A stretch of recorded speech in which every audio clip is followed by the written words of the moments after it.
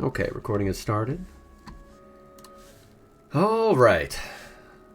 Where last we left our heroes, the party traveled southward toward Evenheim, along a winding road that led them first alongside the surprisingly deep canyon, and then winded into an evergreen forest. There the group came upon Ard, an old gnomish gentleman in need of help. But before the party could get to work on fixing the elderly gnome's cart or tending to his horse's wound, the party was beset by Mike and his Briar bandits.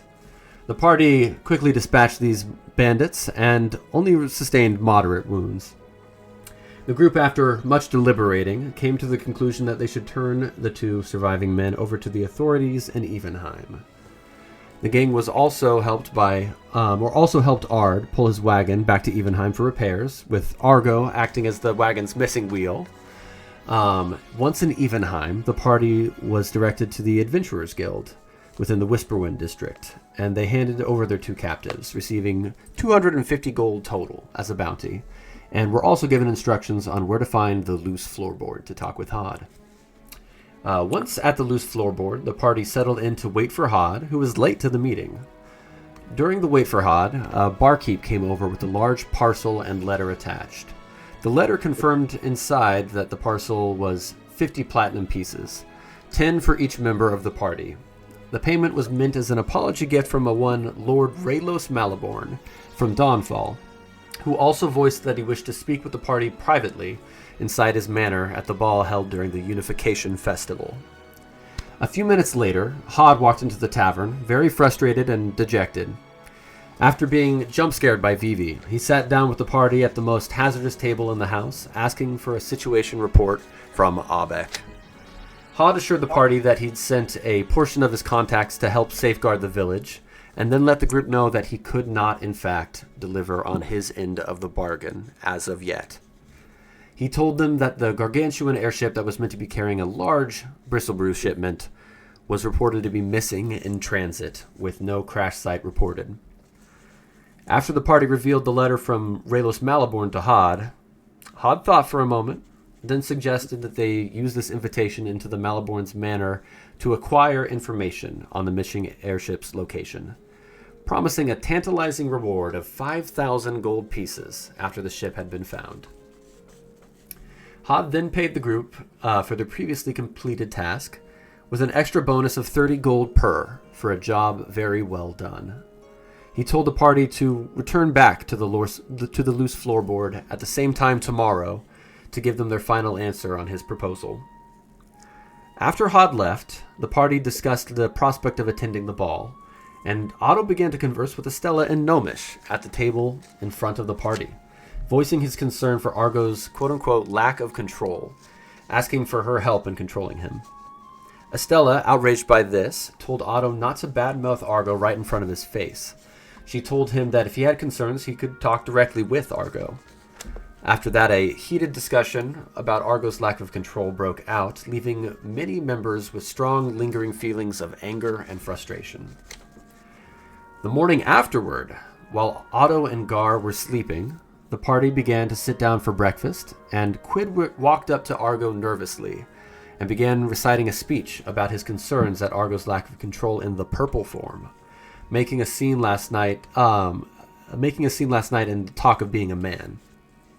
Quid mentioned that he was strong enough to help keep Argo in line, should he feel in danger around him, but reaffirmed that he only wanted to be friends with Argo. After Quid's speech, the two metal men shook hands, and the party discussed Argo's outburst and Otto's intentions as a group. After soothing these tensions, the group turned to the day before them, and that is where we pick back up. You guys are currently on the bottom floor, where you were having breakfast as Quid approached Argo. But I'm going to say that we're going to open up with Otto. You wake in your room. I believe you said that you spent the night in the loose floorboard, albeit even though it was poor conditions for a noble such as you. You wake to the sounds of people talking downstairs, familiar voices. Well, first of all, thing he will do is the same thing he does every morning, is perform his morning prayers. So, he gets out his incense and his candles and uses it for two reasons. One, to honor his god Yenita, and the other one to just take in the events of the previous day. Just quiet contemplation to himself as the candles burn slowly. Smell of incense fills his nose, collecting his thoughts. And then he puts out the candles, puts on his armor, attaches the sword to his hilt, and goes to Gar, make sure she's ready to begin the day. Okay. Gar, are you ready to see what awaits us today?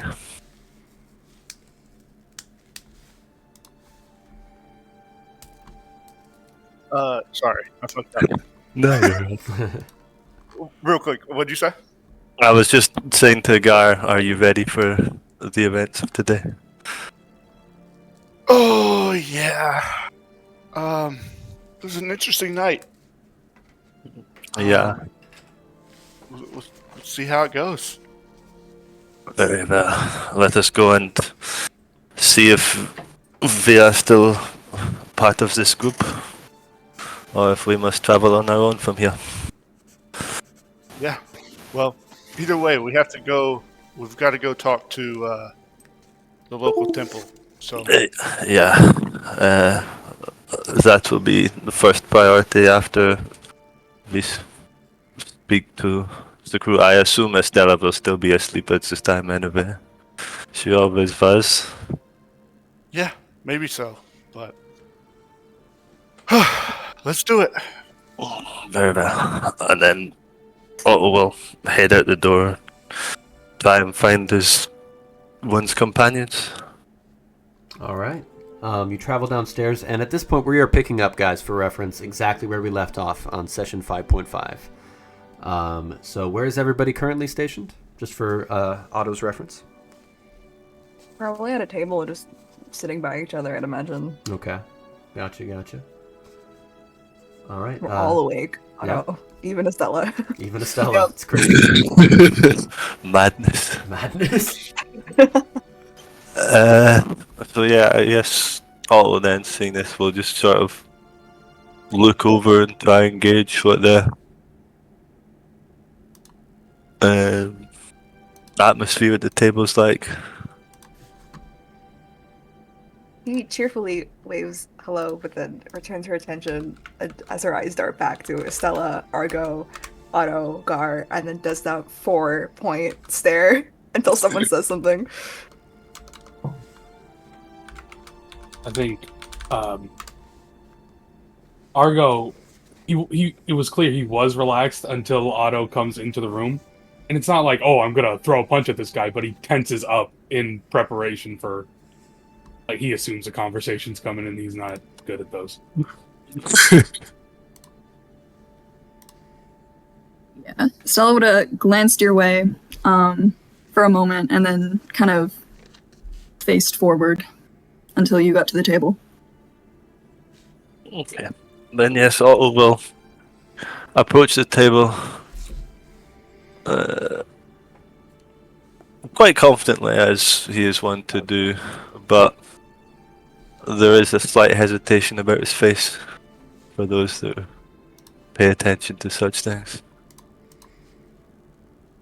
And he just says, "Good morning, all." Morning. You slept in more than usual, I think. It was a long day yesterday, and I had sustained injuries I have not normally sustained in quite some time. Well, hopefully you're doing better, but, she still isn't, like, looking at Argo and Estella to say something.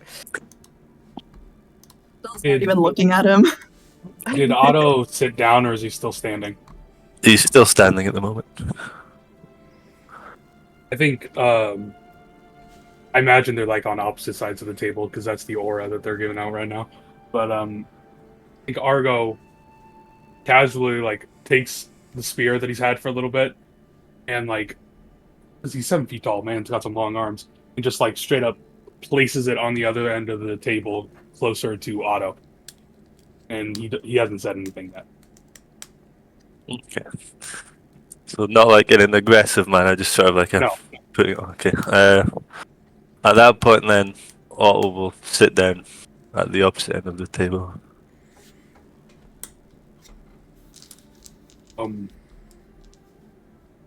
That spear. It is of holy significance. Yes. It appears to be, And I believe it does not belong in the hands of a being that lacks the divine spark of life. Hey, if it works with you, then I do not see no reason to take it away. I do not want it. Are you sure? Yes. Perhaps, if you forgive me for saying this, it was meant for you? I feel it was meant when I had a vision that it is a warrior's weapon, but at the moment there is more negative connotation to it for me than positive.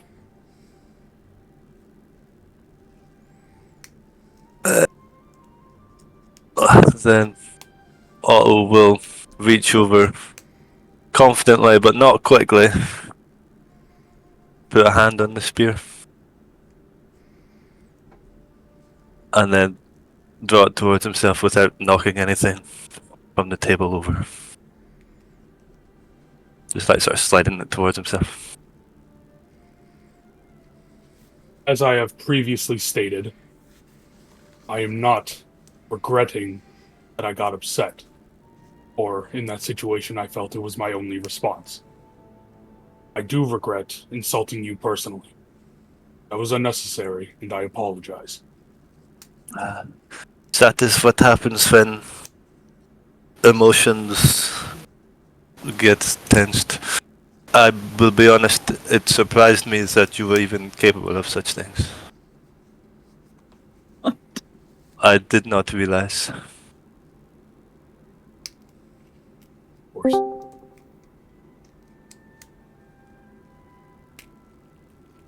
So I'm assuming at this point we haven't done our downtime activities, right? No, I was going to tell you after this scene plays out that how this will work is I just wanted you guys to, role play this out. And Hod told you guys that he wanted to talk with you at the end of this morning, like the end of this day, at the same time that you met with him last time. So like towards the end of the day, at evening and night. So there will be like a slight downtime where we'll skip to the end of the day at some point. And then the major downtime will happen after you talk with Hod. Gotcha. Yeah. Stella would pipe up. Is there anything else you'd like to say, Otto?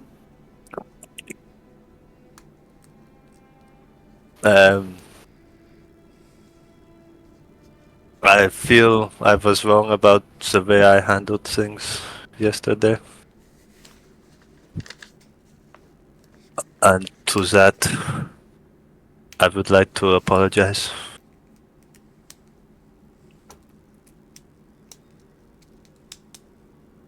And I think there's a pause because, like, I don't know. He doesn't know how to express what he's feeling, and like, to be honest, my point remains that I feel you do not respect me at the moment.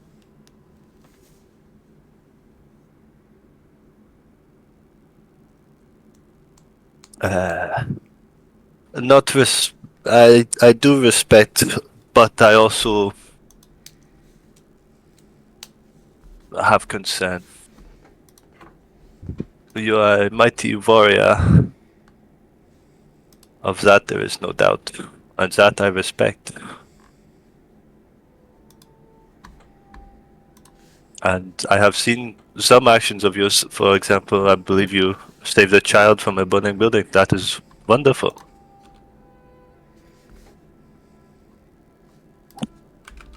So, I have a great deal of respect for you, but at the same time, I still have these concerns. For the main concern I believe you were trying to bring up, my combat protocol does not engage unless I am in active combat or a situation where I feel as if my bodily self is threatened.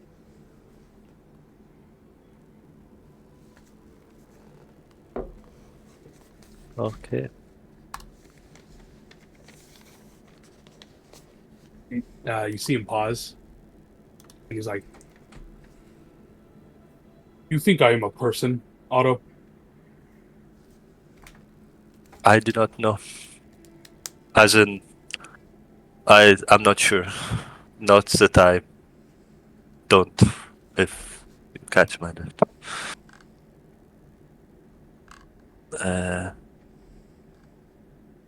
Which you very well could be.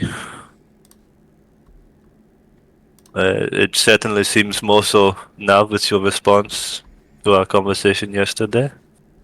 That was very human-like, if you will.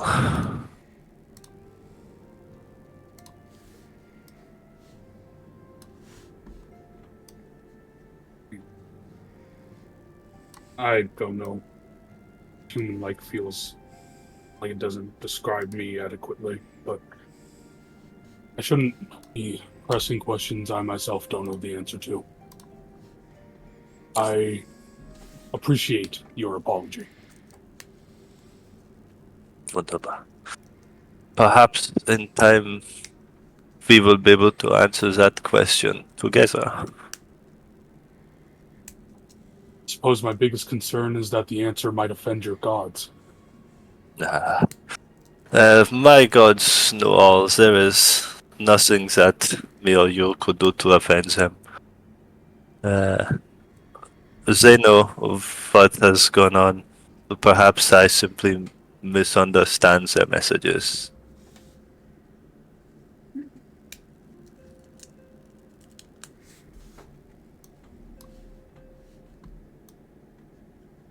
I don't think Argo has anything else to say on that subject.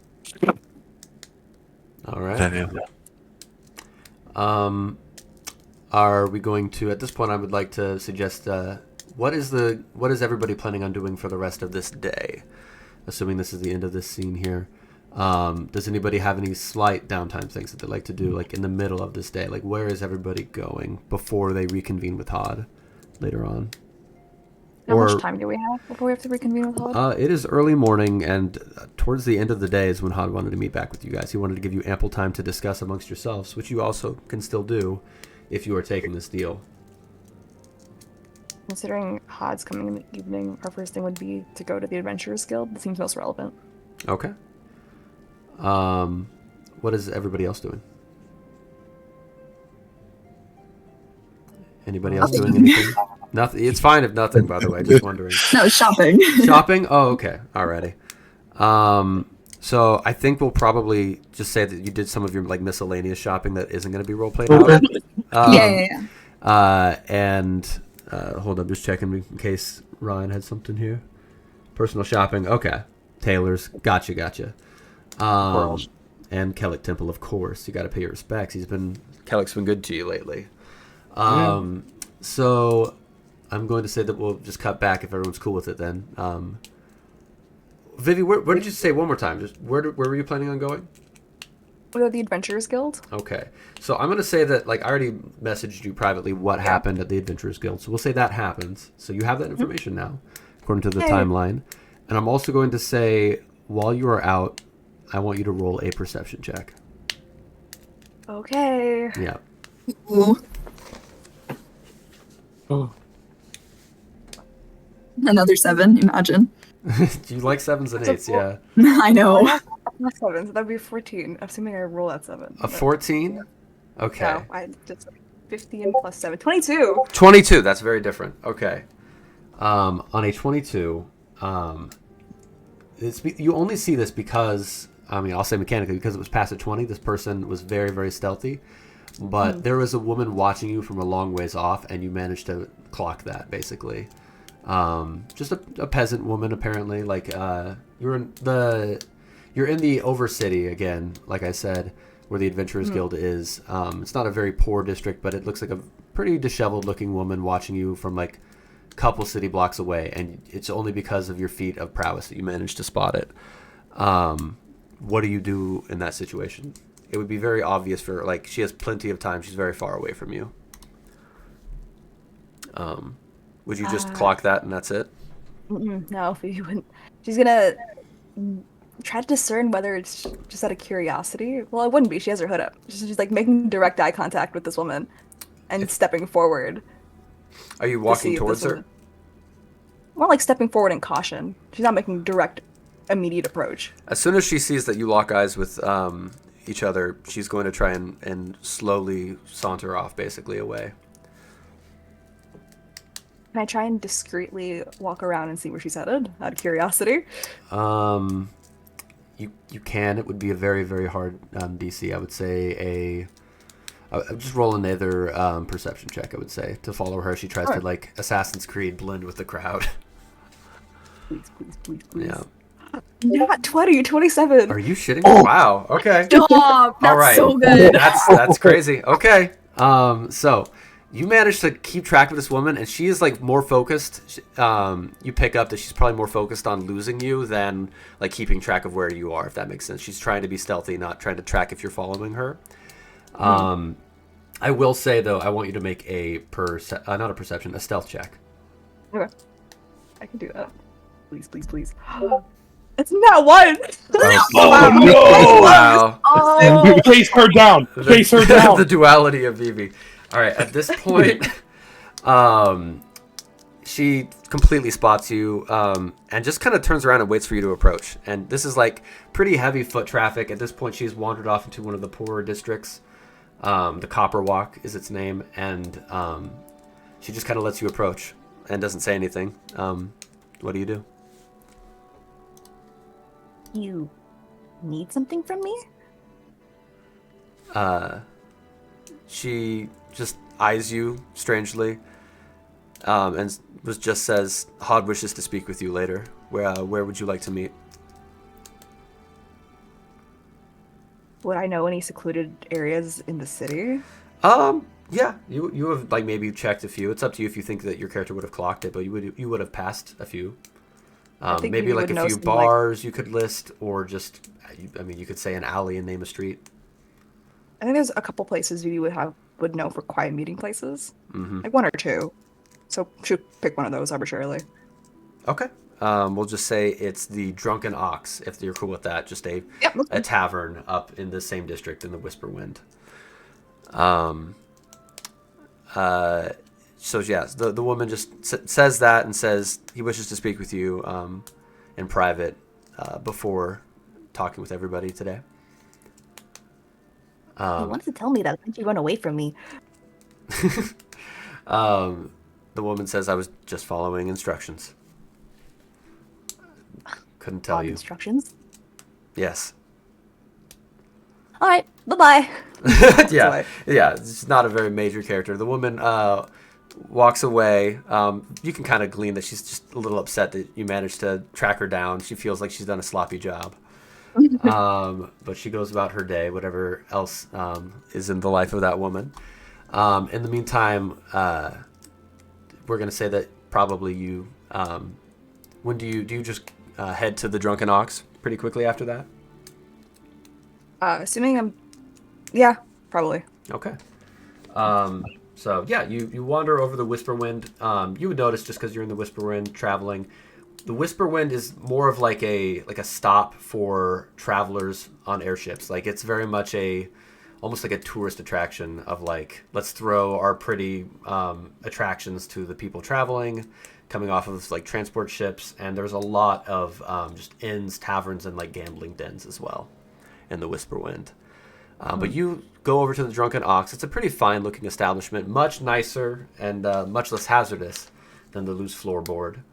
And do you just probably pick one of the tables in the corner where Hod would probably like to be? Or where would you... Yeah, you do? Okay.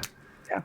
So shortly afterwards, about 30 minutes later, Hod walks through the door and sits down at the table. I wish to speak with you about our agreement. You weren't in it for gold. You said so yesterday. Mm-hmm. The man you were looking for is Varos, and he is in Mournkeep. That's what I told you yesterday. Additionally, he is a dragonborn with black scales and a scar across his left eye. I'm not sure exactly what he's planning or what he's up to, but he's in Mournkeep asking questions about one of his jobs, and he has told many people that he is a servant of Navia. And that's all all my contact has managed to glean. She was just a barmaid who happened to be in the right place at the right time. Do you know what he's asking for? We weren't able to establish more than that. He is more elusive. He's open about his association with the servants of Navia, but more elusive about what he's been tasked to do. But he's whatever he's up to, we're fairly certain he's looking for somebody in Mournkeep. And again, I guess you don't know who that is either. No, we haven't managed to figure out any more. That is just me giving you a report. I'm still putting out my feelers and seeing if I can glean any more information, since you've more than delivered on our previous job. That is all. Mm-hmm. And he's just going to get up and walk away, unless you stop him again. No, he's not gonna stop him. Okay. He's not gonna stop. He's gonna just sulk at the little booth for a while, or maybe like a good 5 minutes, and then leave. Alrighty. So that just kind of passes the time of this day. And I'm going to say, unless anybody else has anything else they want to do during this day, it will just time skip over to the end of this day, where Hod said that he would meet with everybody at the loose floorboard again. Is everybody just seated at that same table right now? Anybody want to do anything before Hod walks in? Can Talk we about it? purposely choose a less dangerous table? Out You of totally spite? can. Oh, yeah. For sure. That's exactly what I was gonna say. You definitely can. Yep. So We'll you're do not that. you're not facing a chasm anymore. You're much safer. Do you guys want to? Does anybody say anything in the downtime in the interim? Hod has pretty much given you ample time this day to discuss amongst yourselves if you are taking this job and what that looks like, basically. So I think Argo would like to bring that up a little bit. okay. So, where I am as of now, we would have, after today, would be 5 or 6 days before we have to head out towards the city. Oh, are you asking me? He was, but I was asked in character because Argo doesn't know. Okay, I got you. 5 days, considering this day is basically over. Yep, that is correct. Would have. My proposal is, while I'm in the city for these 5 days, I will look for a more direct lead towards Bristlebrew, so we don't have to play the games of nobility. But if I am unable to find anything, I will go to the ball. Is that agreeable? Sounds plenty agreeable to me. Not like I wanted to go anywhere. Do you think you'll find enough bristle brew for Otto, who needs it for a whole hundreds of people? Probably not. But one step So- at a time. Then I, at the very least, must, as you say, play these games. But if I could at the very least get enough for Stella's goals, that would be one less thing we have to worry about. Yeah, if you could do that. I am still not entirely sure if I cannot just help with her issues once we get this started. Well, I'm sure if we go to the ball, you'll be doing most of the talking.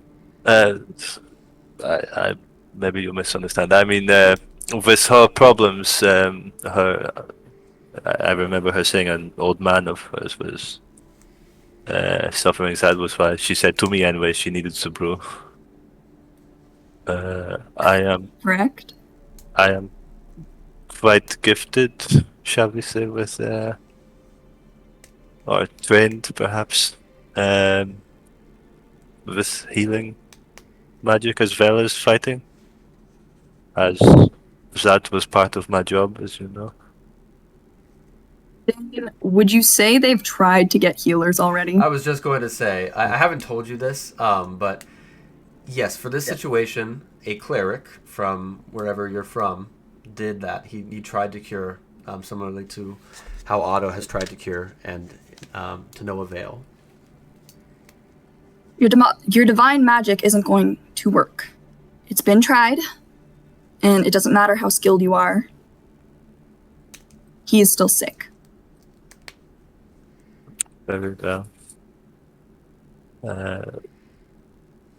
Then perhaps we can get as much as we can, help more people in the similar situation. You can do that. I will cure who I'm trying to cure. I don't particularly care for caring for others right now. Okay. We'll see what leads I can pull up in the time we have here. Thank you, Argo.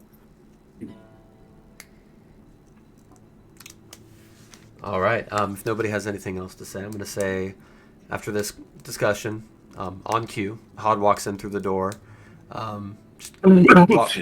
walks up the stairs and joins you at your table. Eyes longingly the hazardous location, but settles down.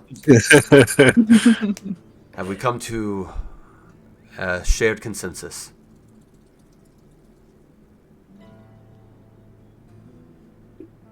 Do you wish to take this deal? I believe we do.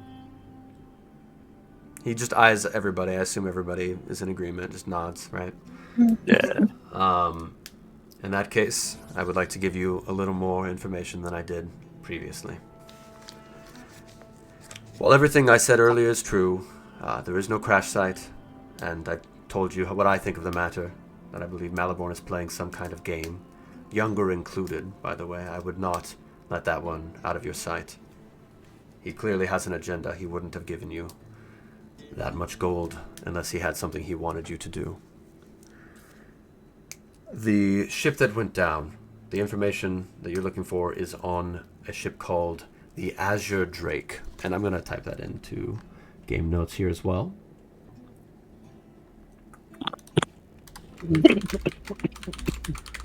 So that's the name of the airship that the Bristle Brew went down on. And Hod continues and says, like I said before, you can go about this any way you wish. I simply think that... thank you for the postscripts, by the way. Simply believe that this ball would be your best lead to get in.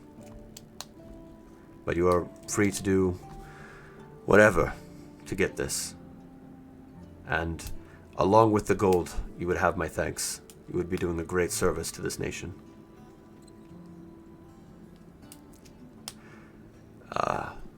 With that said, are there any other questions?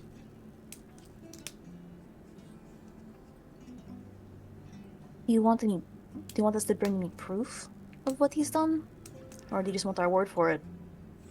I would like the proof, yes, and you would get your payment after finding the airship itself, not the information. Does that sound agreeable to the rest of you? Argo just nods. Same. Very well. That is all I wish to discuss with you.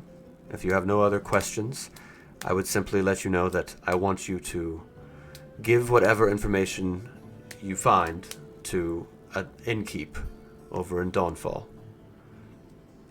Goes by the name Clancy. And he is in Dawnfall. You will find him there. You have the name of his inn? Yes. The Tipsy Servant. And I'll type that in as well. Yeah.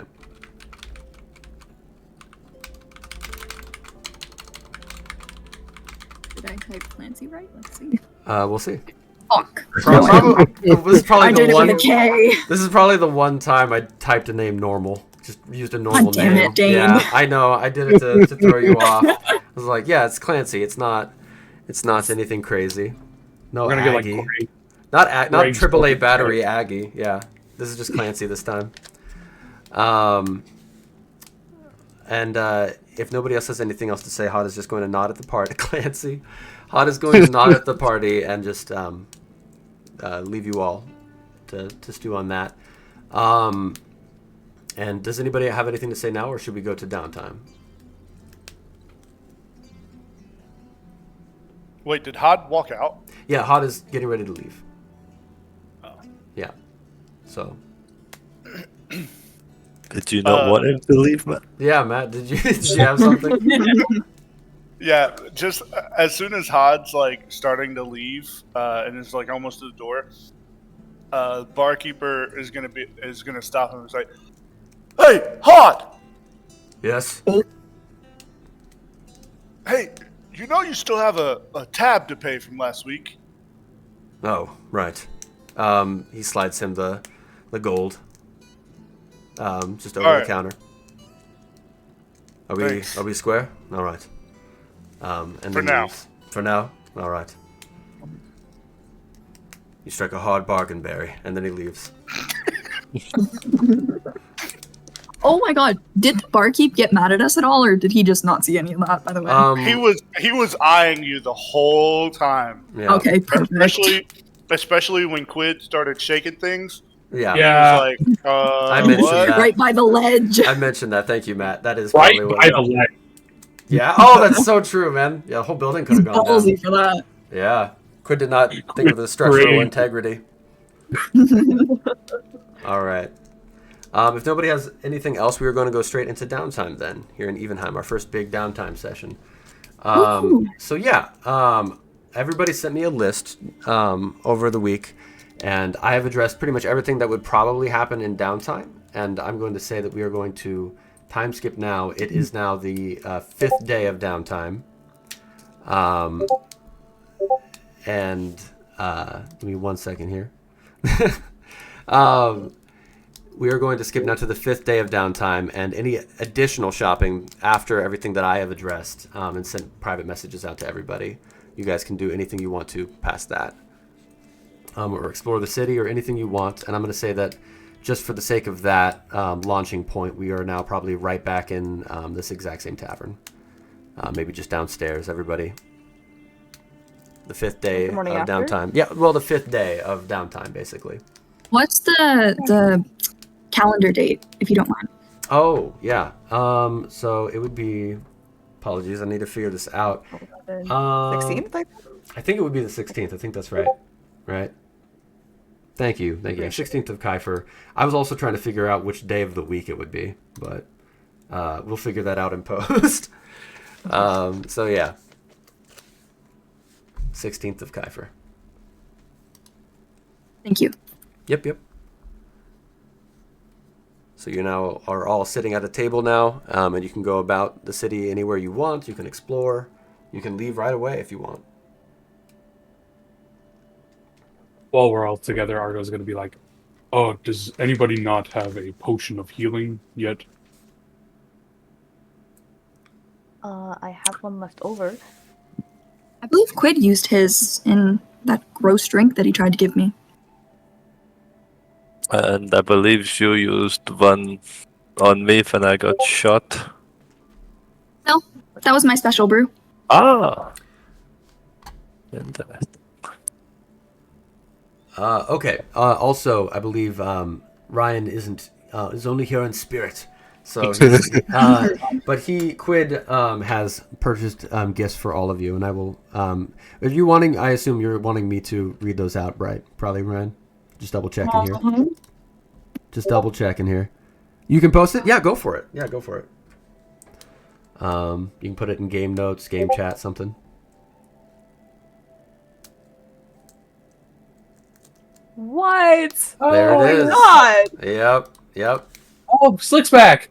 Slick is back. The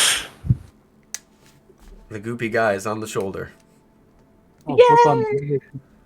Yep. Oh, that's I cool. got Gar some stuff. That's so cute. I know, that was very sweet. I liked that detail.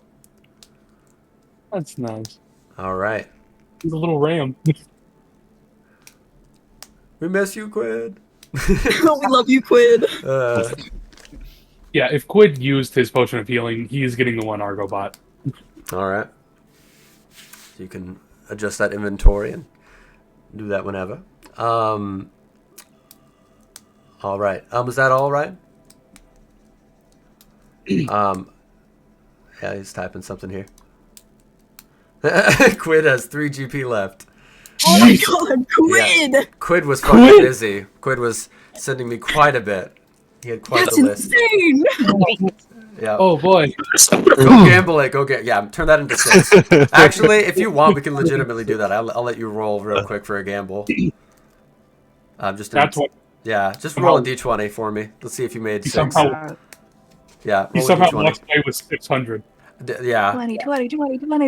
he's gonna keep on Go on. doubling it and giving it to the same person. Big money. 11. Yeah, you basically kept about the same amount. I'm gonna say that's not low enough for you to lose much. Maybe like 2 gold, not 1 gold. So you have 2 gold now. Sure, you have 2 gold. We're gonna say you have 2 gold. Okay, almost. You bet 1 gold, lost it, left immediately. Yeah, you started breaking out this. Yeah, tipped the dealer. You started breaking out the silver and only lost 1 gold.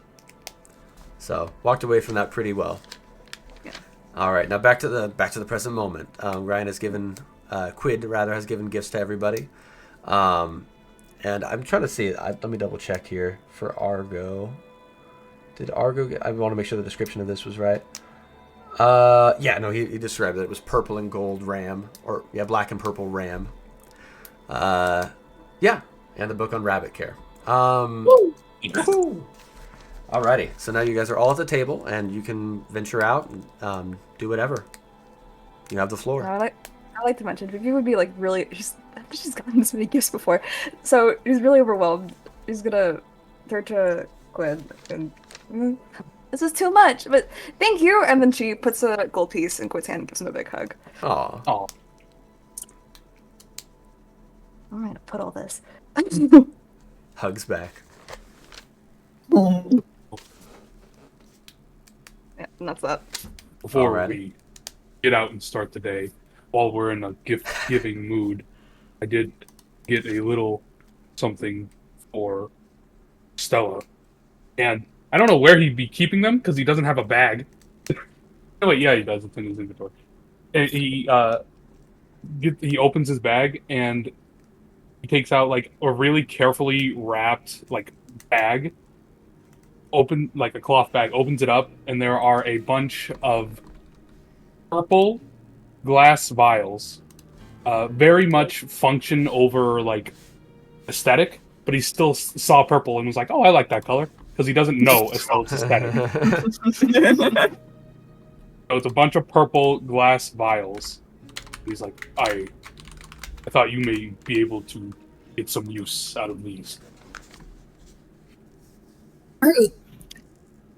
These are some of the prettiest vials I've ever seen. I mean, Quid's was absolutely gorgeous, but I love these. Oh, I have the perfect use for this. And she hugs his leg real quick.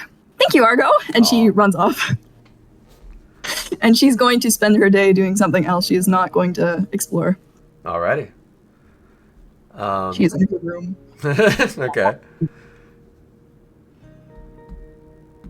What about the rest of you guys? Yeah. I don't think he does anything besides what I said he does. Was I supposed to buy a gift for someone? I was unaware this is a thing we were doing. No, it was just a thing me and Quid both just decided to do separately. Yep. But Okay. Well, let me know if we're buying gifts next time. Also, just so you can see Argo, just in case you miss it, Quid would tell you that he found more details on familiars. And that to turn Warren into a familiar, you would have to venture out into the forest north of Mornkeep. That would be how you would progress that. That's what he told you. all right, if it's the last, Where's Monkey? I gotta check. Yeah. Gotta check. It is Where's to the map? the northeast of Evenheim.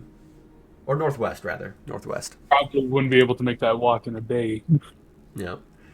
I'm also going to say during downtime, at least one of you would have probably purchased a map. Or I'm just going to give you this map, basically. Give me 1 second here. Just so you also have visual reference for where to go and things that you might want to do. Let's see here. I'm going to put it... I was going to put it in Misc Maps last session. But I'm going to put it in Thalesia Regional here. This is the map of... So during your travels, I'm going to tell you a little bit more of Evenheim lore, kind of. The city is divided up into 4 layers, essentially. This is the first one. This is the overcity of Evenheim. Not necessarily perfectly to scale, but it is a giant chasm with the bridges laid across, and the bridges visible would just be the bridges on this layer that line up with this layer. And the names there are the names of the districts associated with them. So the overcity is just the only one that's above the ground, basically. And the second layer here that I'm about to send, here we go, is the Silt Steps layer. So there's the overcity and the Silt Steps. And I've also labeled on the Silt Steps layer the east and west sides, so cardinal direction wise. And the other layers, if you ever tried to go deeper, you are off limits unless you have a writ of citizenship, basically. But you would have heard of them. Basically, the reason they're off limits is because that is where sensitive goods are transported and processed, basically. So they don't want just anybody wandering down there. But it's called the Steel Landing, and then the one even further is essentially mostly a mining layer, and that's called the Far Scrape. And I'll type those in as well.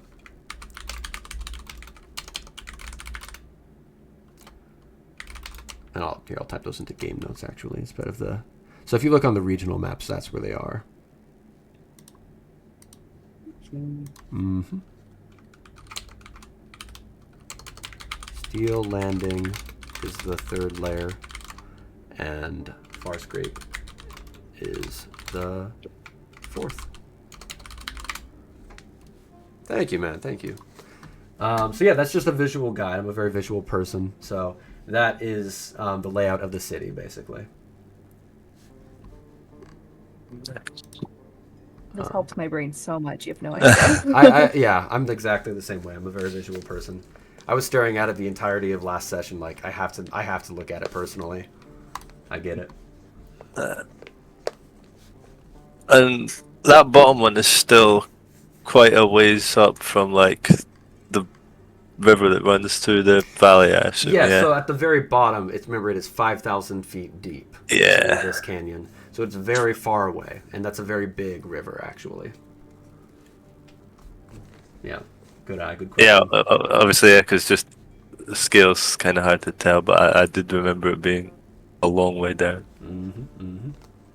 And yeah, it's not. I couldn't do a perfect job on the map making site that I use, but that is about as close as I can get to what Evenheim looks like map wise. That being said. You guys can feel free to explore. You can feel free to leave right away towards Dawnfall. The floor is yours, guys. You can choose to do whatever here. So we're saying that all the stuff that we want to accomplish in downtime has already happened. Yes, basically. everything that I private messaged people. I don't think I've addressed everything on the list. There are some things that nobody has done yet, such as getting clothes for the ball. If you can do that here, you can do that in Dawnfall. You can try to do it wherever. But those would be the two biggest places that you could choose to do it at. And there were other things on people's downtime lists that you guys can address now if you want to. Yeah, well, there's something new that I would obviously like to do, having just recently received this spear into my possession. Okay. If possible, I would very much like to take it to my local order, because obviously I need to catch up with them anyway, but I'll also want to explain to them where this spear was found and tell them of the other locations marked on the map. Otto, where are you going? I am going to my order to show them this wonderful artifact. Can I come with you? You may, if you wish. It might be very boring, so it would most likely just be talk about the previous order, the connotations of the spear. I do not know. Nope. I got questions. Let's go. Oh, very good. All right. So, you would have probably noticed Otto just traversing the Overcity because you had to get here to the Lurch is in the second layer. You would have passed by a district called Seven Stay, which is a very religious setting, basically, within this city. Most of the city is a place of commerce. This is where the more pious citizens end up living and going to hear sermons from preachers and the like. And there is a temple to each of the seven, in Seven Stay, of course, as well as a few smaller shrines to the more minor deities. Stationed outside a temple of Yenita, however, you would see a series of statues outside a very large wooden hall, and very much like playing along the lines of like fountains, and like the kind of statues that like spit out water, things like that. Very artistic renditions of Yenita, and water flowing around these statues. Do you walk inside, I assume, the temple? Yeah. All right. You see, as you travel up, lots of people clothed in simple brown robes. You assume they are just simple clerics of Yenita. Some pretending it's also a house of healing. It also doubles as that. Some of the sick within the city have been stationed here and are receiving healing from these clerics. And up ahead you see the familiar white tabards of your order, and a tall man with brown hair, with his back facing away from you. This is the first time you'll have seen Otto truly smile in a long time. It's just like, my people. Greetings, good sir. Obviously, not able to see the tabard, he won't know what rank. Yeah, good call. It's Yeah. blue. Oh.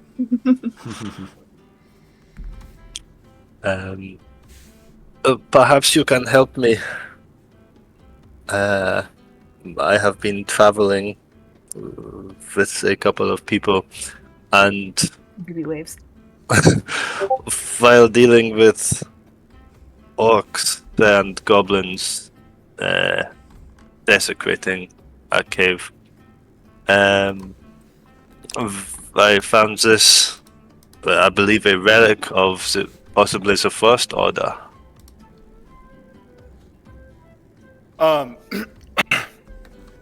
So I lied. I think this guy would be in a white tabard, like yourself. And he would say, yeah, nice to see you. You probably want to talk to Captain Remus about that. He stays up in his office up there. He's usually there most of the day. So you could probably catch him now if you run. I will not be interrupting him. He is not dealing with business or anything, no. He usually sees most of us, especially if we bring something like this to him. He would definitely want to know about that. Whatever.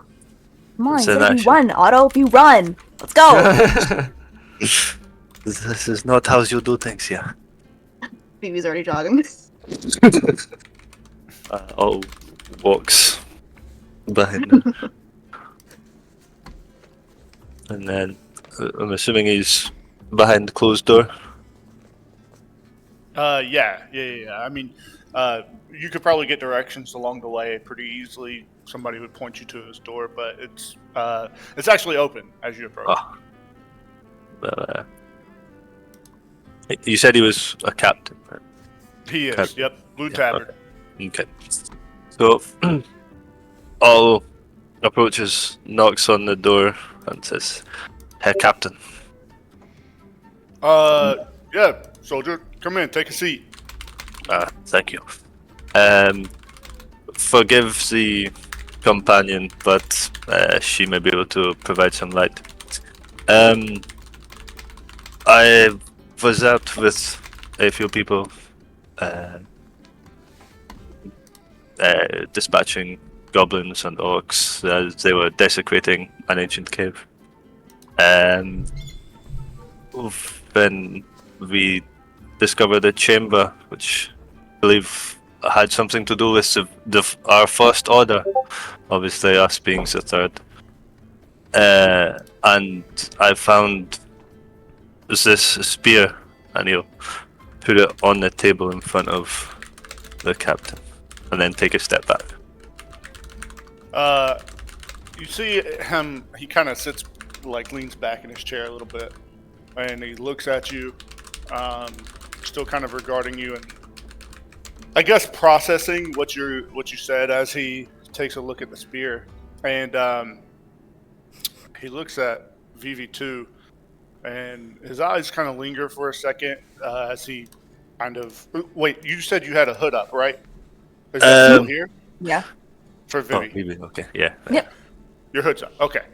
All right. So he just kind of eyes you over, getting I guess brief idea of what you look like and stuff, and sees Gar, kind of looks at her very briefly, and yells for his secretary, and he's like, Mindy, could you bring me 2 extra chairs, please?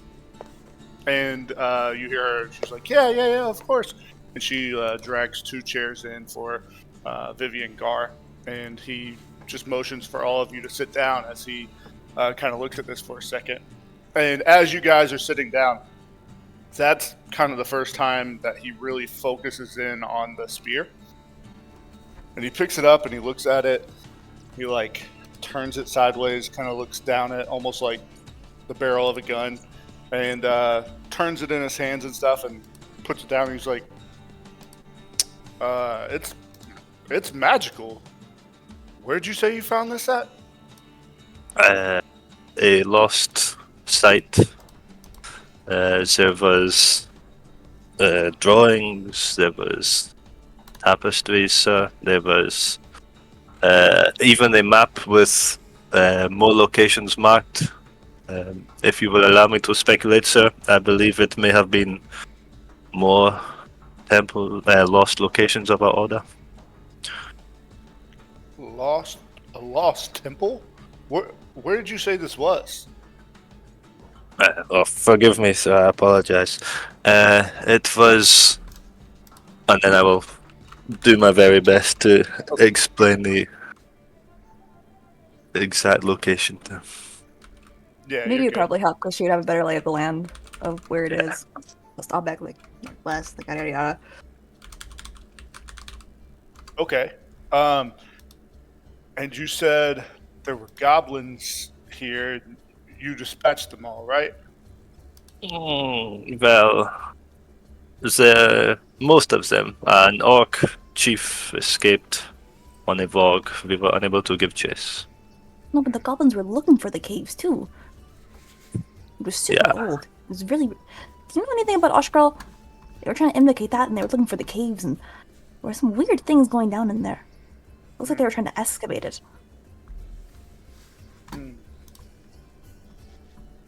Well, if this was in there, then I could understand maybe why they would want to get in and loot the place, but If you will, outside of that, the site itself seemed more dedicated to Galavril as opposed to anything else, and it seemed as if the goblins were desecrating it, perhaps with the what's the name of them? The Nightbringer? That is thank you. Yes, it's a Nightbringer. Huh. Okay. So you said this temple seemed to be dedicated to Galavril in some way? You mentioned paintings? Yeah, there was paintings, tapestries, very old markings, Mhm. some of which had crumbled to dust with age. And there was a whole bunch of, like, this spear was in one of the tapestries, and there was a big warrior who was striking down this weird shadow monster thing. And there was another one with the two, I think, goddesses of the moon. I'm pretty sure it was. And like she starts like rambling on about each of the paintings she saw. And you see he's like trying to keep up with you, and like it starts to become a little bit clear this captain might not be the sharpest. But he's keeping up with you, and it seems like he's trying to piece it all together. And then he says, "Okay, all right. So a lost temple to Galavril. Something about a first order. This spear. You know anything about a red-haired man? That doesn't ring a bell. But Darn. I do know of, and these are just old stories I heard back whenever I was doing my own squireship. But there were rumors of a lost temple to Yenata, but I've never heard anything about a lost temple of Galavril. Was this spear the only thing that you found in there? No, there was a map with lost temples for, I think, all the orders? I don't know all the orders, but there was a lot of orders on there. You found a map of Right. all the lost temples. Yes, sir. Yenata's was in the Dalvian Woods. Were you able to copy it? Were you able to secure this map in any way? In meta, serves me in memory. I think Estella wrote it down within her notebook. Or did we take? what She's was back at the tavern. Yeah, I know, but I'm saying. But we do have a copy of it somewhere, is what I'm saying, right? Okay. Yeah, I think Maybe you so. could do our best to recite some of it from memory. It might be like half choppy, but like Yeah. it's doable, I guess. I would say it may not be perfectly accurate, sir, but yeah, we have a copy, not with myself, but Yeah. Okay. I will also say the actual, like, even the copy of the original map itself, it's very large symbols on a large map. It still leaves a lot of vagueness to the actual precise locations, basically. yeah. Yeah. He says, "Okay. You said your name was Otto, right? My apologies, yeah. Otto Kasper. Otto. Okay. Otto, do you have any current orders? Did you stumble upon this? How did you come across it? Yeah, so allow me to explain, if you will. I was tasked with acquiring a bristle brew for the Outwallers. The Snarkoff is quite bad, as I'm sure you are aware. Yes. So that led me to dealings with a rather unsavory man. Okay. Yeah, and that sorry, he tasked us with clearing out these goblins around a town.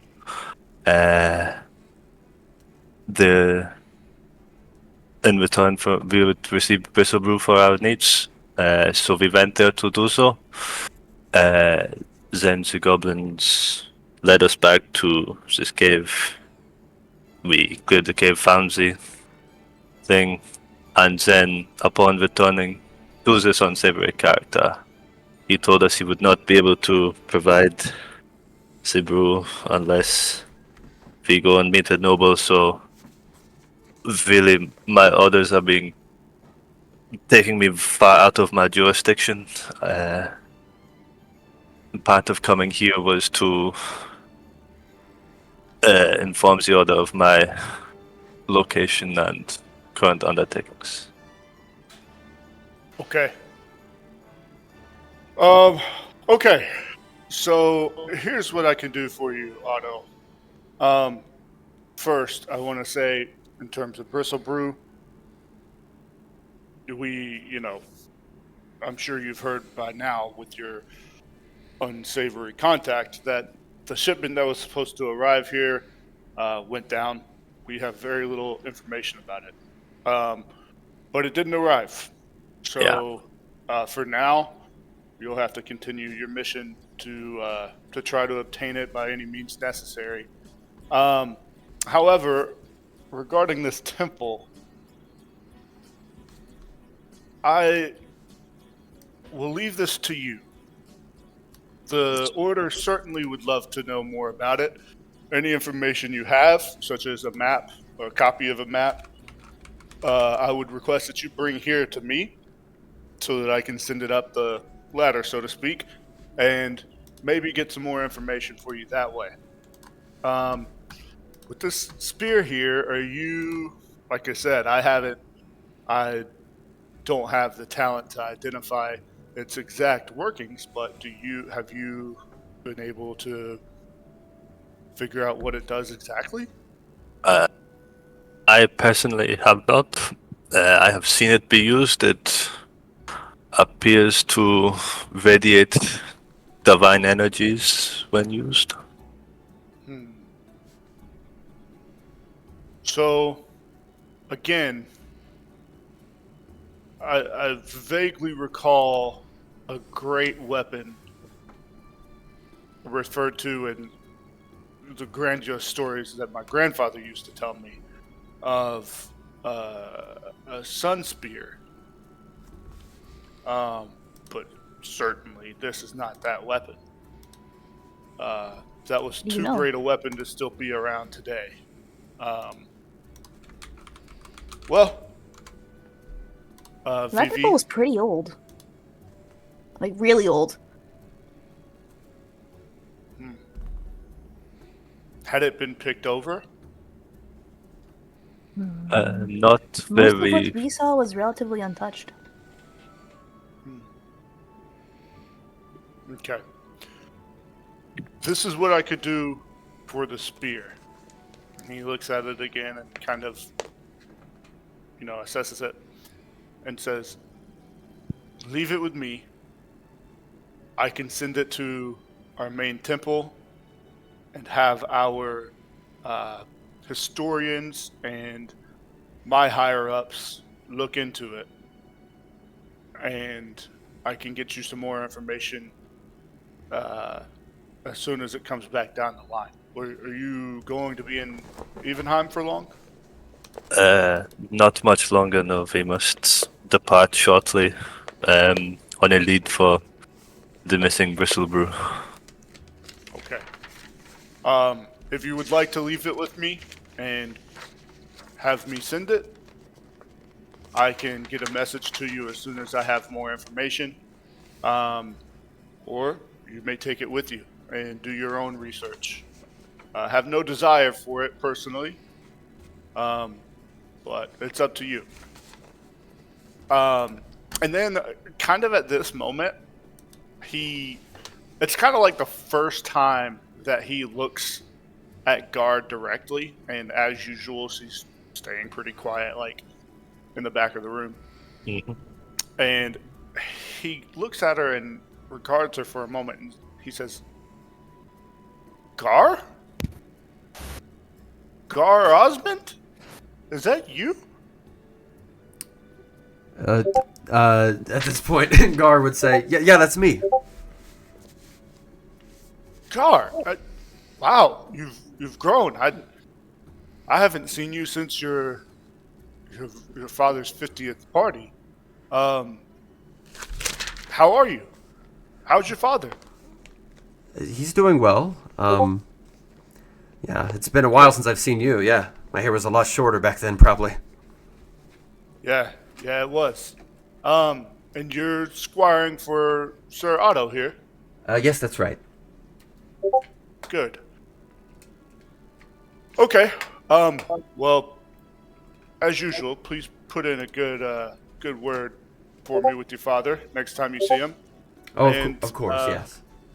Yeah, tell him I sent you on the right track here. And again, Otto, get me that map. I'll see what I can find out, and I'll get you the information as soon as possible. But I definitely will be letting the order know more about this. Yes, sir. As all salutes him. Please take the spear. It is more ancient than me. Then I will know what to do with anything our people can find out. This is a very important relic, and Right. it should be treated as such. Yes, I agree. I will send it to the temple. And again, we'll let you know as soon as I find anything out about it, especially anything that would aid you in your quest. Speaking of aid, I appreciate you coming to me with this information.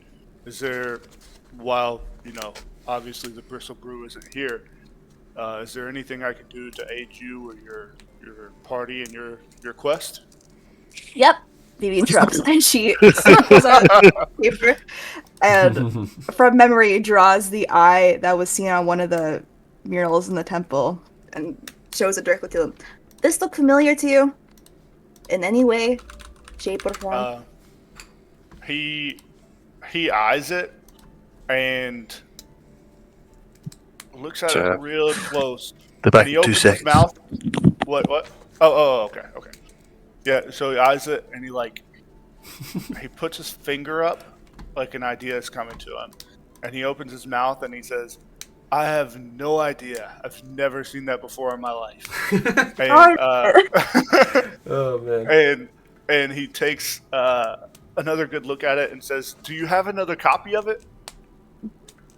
I can draw you. You can take this one. Yeah, and so he takes it, and you see him like reach for like the equivalent of like a folder, and he puts that in there.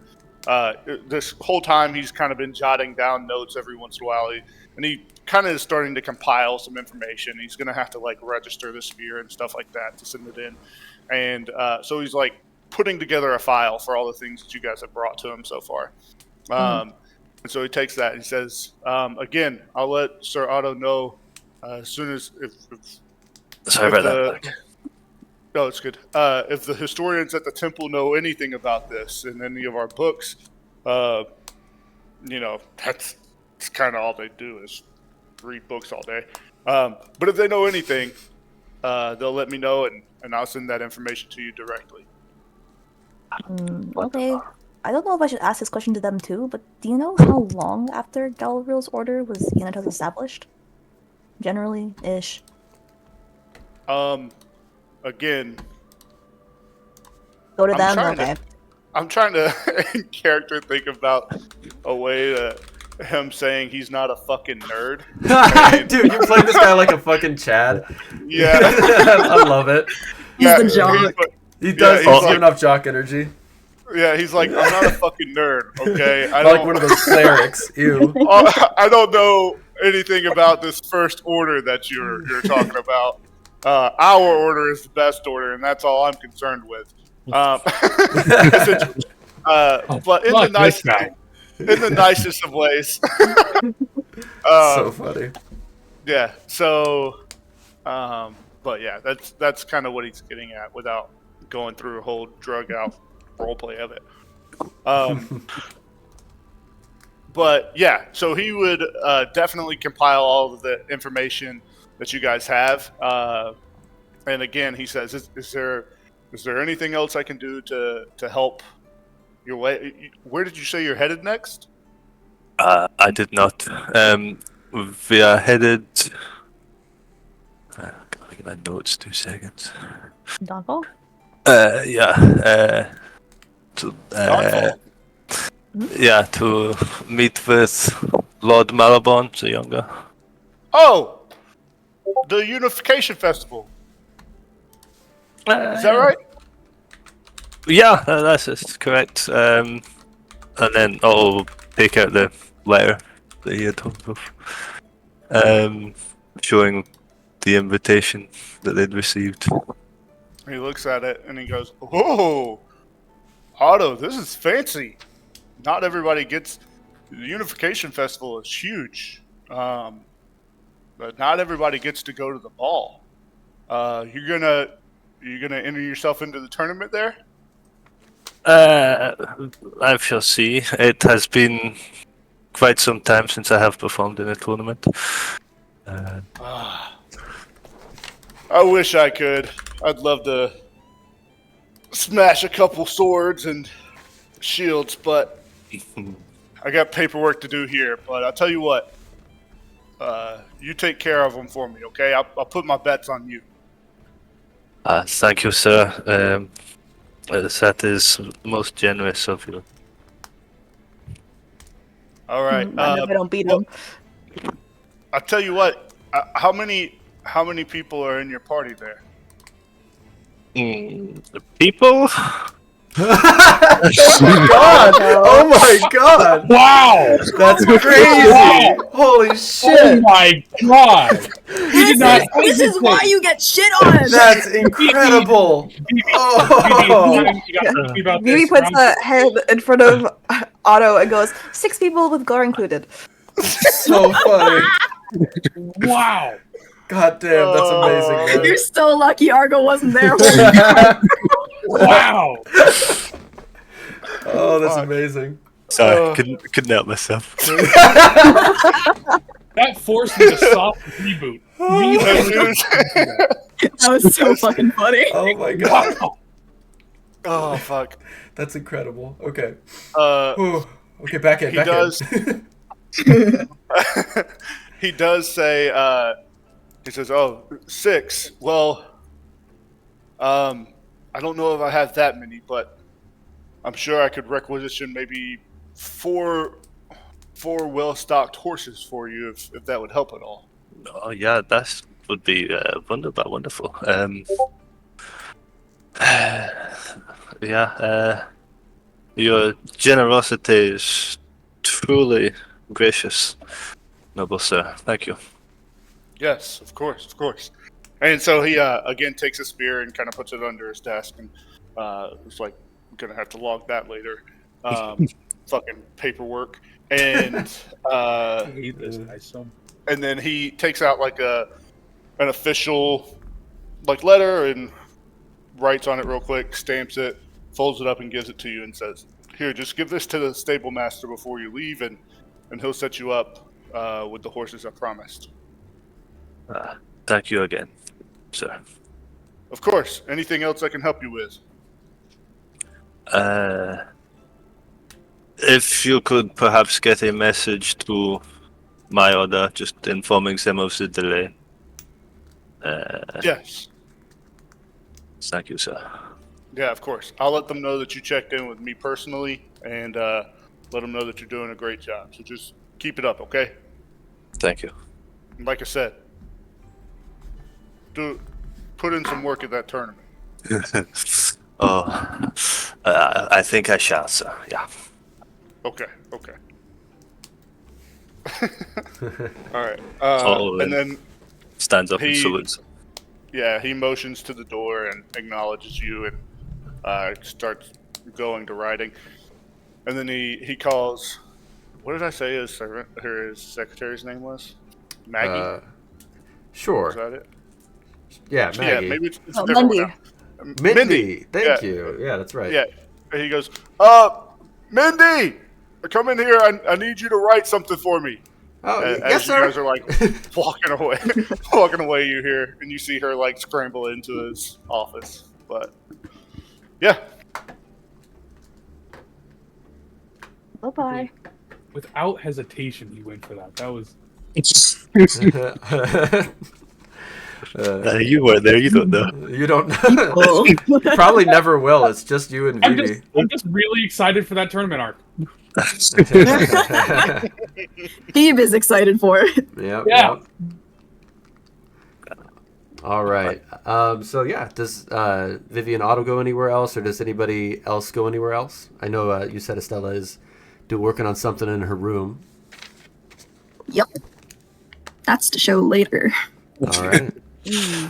Uh, And then I will also just elaborate, since we gave you horses, you can travel much quicker. You need to be there, I believe I said on the 23rd of Kipher. With these horses in tow, remember it's just 4 horses. I believe that probably Estella could just ride with somebody. Not that much weight, probably, for the horse. So, Speaking of that, yeah. I don't think I can get on a horse. I think I'd snap their little bags. You would have to requisition a special horse for that, and it would probably be like a war horse or something along that lines, or some other mount maybe. I think so. Yeah. You think that a normal horse would, Matt? I think so. Well, okay, all right. He's a big metal guy. I don't... Sorry, big guy. No, I think you're right with what you said. You said a war horse. Yeah, and I something think along that- those lines. Yeah. Those That are would be the so proper way, expensive. That being said, there's paladins stationed outside that temple. There's for sure war horses and stuff of that like there. And it would still be tough for a war horse, but a different atypical mount would probably do better for long distance travel, basically. But a war horse will work in a pinch, essentially. And yes, we'll say Mindy is spelled Mindy, like that. There, I'm locking it in. It's canon now. It's super relevant and important. So M-Y-N-D-I-E or something. yeah. Listen, 10 sessions from now, when we come back. It could be, yeah. You're going to be solving a murder case, and she'll be the one who did it. So, like I said, it would only take about 4 days of travel on a horse, as opposed to about a whole week of travel on foot.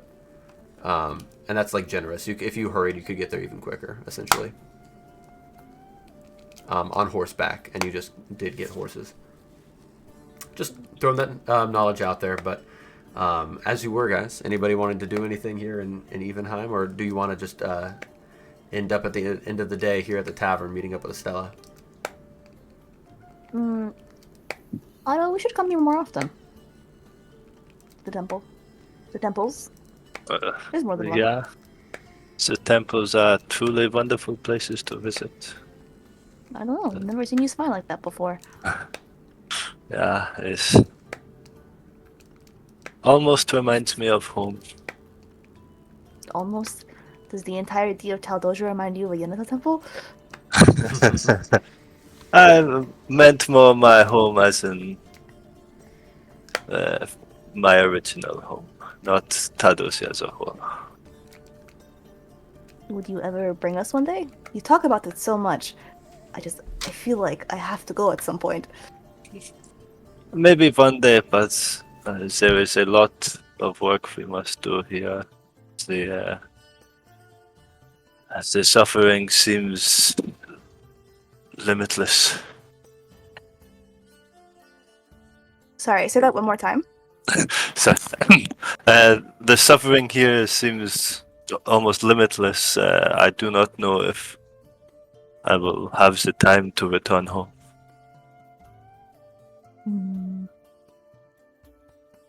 Is the suffering not the same in Taldoja? I haven't been there in quite a while, actually. But I feel like there's suffering everywhere. I don't think it would be too extreme to say, hey, they're suffering in another country, I gotta go help there too, and then pack your bags and leave. If only it was that simple, but I do not choose where I go most of the time. You have some leeway. You're going on an adventure to search for a missing skyship. It's pretty far out of what you originally had in mind, right? Me personally, yeah, but this is all under the purview of my mission. I do not foresee a reason to head back to Remismund anytime soon.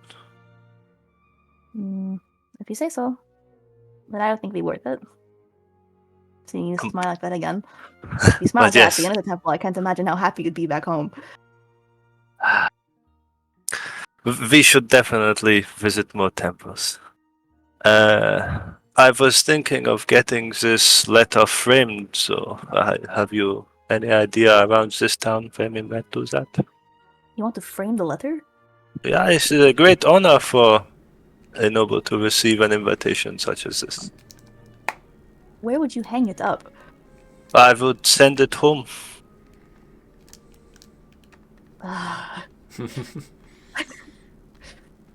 There's probably someplace around here we could go to. All right. So are you guys wandering looking for that right now? Out of curiosity? Probably. You can just Okay. relegate at the downtime looking for Yeah, Otto's frame. I feel like that'll be a downtime thing. I don't have a framing store written up. So I will say That that. was so sad in a way I can't describe. What? Oh, yeah. You must have frame. It's very funny. So yeah, I'm gonna say that only costs like a gold, basically. It's very cheap to just requisition that, I would say. You could get a nicer one if you wanted for double the cost, like 2 gold, but yeah, it's very not that much money now. You guys are money bags now. All right. Any other actions by Argo or Vivi? Anybody? Or are we gonna go to the end of the day now, where everybody meets back up at the loose floorboard where you guys are staying? The blind man bluff stuff could be relegated to downtime, I'm pretty sure. I think so too. Or I was gonna negative, leave that yeah. open-ended like you could, yeah. Essentially, Yeah. if you guys really wanted to, we could do that. But yeah, downtime sounds good. So you can get those items that you mentioned, and I will post the cost later, but they're pretty cheap compared Thank you. to other things. Yep. Same for you, Quid. I believe you had stuff you wanted from there, or it could be wrong. But okay. So does the gang, I assume, meet back up in the loose floorboard at the end of the day? Mm-hmm. Okay. 1 second here. Yes, you can. Okay, cool. Yeah, I forgot to mention it. I would also say you were not the only one who was interested in that. I believe. Yeah. That's interesting. Yeah, you were not. So Arth just messaged me and said that she wanted to get a book on dancing and noble etiquette, and I believe you were looking for a very similar thing, Vivi. So we can say that you both went during downtime to the Blind Man's Bluff and picked up a book on the etiquette of the current etiquette of the Thalessi court. Oh, we can be dancing partners. Hey. Yay! Yeah. Just because you have a book, though, a book doesn't mean that you're necessarily going to do a good job. It's going to require. Oh yeah, some she'll probably practice. still be shit. Listen, Yeah. Yeah. So, did you guys go there together to find that, or did you go Do separately separate and then happen to run into each other? Oh, They that, reach I for like the that same too. book at the same I like time. that a lot. Yeah, that's what happened. That's what happened. They both reach for the book at the same time. Aw. what in the wombat is this? Awesome. All right. So yeah, you guys are now just at the loose floorboard after all of the downtime stuff has been accounted for. If there's nothing else anybody wants to do, yeah, is Estella still in her room, and everybody else is just like downstairs? I assume. Yep. She would be kind of waiting near where the rooms are, and when she sees the party come in, she's going to rush up to them, very excited, and go, sit, sit, sit, and like usher them to a table. Okay. Okay, I've been working very hard, and I'm not good at gifts because I don't give gifts, and I didn't buy any of you anything. But I am good at alchemy. So, Vivi, this isn't a gift for you, but I think you'll really like this. Okay. So, you see her pull out the vial Quid got her, actually.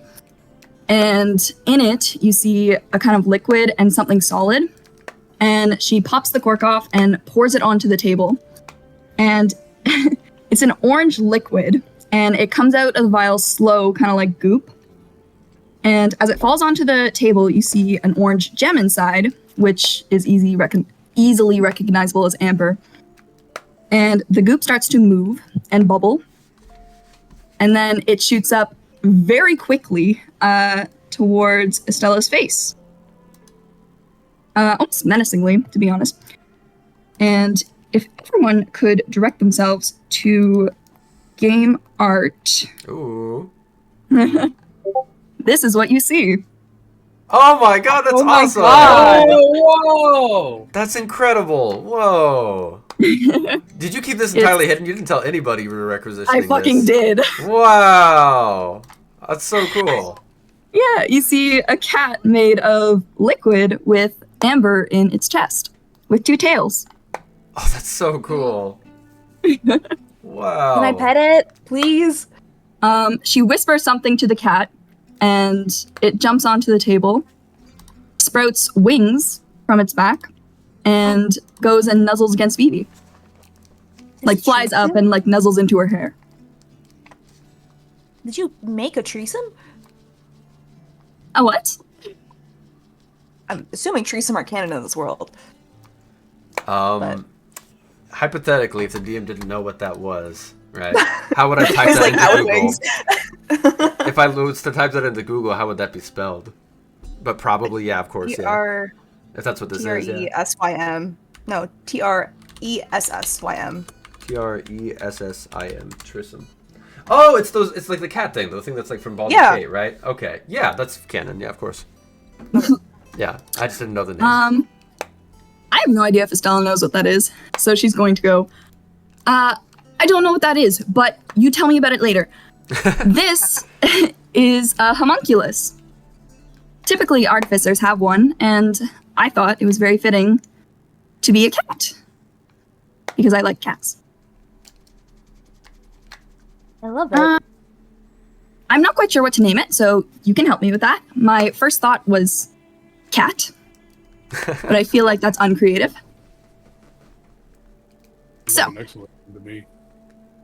thank you, Argo. Perhaps we'll go with cat. But anyways, I have something for you now, Quid. And she takes one of her daggers, slams it onto the table. Not super hard as to scare Quid, but like very excited. And she takes out another vial, one of Argo's purple vials now, and she pours a pink liquid onto it, and then claps her gloves together and starts electrifying the dagger. And she does it for quite a while. The sparks in her gloves are typically blue. They start turning pink as the liquid from on top of the dagger begins seeping into it, and the dagger turns pink. So she gives that to Quid, hands it to him, and she says, "Cast a spell."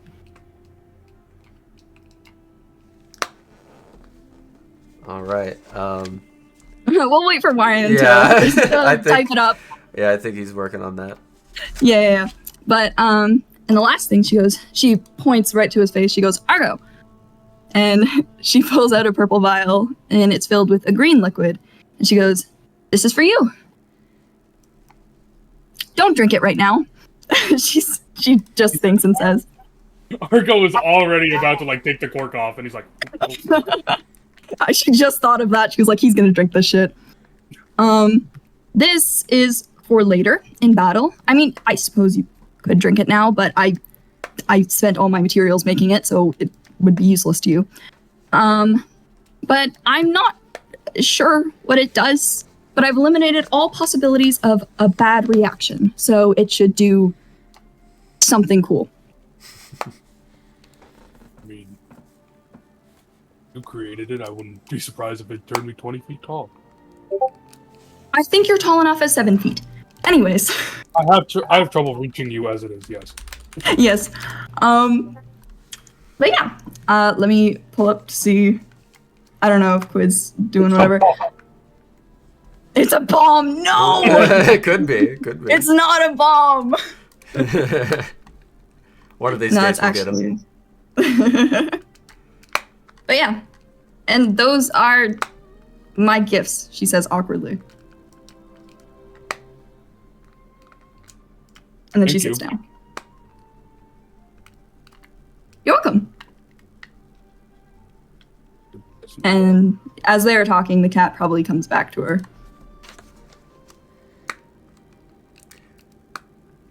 So I'm just curious about the cat. I'm so cool. So like what? How is you said it's a liquid cat? Can you elaborate more on that? I'm Yeah. very curious about it. So basically, he's translucent. Okay. So it would be like looking through, like, you know how some pop is dyed? Yeah. Yeah, it would be kind of like looking through that. And his eyes are completely yellow, so there's no like pupil or iris or whatever. And yeah, he has the ability to sprout little wings and fly around. So cool, so cool.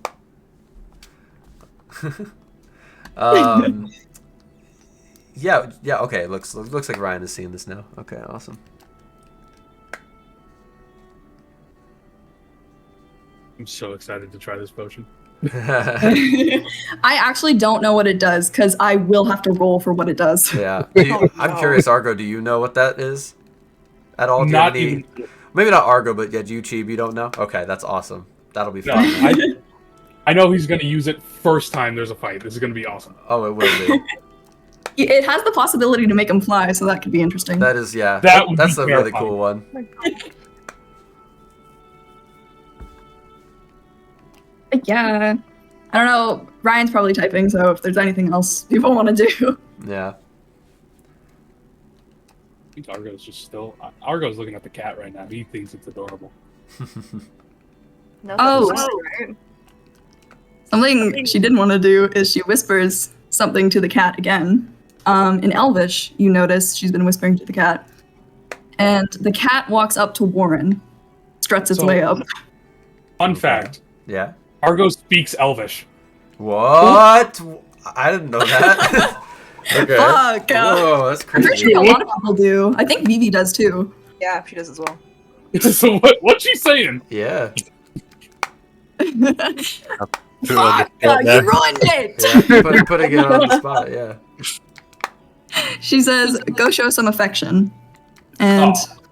the cat walks up to Warren and gives him a lick right in the forehead. I think Warren is oddly not like scared of like this thing. Like he would be scared of a normal cat, and just kind of takes the lick and starts like nuzzling with. Cat is the name I believe we're using right now. Oh, Oh, Quid's gone. Cat. that's a good spell he just cast. That's cool, yeah. That's really cool. That's invisibility right there. That's crazy. It's crazy. Still with us. Argo saying cat was a good name was because he's completely uncreative. Oh, when it yeah. comes to names. I felt that was very in character. I liked it. All right. Yeah, he honestly, if Warren wants to play with cat, he puts Warren on the table and lets them have fun. All right. Yeah. Warren is like surprisingly that's so curious cute. of cat. It just kind of turns to you and just giving you a look of like, what is that? The same way that a pet will be confused about something and kind of like keeping its distance, but every once in a while he'll go up and like sniff at cat.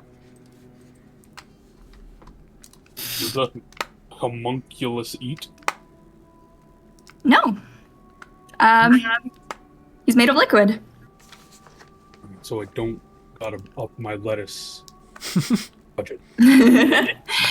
No, the Walrus, oh my god. The lettuce is all for Warren. If Cat does, get hit or anything of the sort, I can just pour some more of my brews into him and he should be right as rain. You fully created this creature.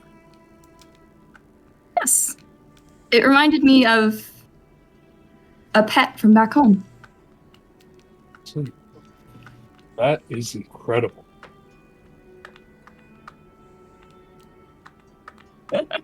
She's kind of embarrassed at that, looks down at the table. She's very obviously blushing. I don't think Argo even clocks that because he's like, would it be rude to try to pet cat? Vivi already did, so take that as you will. That's true, yeah. Also, I want to note that Estella did give Vivi naming privileges. So if Yeah, she so comes up with a name, Estella will consider it. Right now it's Cat. I mean, you could base it off of what's in its chest. Amber. Amber's not a bad Oh. name. Aw. That's quite cute, actually. I like that.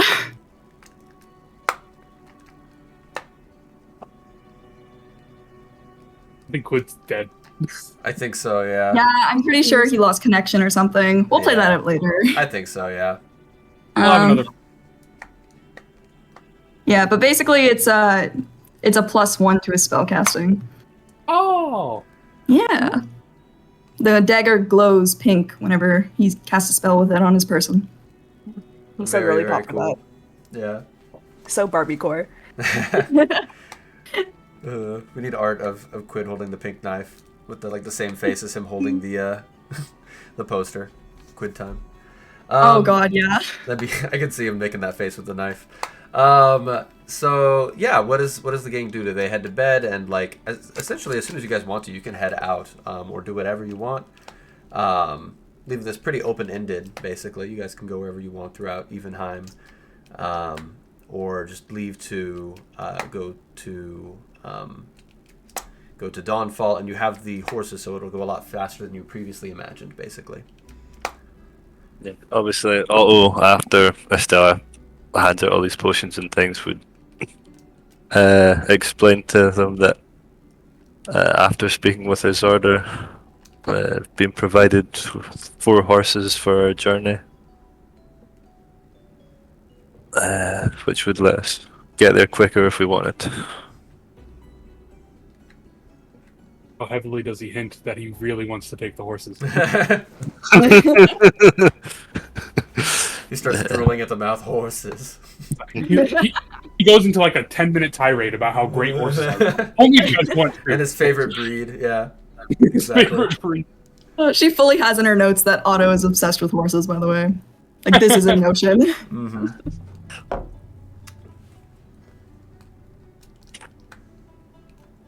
Yeah, so everyone there knows we have the horses. Yes. Yes. Yippee. All right. So what is the plan, gang? Do you where are you planning on heading out? And when? I don't think it would be bad to get the Dawnfall a bit early, if we wanted to. If we don't have anything else to do here, I think. Because then we can go shopping in Dawnfall as well. It'd be easier to rent clothes there if you wanted to. Yeah, that would be a good idea. Be able to get an idea on the local fashions and dress accordingly. I already did that, but I don't know if it's any different in Evenheim than it is in Dawnfall. So I was also mostly looking at dresses and suits. Argo fully hides a napkin that was Quid-style note. It was like a Quid-style note of different ideas that he could wear to that ball, and he quickly shoves that in his bag. Oh. Ooh. Can I clock that? I don't know. You can roll for that. You can roll for that. Yeah, for sure. I'm gonna roll a sleight of hand. Perception. Yeah, go for it. Perception v sleight of hand, please, Yeah. please. Come on, 19. Dang it! Oh, That's a 24. yeah, can't cross Vivi. Vivi's too perceptive. Dang. She hears it crumpling. Yeah, You you just catch that. See Vivi just up, like, it's kind of unnerving. Like, just up here behind you where you were, like, shoving the napkins in your pocket. What's this? Nothing. It's Or these? irrelevant. Ooh. That's nice suits. I'm not sure how that's gonna. No, you see Soup crossed out 7 times. And you see eventually the 2 things he's circled that for like he thinks they're gonna look okay on him is cape and cufflinks. And what, sorry? Cufflinks. What's a muffling? Cufflinks? Is that what you said? What did you say? Yeah, Oh, the little- cufflinks. Yeah, just double check. Okay. Yeah. those are the 2 things that right now he's like, that will look okay. Oh man, I'm ready for the Butler Bot Argo arc. That's gonna be so cool. Are you going Alrighty. to change out your bear cape? I mean, like, she's like holding up or trying to, at least with her one arm, holding up the bear cape. I mean, I think this is pretty impressive as is. And then you could get cufflinks to match with your gold, maybe? I was thinking if I do have to go to a ball, I should dress a little bit more formally, I suppose. I have a little bit of gold left to spend on it. It's all right. Why'd you cross out suits 7 times? I don't think I'd look very good in the suit. Have you put on a suit before? Yep, didn't No. think so. I pictured it in my head several times though, and I've come to the conclusion that I wouldn't look good. But I'm also picturing it in my head, and I think you would look pretty good in it. So I think you should try on a suit when we get to the Dawnfall. Hey, I think everybody should go to bed. What? I think with that, everybody does head to bed, and we are about 2 hours in. I'm going to say this is our first break. And so, yeah, meet back in about 15 minutes here. It's not exactly perfectly 2 hours on the hour, but I think it works. And, yeah. Meet back here in 15, guys. Alright. Sounds good. Yeah. And then... Hey, why'd you have to investigate that? Hide the suit. Why would you use your inspiration on that? Oh, music left. Yeah, I'm trying to recalibrate it. Yeah, that's me. Oh, gotcha. Yep. Oh, yeah. Oh my god, drugs! We forgot to do the drone. I was waiting. Like, y'all still can. I mean, I was waiting. I figured that was going to pop up, but it doesn't Oh my have god, to. Dane. Yeah. Thank you. Wait, who put the Sono drugs? That was not me. I believe Who did that? that's probably Matt, Yeah. right? Yeah. I think I pretty much exclusively changed the. Thank you, Matt. Yep. No drugs. I can't believe we forgot to do drugs. No drugs. We gotta do the I drugs, want- guys. I want Quid to be there for that because I also want to see what happens if you mix it with the Quid juice. Liquid, That's I'm sorry. true. It could be Look, too it quid. weirds me out every time you guys say quid juice. I'm not. Oh yeah. Who said Liquid. said something really gross? I can't remember what it was. It was like Quoos? No, Quoos wasn't that gross. There was another one that was really gross, and I was like, ew, that one's worse. Let's go see. It wasn't Well, Quoos. There was What? Dwid. Was one of them. Oh, Quidus. Quidus was gross. I didn't like that one. That's a visceral reaction thing. That was I was allergic to that one. Ugh. Produce, you didn't like that? I spent a long time on that. Oh. It's okay. We got liquid eventually. Produce. It sounds like deuce. It just sounds. Ugh. Yeah, It just sounds like deuce to me. I don't know. Is that good? Yeah, there we go. Oh. I'll just keep on playing that here. Let's see. M loop Q. Is it? Are we back from break now? It looks like, right? I think everyone's here. I believe I was so. keep track of the time, so. I think that's fine. I think it's about 15. Too bad about Ryan. Yeah. I know. Rip. Yeah. Right as he was getting his gift. I know. Yeah. I'm sure he'll come back with it. We'll have a session 6.5 where he's just talking about the dagger and how cool it is. Where we do drugs. Yeah. We could do that honestly if you wanted. Like we could have another one where it's like this is Quid version. What it was like for Quid. What it was like for Yeah, a Quid POV episode. Maybe he's not even like taking drugs and it's just him like horrified watching you guys trip balls. I don't know. That'd be pretty funny. That would be pretty funny. I'm wondering, can we convince Otto to do drugs, Blair? Is this something that is possible? You're gonna You have can to find certainly out. try. Yeah. I want him to do drugs so And bad. he's super into alcohol. So. Are you? That's how you guys bond. Yeah, it's the only option actually. We can get over our squabble like this, Otto. Oh my god. Oh man, this will be fun. What are you gonna say? Why is that her go-to? I don't know. I have the notes and I'm not sure. All right. I'm gonna say we are back in, guys. You have just I'm gonna say we're gonna pick up right before everybody went to bed. Is there anything anyone wants to do? Any substance perhaps before bed? You guys are all still stationed around the cat. Around Cat or Amber? Are we confirming? Are we locking in Amber? I really like Amber. I did too, I think yeah. Estella likes it and Arth likes it a lot too. Awesome. Okay, so Amber and Warren are just just on the table, just chilling, and everybody else is piled around in awe and admiration. What does the gang do? It's a lively day, like a lively night in this loose floorboard inn. It's one of the busier days. There's probably some point where I'll maybe put Slick down to complete the trio of pets. Oh, Slick's back. Aw. I forgot. Oh my god, they're all just huddled. Adorable. Oh my Oh gosh! my god, wait. imagine Yeah, go What? ahead. What's up? I think we were thinking the same thing. Go ahead. I think we might be. Imagine Slick and Amber just like fusing. Yes, that's what I was thinking. Yeah. Oh What in the man. Steven universe? Okay. Oh, that we got to do that at some point. There's got to be a roll We somewhere. have to. I think the DMG covers this, right? I think so. Okay. That's Slick in my amber. I got Slick in my amber. Okay. Slamber. Oh, Slamber. No, it's not. Slamber. I'll come up with something else. Don't worry, guys. Yeah. If we're all sitting here after the big reveal of Amber, Stella's gonna ask. So, what did you guys do? Well, I was making this. I went to the temple with that guy. Point to me. Oh. Immediate disinterest. Yeah, that was where we got the horses. Oh, that makes sense. So you got gifted horses? Loaned horses. We have to bring them back? Well, they will need to be returned to the order. What happens if they die? Let us make sure that does not happen.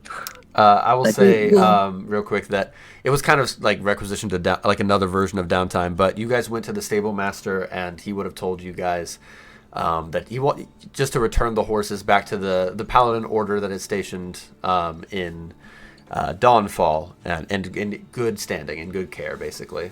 Make sure not to harm them or put them in harm's way. And it's 2 war horses and 2 riding horses. Yep.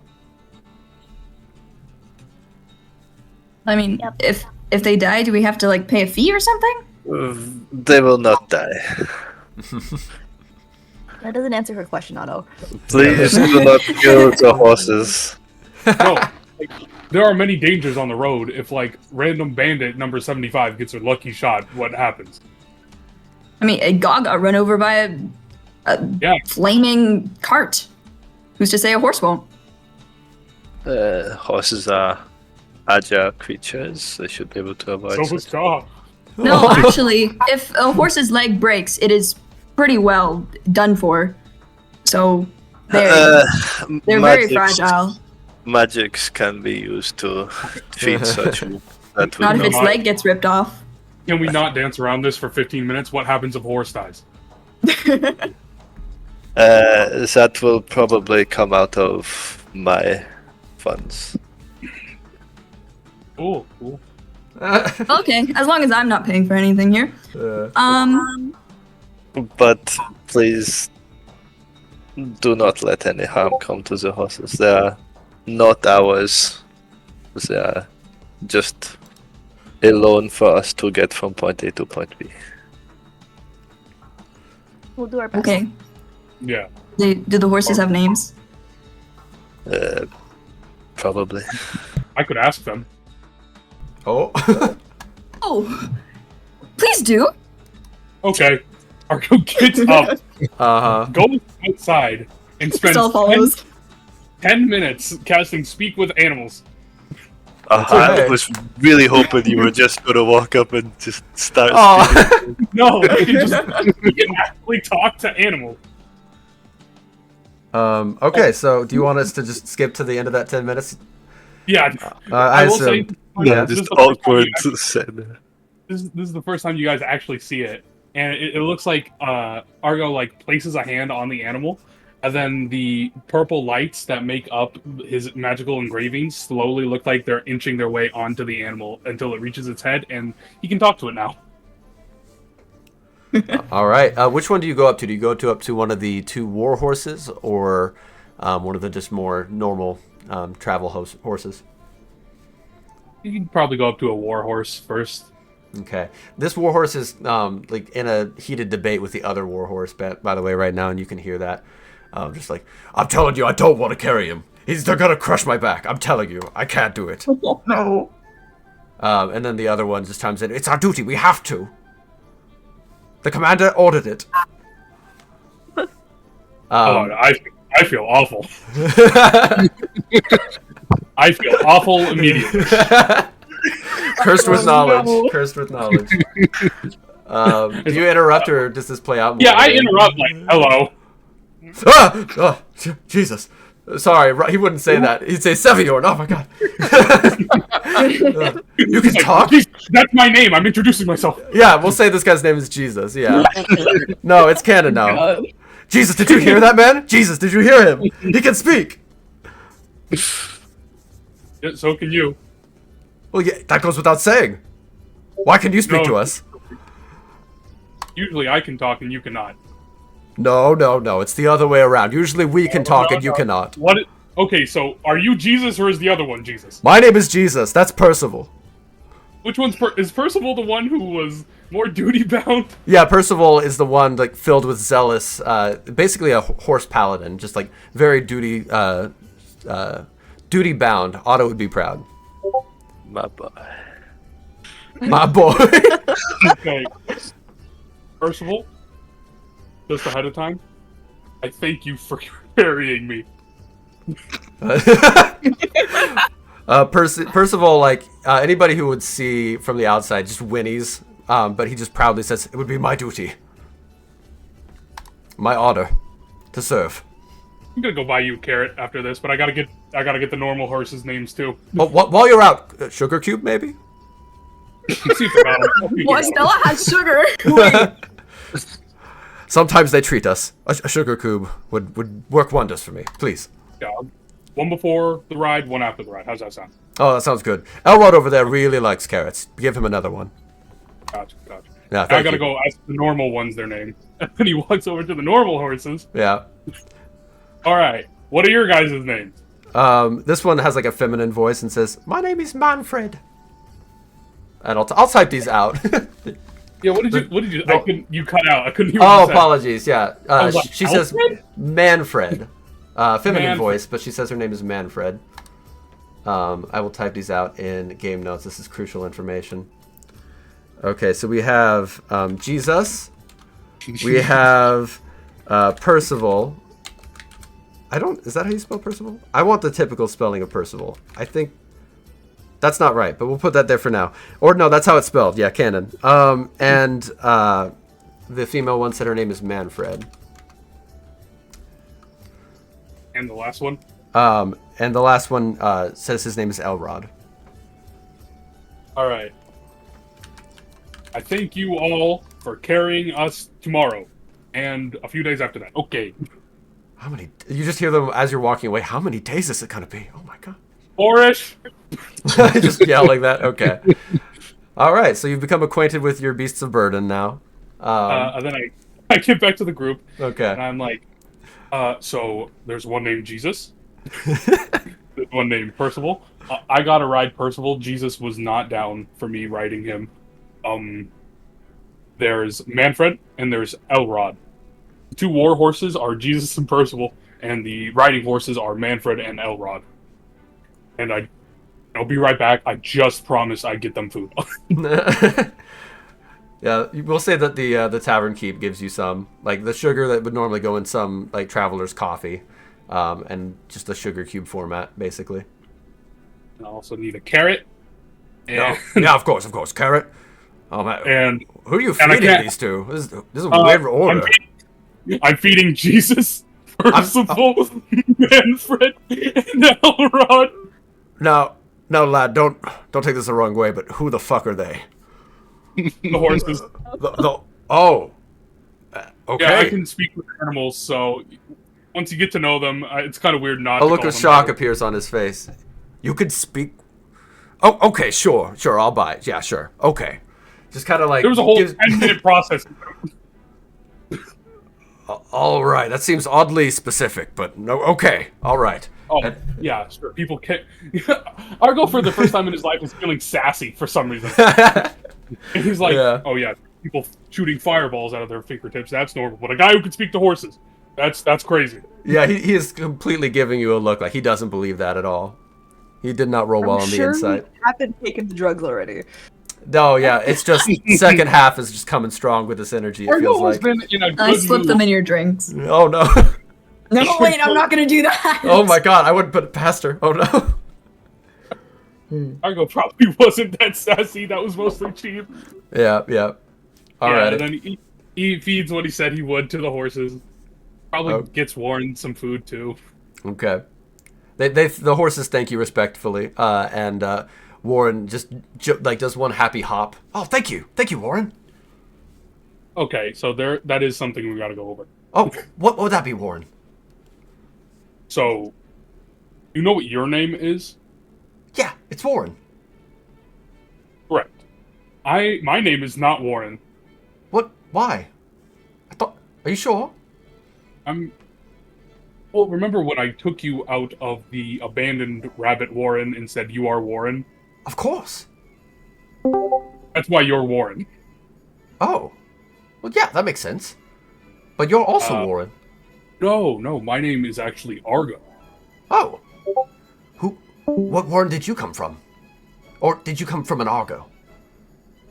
I believe I came from some kind of human Warren. Oh. That sounds fun. Did you like it there? Yes. I can't remember. Oh. Why not? And here comes another existential crisis. Do you say that in character? No. Okay. I don't think Argo knows what that means. Okay. Very fair. Yeah, very fair. I don't know why I don't know.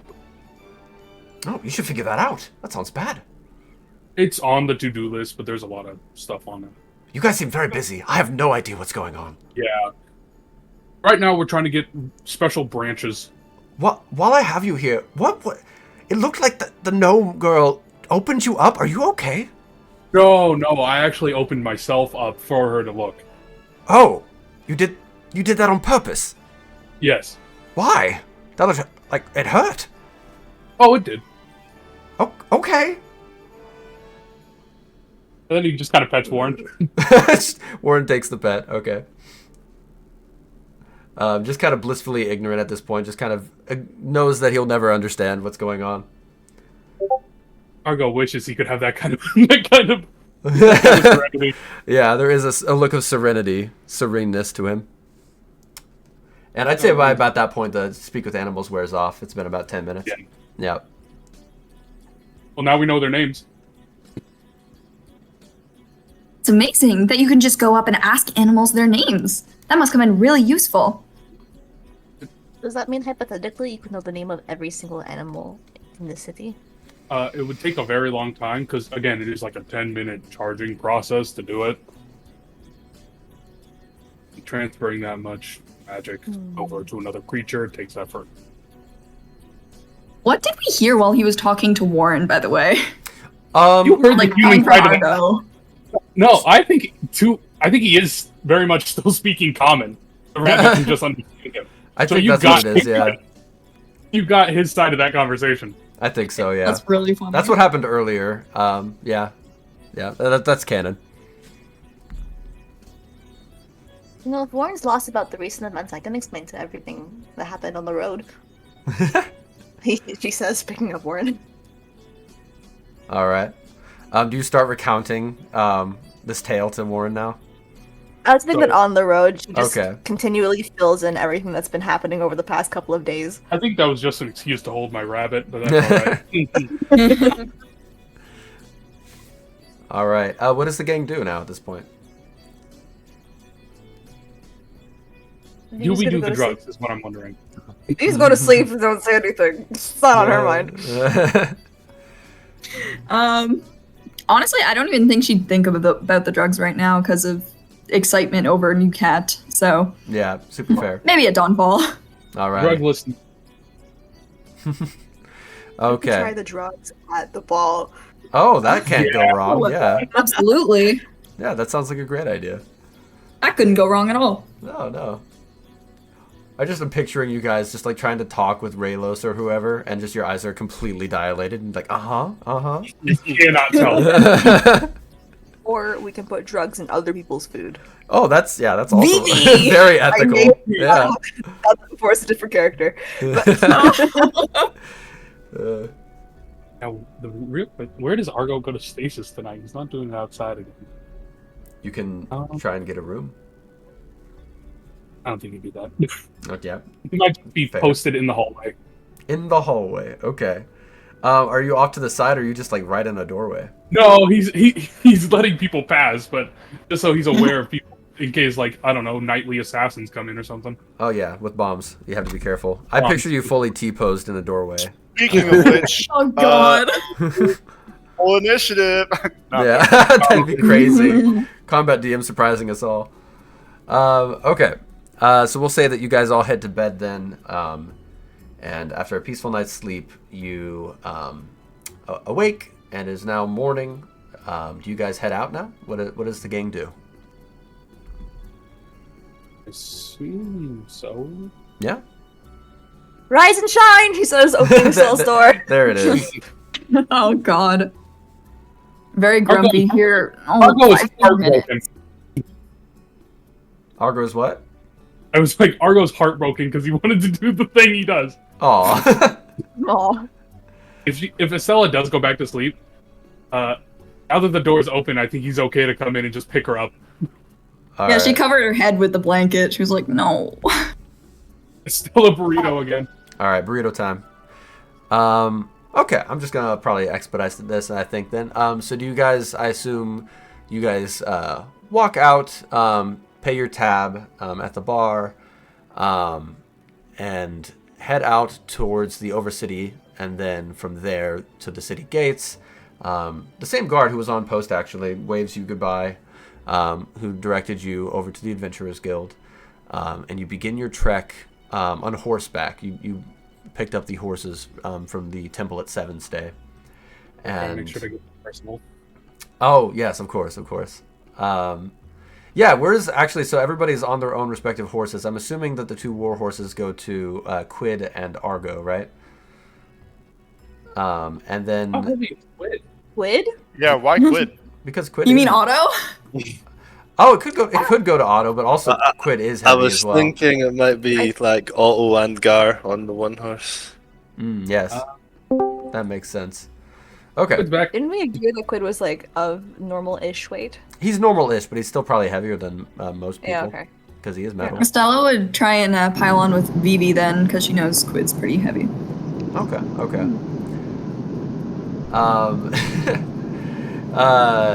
So you guys begin to head out of the gate. Winds are rushing past you. There's a lot of turbulence, and and you begin riding past that evergreen forest that you passed earlier, where you fought Mike and the Briar Bandits. Past that same dip, much quicker than on foot. The landscape is just flying past you much faster. You pass that bend where you get very close to the canyon itself. Get another good look at that and the river that lies at the bottom of it. And after a while of traveling, a bit of a not a snowstorm, but a light dusting of snow starts falling down. Nothing crazy. Vivi, I'm going to ask that you roll a perception check. Yes, sir. And one other person can if they want to. Or I advantage. got this. Yeah. That is a 23. Oh, that's probably going to do it. Just in case you roll a nat Alright. 20. What did you roll, Argo? One of these Nope. days. Not that's bad. but big. 18. Yeah, that's decent. This is the second time we've rolled the same number.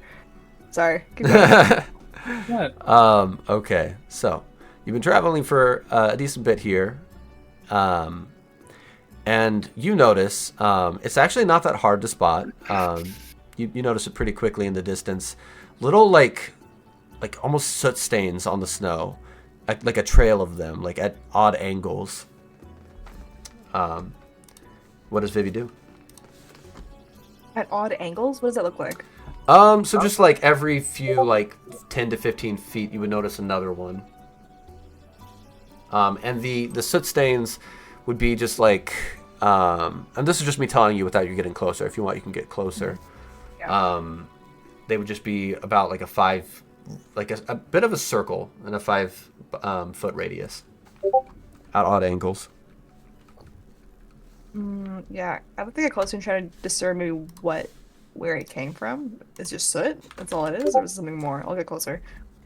Okay, so you get closer. Give me 1 second to queue up a few things here. Da, da, da, da, da. All right, there it is. So I'm gonna ask actually, since you get closer, you can roll a investigation check or a nature check,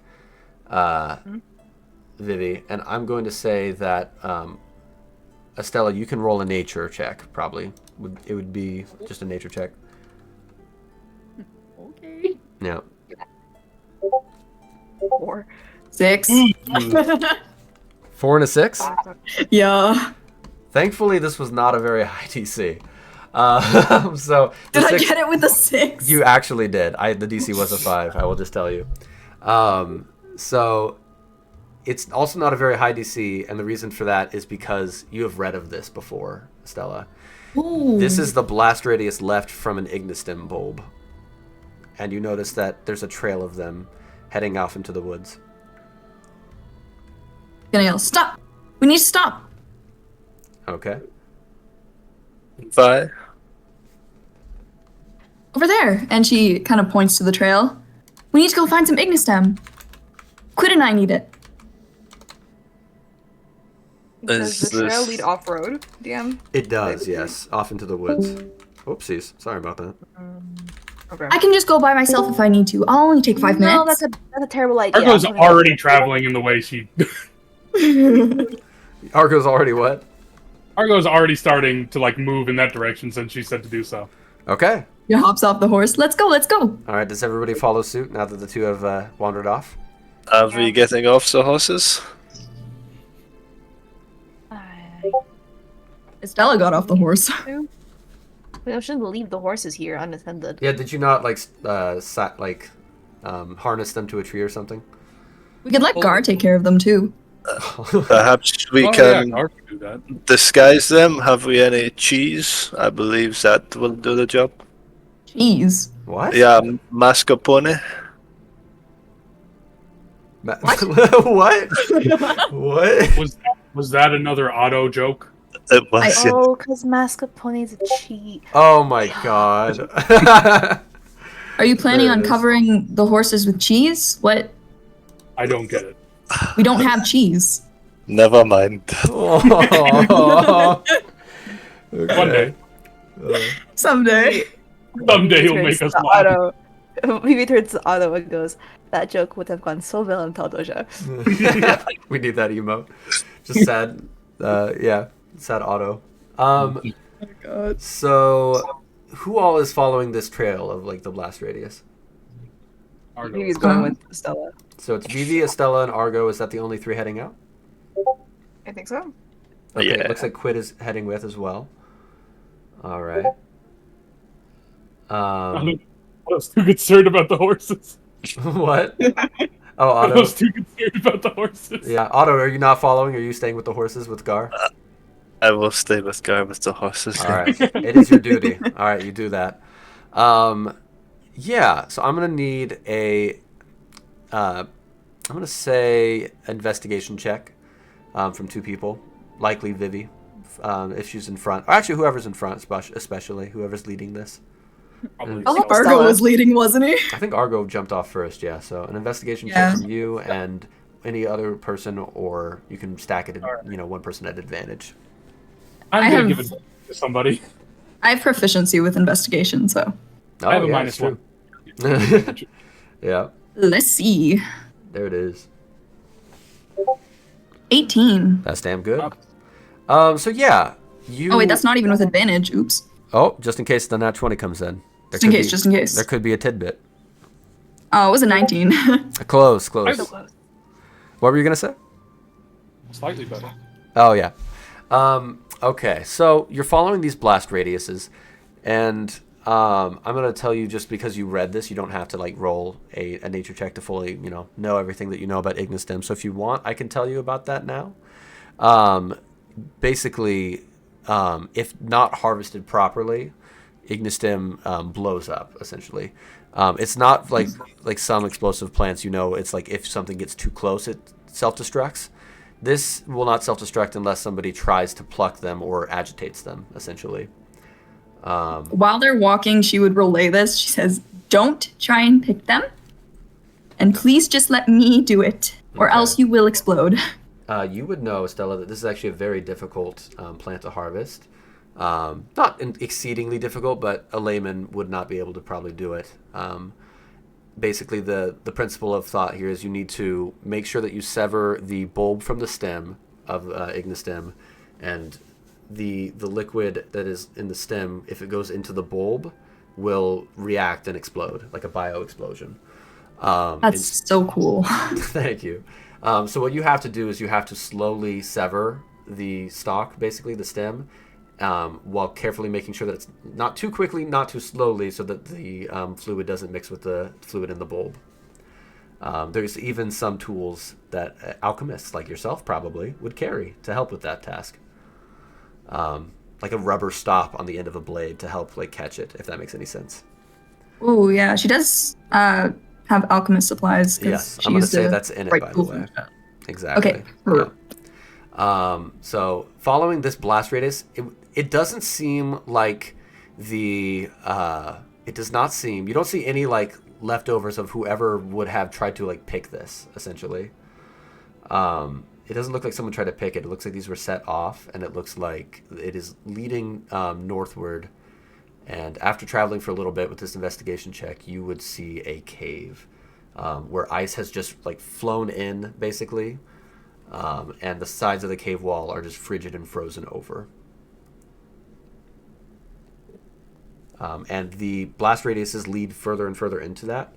And on that investigation check as well, by the way, I'm going to say that you notice a pair of just bare feet, but they are much larger than a normal human's. I think something might be in that cave.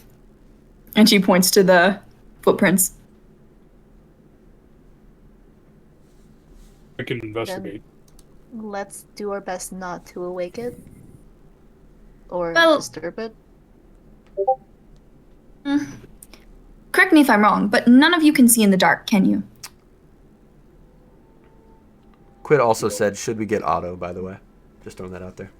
Oh yeah, Otto, did you come? I don't even remember. No. No, he's No, I'm with them. Okay. How far away are we from Otto? at this point? Not very far, yeah, I should say. You've probably wandered about, he's not in eye shot, but he's just around the corner, basically. It would just take a brief moment to go and run and get him. This cave is just off to the side of the road by, about 2 minutes travel. Well, how about this? You harvest whatever this is, and then if that goes awry, I'll run to get Otto. Okay. Looking in the cave, is it very dark? So yeah, it is pretty dark. Like you can't. Yeah. That's, to be fair, that's a dumb question because it's cave. But I was wondering if there were glowy rocks or anything inside of it. There is not. You would see in the faint distance, it doesn't illuminate the cave really that much at all. So the glow from ignistem that you do see, by the way, this is ignistem growing on the side of the cave wall, but it's almost like the biofluid of a firefly, if that makes sense, where it doesn't illuminate that much in the same way that a firefly flashing in the middle of the night not going to light up the terrain around it. Gotcha. Yeah. So it's pretty close to the entrance then, the ignistem. Yeah. Okay. Then this shouldn't be a problem. She'll saunter up and try and start cutting them off. All right. I will also say, so I said 2 minutes travel. Now that I'm saying that out loud, I think that's not really accurate to what I was picturing. It's just about 30 seconds walk, but it's still enough because what I was thinking is that it's just outside of eye shot, but it's not that far, essentially. Argo will prepare a reaction to do something in case something goes wrong. What action are you preparing? What are you doing? What are you prepping? Yeah, 2 choices. In case she messes this up, or in case whatever this is comes and attacks. I think Argo trusts Estella's ability enough, he'll prepare an attack if anything comes charging at them. Okay, I got you. Alrighty. Let's see here. Sorry, I'm just piecing through. I think Quid said something, right? Oh yeah, Yeah, Quid's he said gonna enhance offer. ability. Thank you. I don't know what the check is though.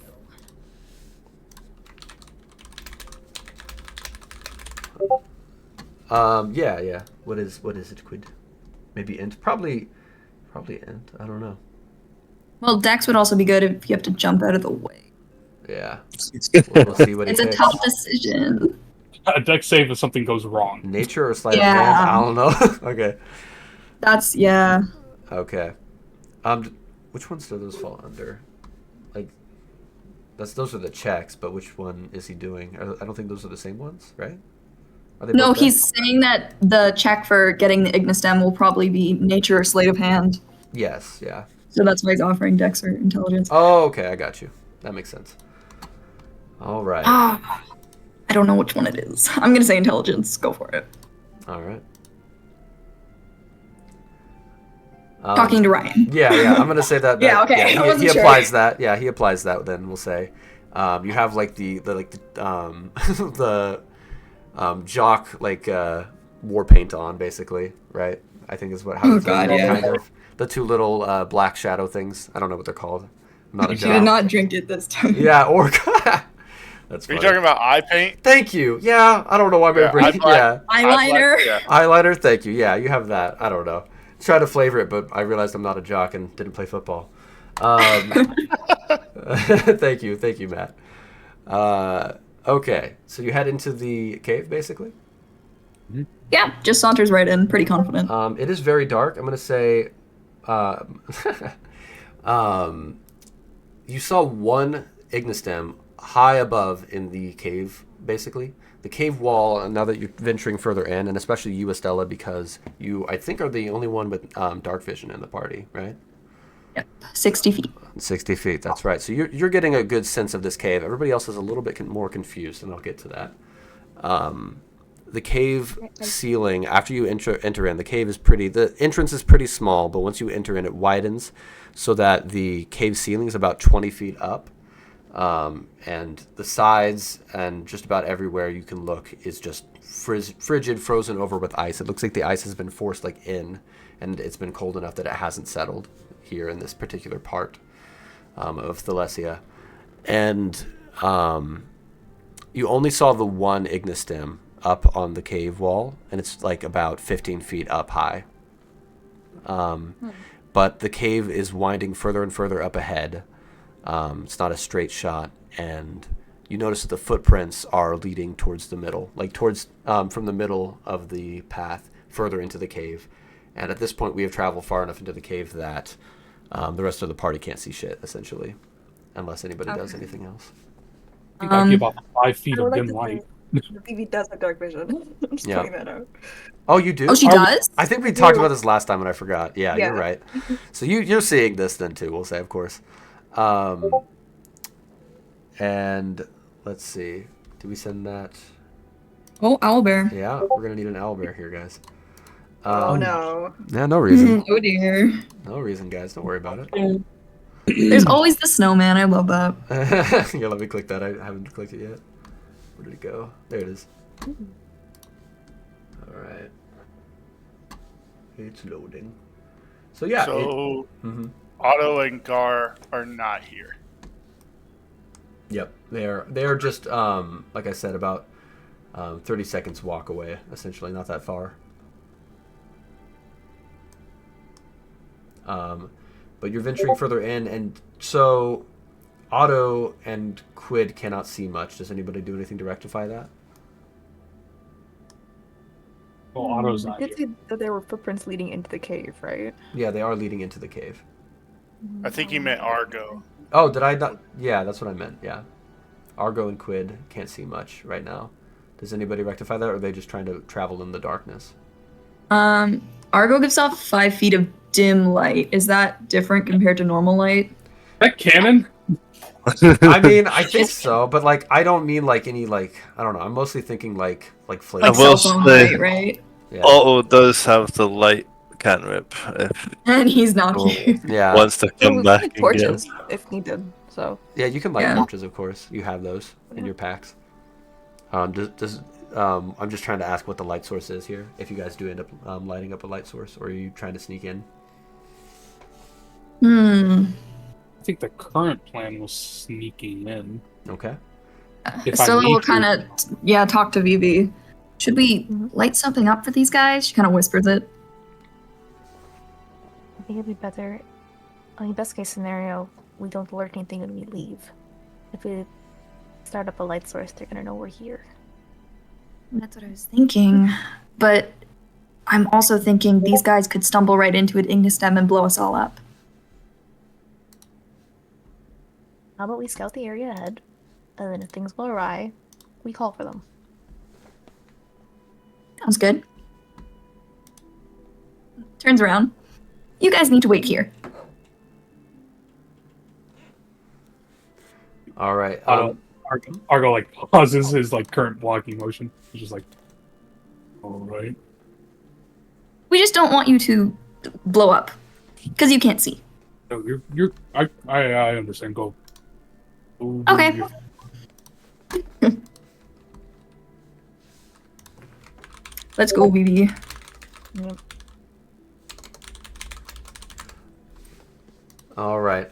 So you've been traveling for a little bit, and it's winding to the right at first, and then to the left, and you're seeing pretty far. And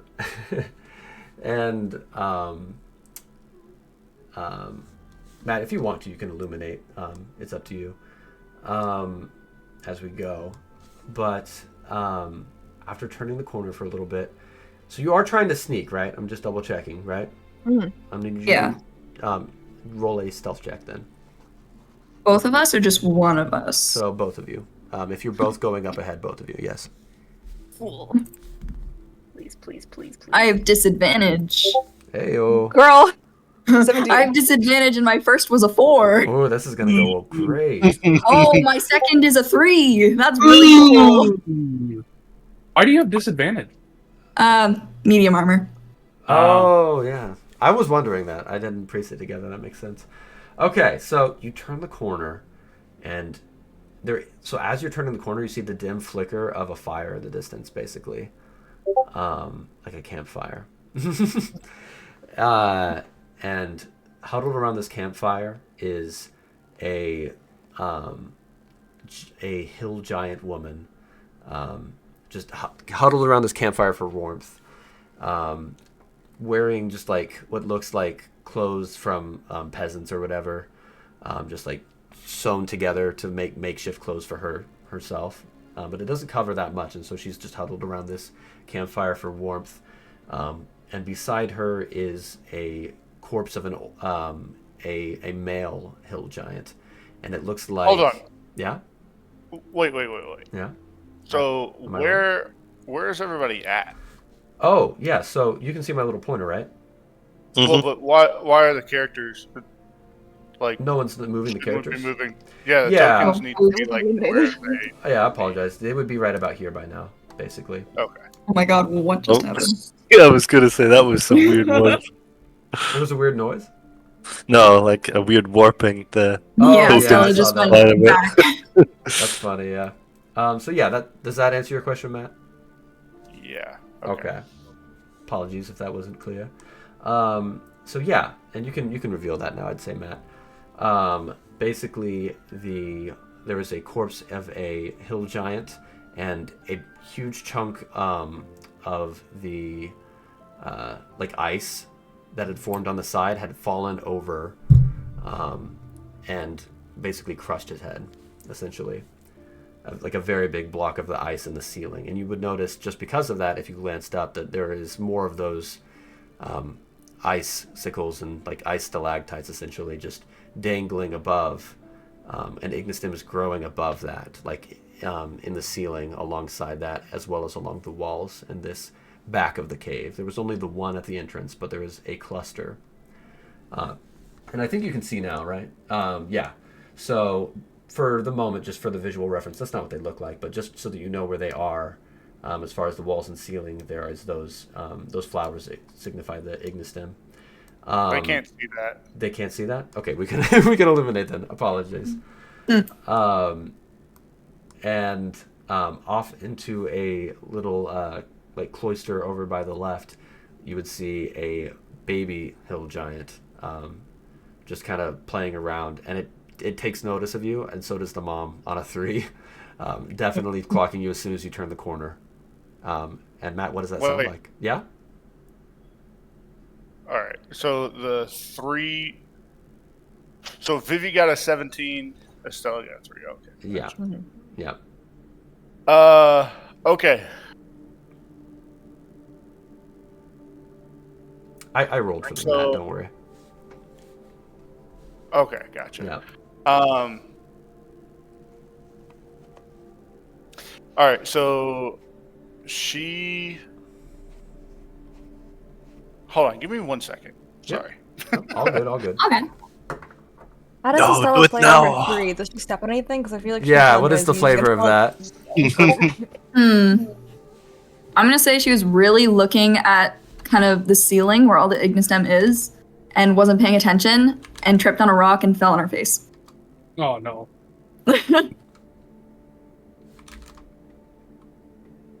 You okay? Yeah. Bloody nose. Careful. Does that clear that up, Matt? Just double checking. Yeah, Is that yeah, good? yeah. Okay. Yeah. So as soon as you did that, she would have like stood up and kind of started charging over to you a little bit. Mhm. Like pretty aggressively. And maybe like around this point, if you hadn't done anything yet, should stop and get like a real close look at you and shout something that do either one of you speak any giant? No. No. way. No. Okay. All right. So it would be kind of just like a conglomeration of like loud grunts and yeah. That's Like, good. No, I like that. Yeah. That's as much as I can get without losing my voice. So that's essentially what she would yell at you, and she would just kind of look at you for a second and see what you did. Phoebe's gonna have her hand on the signal whistle in case she needs to alert the others. Okay. Okay. Do Guys, she's just throwing Argo up- or Yeah. do Argo or Quid speak giant? I don't believe they do. I don't think Quid does. No. If you can hear this, let me know if that's not true. But I believe you don't. Right? I'll double check in the background. No, he says no. Yeah. No. Okay. All right. And None of us- Argo does not. Okay. Then it doesn't really matter. Well, actually, it does matter. So, can both of you guys roll perception checks? Mhm. Sorry, Quid and Argo. Yeah. Oh. Oh, sure. Perception. You're both still at the cave entrance, right? Yeah. You're rolling to see if they can hear. I'm assuming. Yeah. Yeah. Yeah. 14. Okay. And are you rolling for Quid, Dane? I think so. Yeah. Quid. I believe Quid is like present enough to roll. Probably. Okay. 10 for Quid. Yeah. 10? Okay. All right. So I would say Argo, Quid. You hear like a faint, like echo of something. But Argo, you hear a little bit more. Something sounds like it essentially just roared at your two friends that just walked in. So whatever you would do with that information. And Estella and Vivi, kind of back to you guys. You've got this hill giant that's staring at you. just said something to you. And as you kind of look at her, looks like for a hill giant, she might be getting kind of hungry. Oh no. No, he's not going to risk it, knowing that. She's gonna just take a step back, and go to Stella's like, we're going to run. This is not happening. And he's gonna take a step back, and she's gonna blow on the signal whistle as hard as she can to alert the others. All right, Argo was as soon as already- You do that, you need to roll initiative. Oh no. I'd say Argo got a little bit of distance in because he would have started running the second. Yeah. happened. Did you? Sorry, I Yeah. must not have paid attention. Did you also tell Quid as well what was happening? That you heard something? Yeah, I told would you have that probably he just. heard- Oh, sorry. Go ahead. Yeah, I probably would have just yelled in because I don't know what exactly it is. Yeah. But I would just yell, "I heard a roar!" and then immediately started running. Okay. Yeah, I'd say you could have gotten about 30 feet before you heard the whistle. Okay, so that's about 8. All right. It doesn't say on the thing how far signals can be heard, but the general consensus on RPG Stack Exchange was half a mile. So do with that information what you will. Say that one more time. Yeah. Sorry, I missed that. So there's no specific like numbers on how far a signal whistle can be heard from, but Stack Exchange said half a mile. So do with that what you will. That I think he would have been able to hear that if he rolls like a proper perception check. I think. Like for Yeah. auto, yeah. Yeah. You can go ahead and roll that auto. Yeah, sure. I hope to hear nothing. 19. Everything is good. You say you hope to hear nothing. It is very Thanks for funny. that rule. If this was a show, I'd fully expect like smash cuts in between where you're just like, "Oh, who's a good horse? You're a good horse." God. Yeah. I'm saying to one of the horses, "What is 2 minus 2?" What? What? To the horses, no. Well, the horse doesn't say anything, obviously, so I said, "Correct, nothing." Yeah, this is. Nothing. Okay. Oh my gosh. All right, so can you guys read the initiatives that you roll for me? 20. Here we go. I rolled a 9 on my perception check, by the way. You would have heard the signal whistle for sure. Yeah, okay. Appreciate I rolled you, a BB. 10. You can have my initiative roll Alright, then. so- Of an 8. Estella, you said 10. Yep. Vivi, what did you say? 20. 20. Okay. Ooh. Argo, 13. 13. Yep. Auto. Let me get you in here. What was yours? 8. 8. So you said he was about 30 seconds away, right? Yes, that's correct. Yeah.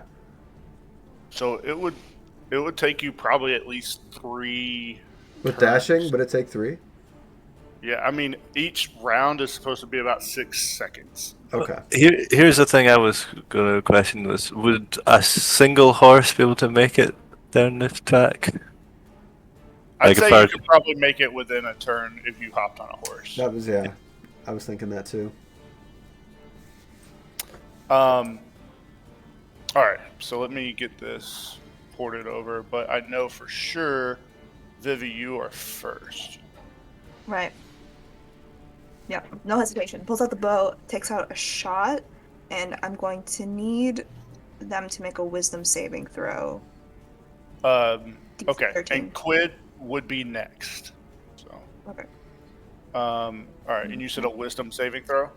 Yes. Actually, assuming this hits, actually, so maybe hold up on that. Oh, okay. 17. That hits. 17 hits. Yeah, and rolled a nat Four. one.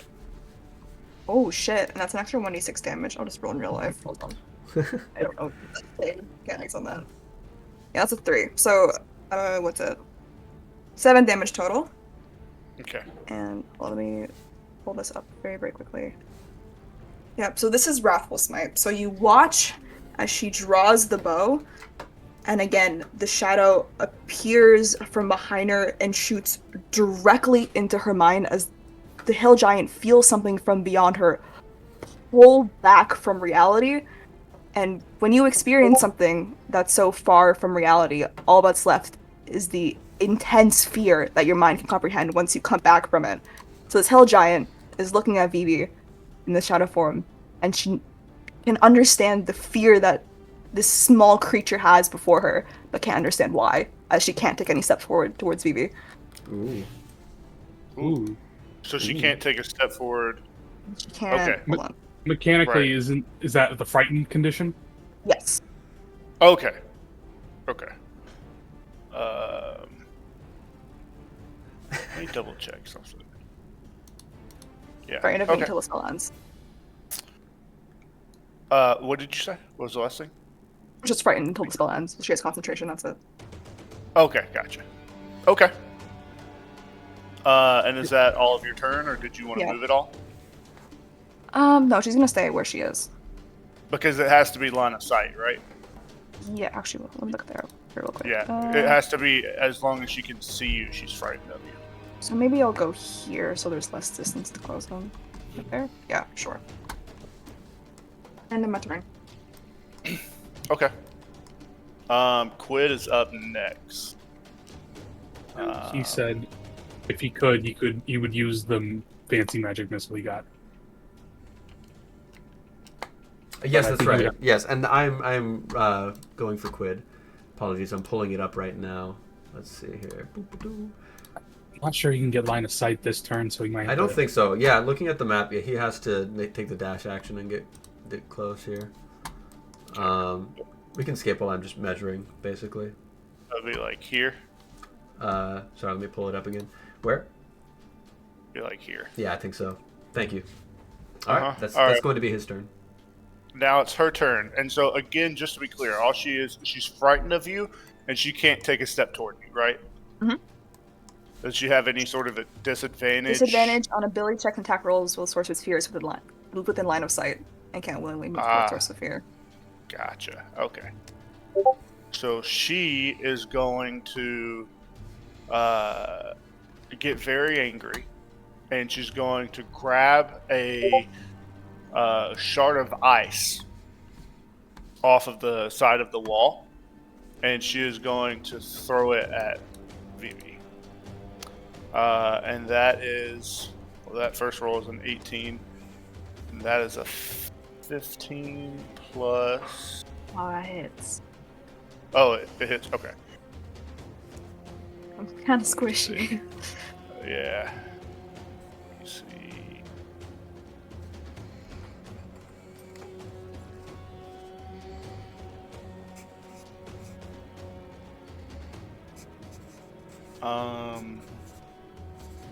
That's 17 damage. As the ice spike just like slams into you and knocks you backwards. Oh, goodness. That's a lot of damage. Yeah. I gotta get over there. Was there a ruling? Oh, I forget. Where it's like if it's more than half your damage, something happens. Like half your HP, something happens. That's more than half my HP. No. Okay. It would just be you have to do your concentration. Okay. You lose your other arm. Oh man. 18. I'm good. 18? 20 Okay. Total. Yeah. All right. Let's see. Yep.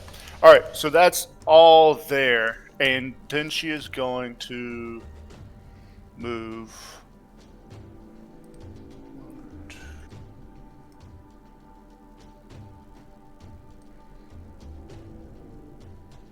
And kind of move over to the side. I'm not sure if her line of sight would still catch you. I don't think it would. So essentially you would have to move to get back into her line of sight. But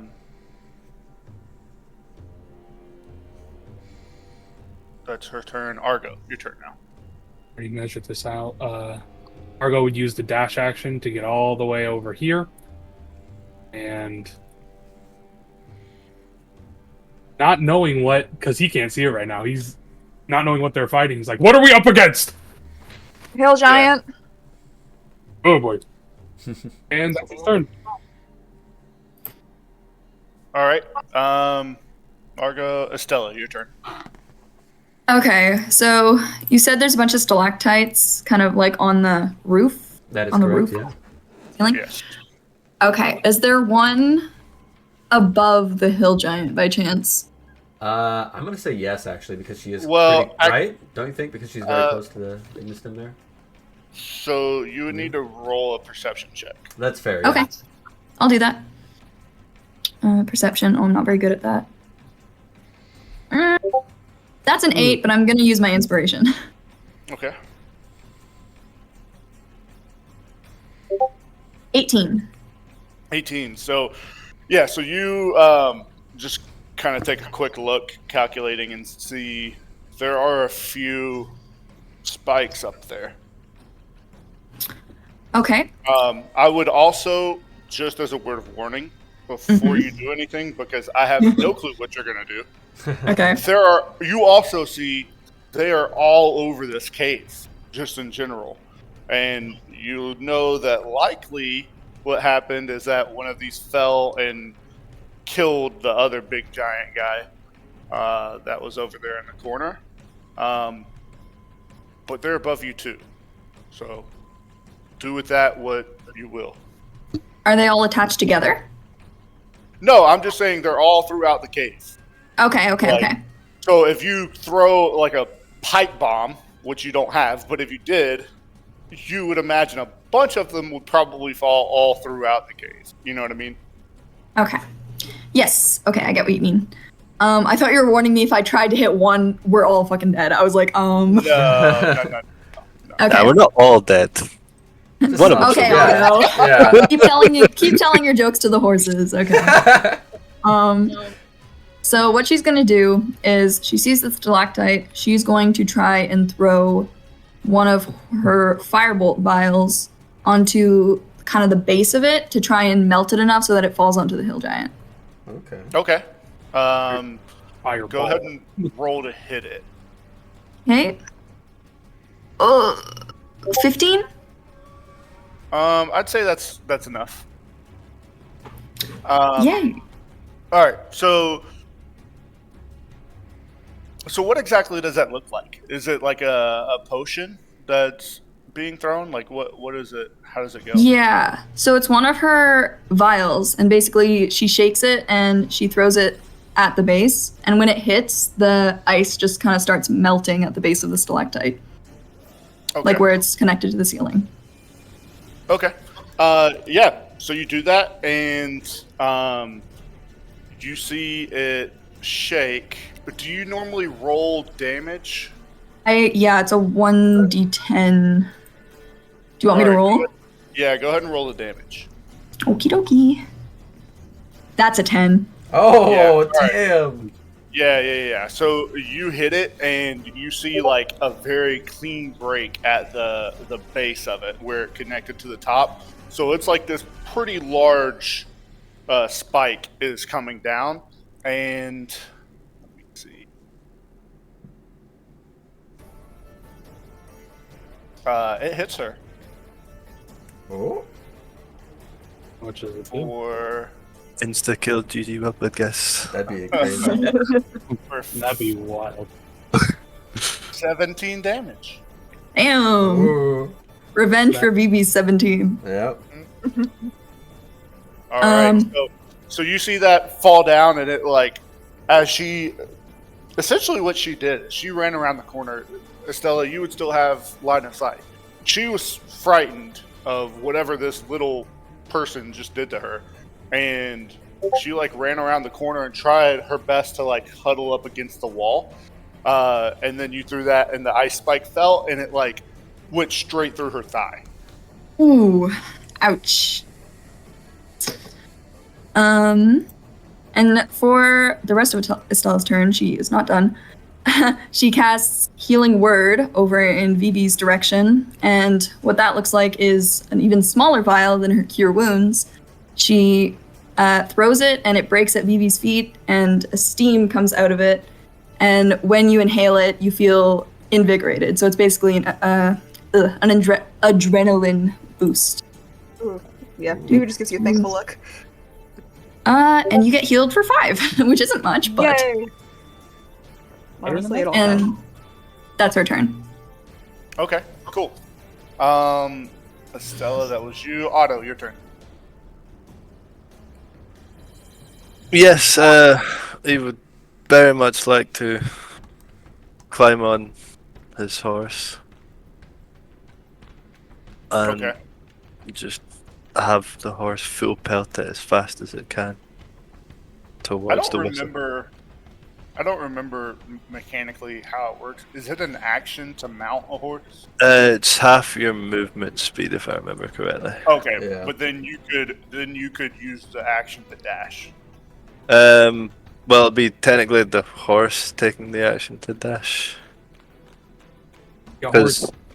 Yeah, a horse, like, if it's a unintelligent one like a horse, it goes at the same turn as me, Okay. and I. But just to make things simple in this situation, it would get you to the mouth of the cave. Okay. And was there anything you were going to try to do there? Well, seeing that it is very dark, and do not have dark vision, Otto's gonna take out his sword and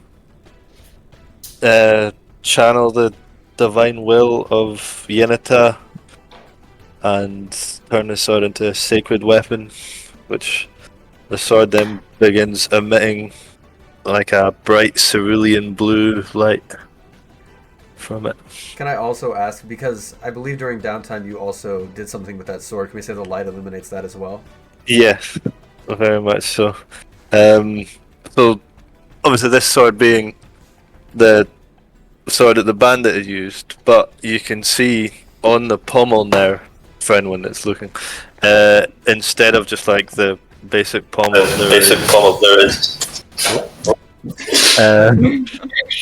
there's Otto's family's crest on the pommel. Alright. Yeah, as he holds it aloft, just to try and see with this sword of his. Alrighty.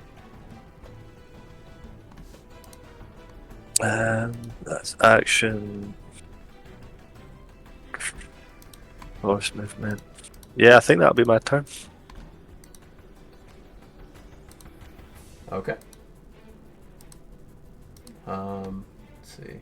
Who's up next? Is it Oh, Quinn? sorry. Or no? I was muted and talking. Oh, okay. It's back to the top for Vivi. Yeah. Amazing. I'm going to do my little shifting thing so I get some temp HP back, then I'll calculate later, and then I'm going to do my shot now.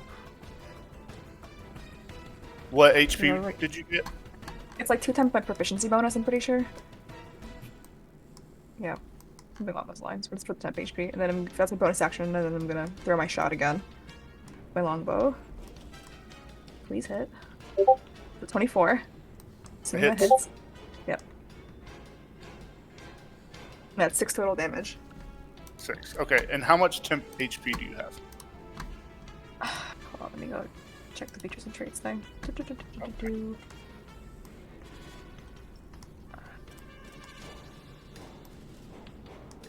Yeah, 2 times proficiency bonus, so 4.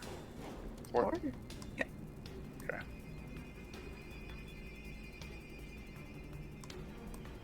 So just in my line of sight again, hopefully, with this, if I move up here. Yeah. Okay. And that's the end of my turn. All right, and then Quid.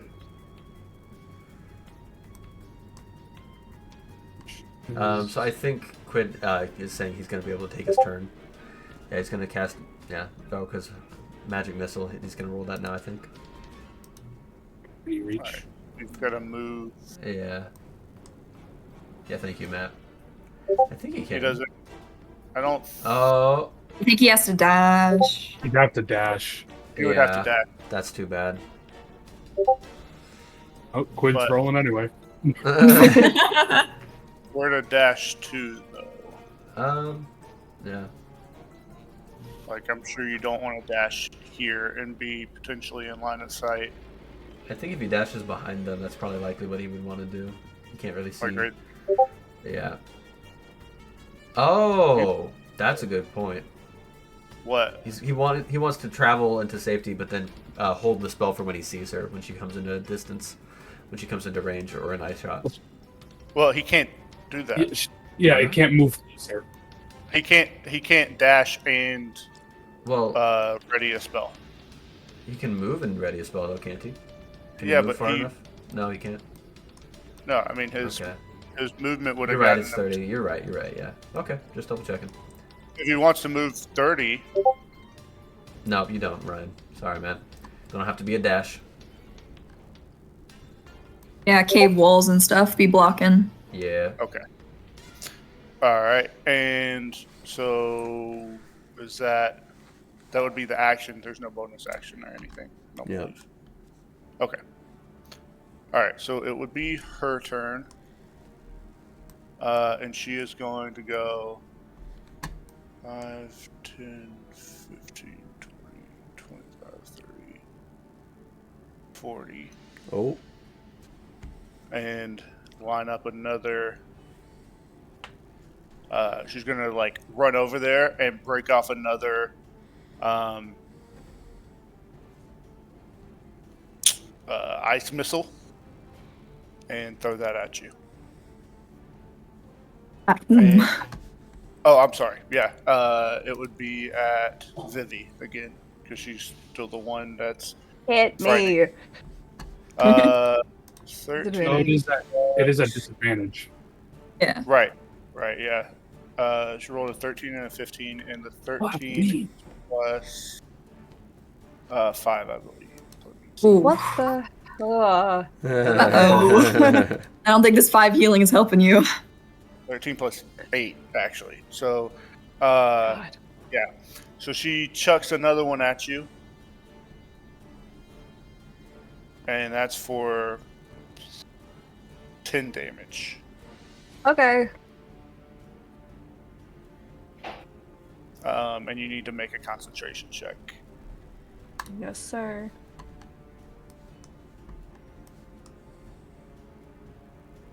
That fails. The frightened goes away as she now realizes who she's actually fighting. It's just a small little girl.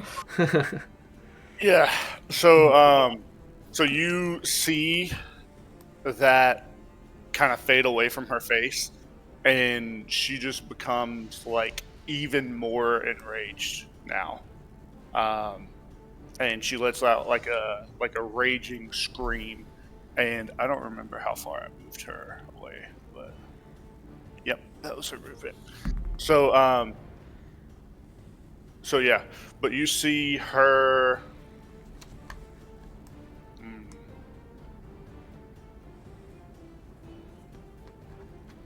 I am gonna retcon something a little bit. Sorry, that Dane said, and that you could see the baby.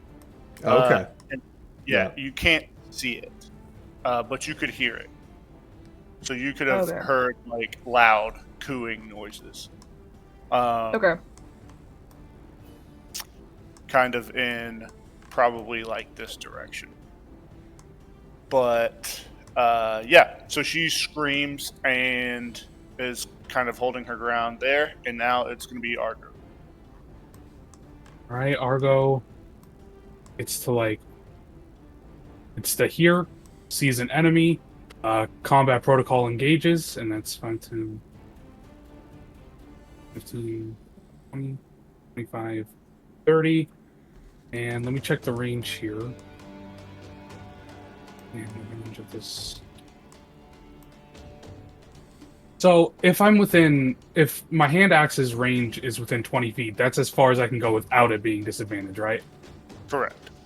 All right, then I'm going to. Can I recklessly attack with a thrown weapon? I think so. Yeah, I Yeah. think so. Okay. Then yeah, I'm gonna reckless attack.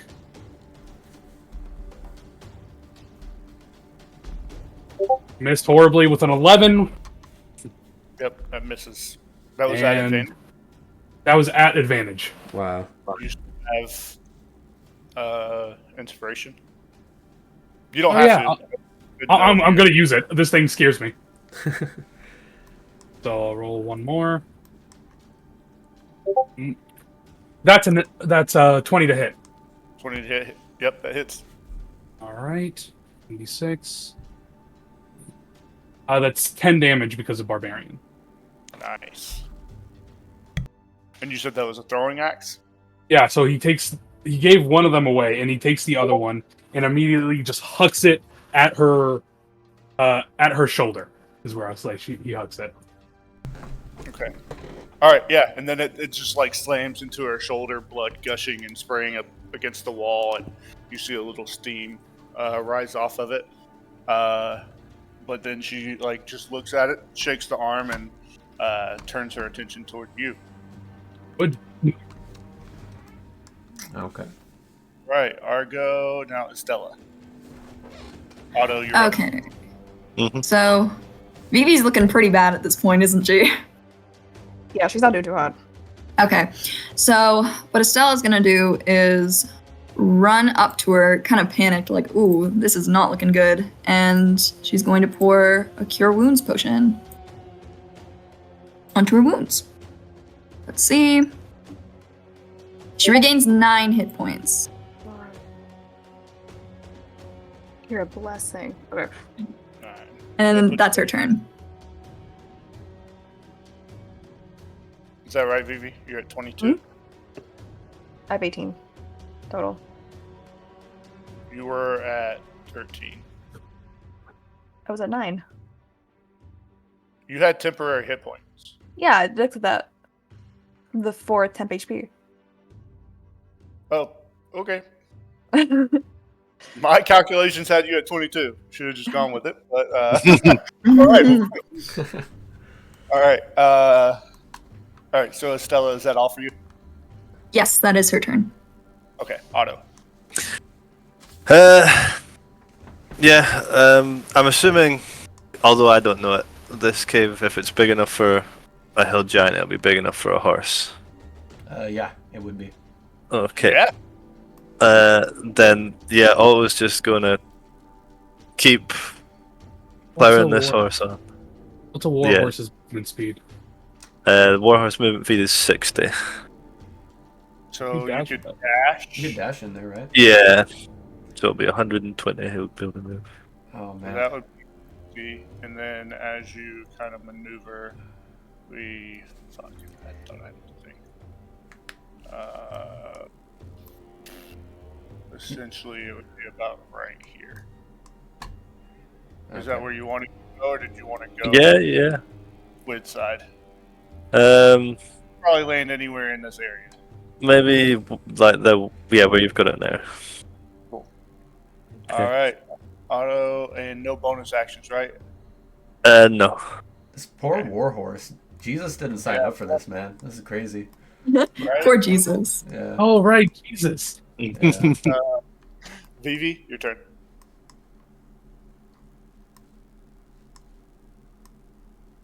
Hello? She was muted, but she's back, I think. Hi. Sorry, I had to wait for a minute. What'd you say? It's your turn. Okay. Throw a shot.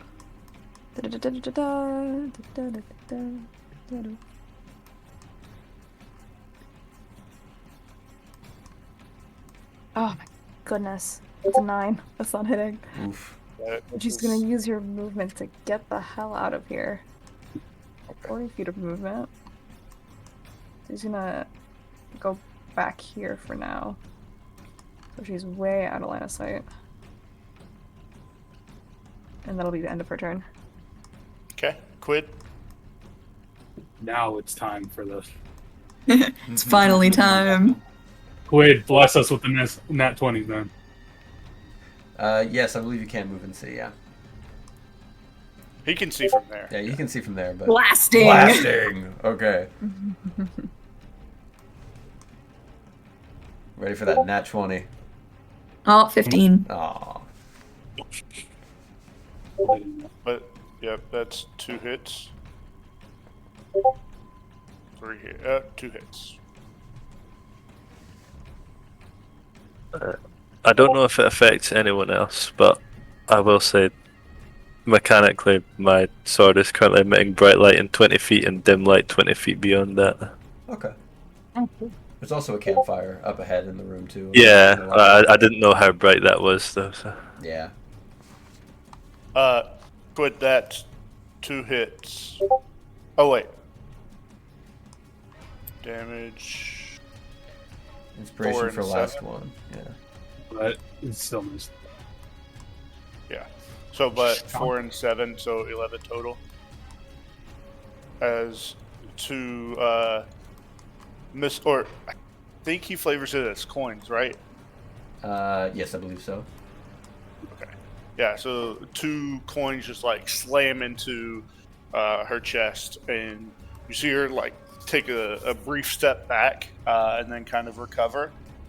And she's really angry right now. And I think that's the end of his turn, unless he wants any movement, which you guys can do retroactively if he decides to. Yeah. But she's gonna step right up to the threat to her baby, and Argo, make a perception check real quick. All right. 7. 7.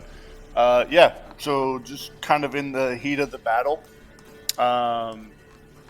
you're locked in. You don't really hear or notice anything. Even if he could, he couldn't stop himself. Oh. Is that going to kill the baby? Is that what's happening? Threat detected. Threat detected. So she's gonna attack at advantage. Yep. With a great club. So she's going golfing, and that's a natural 18. Oh. I think. Yep. And then she gets 2 attacks with this great club. So I'm just gonna roll both attacks. That's a natural 17 plus something. So I think that still hits you. So this is gonna hurt a little bit. And you are raging. I am raging, yes. Okay.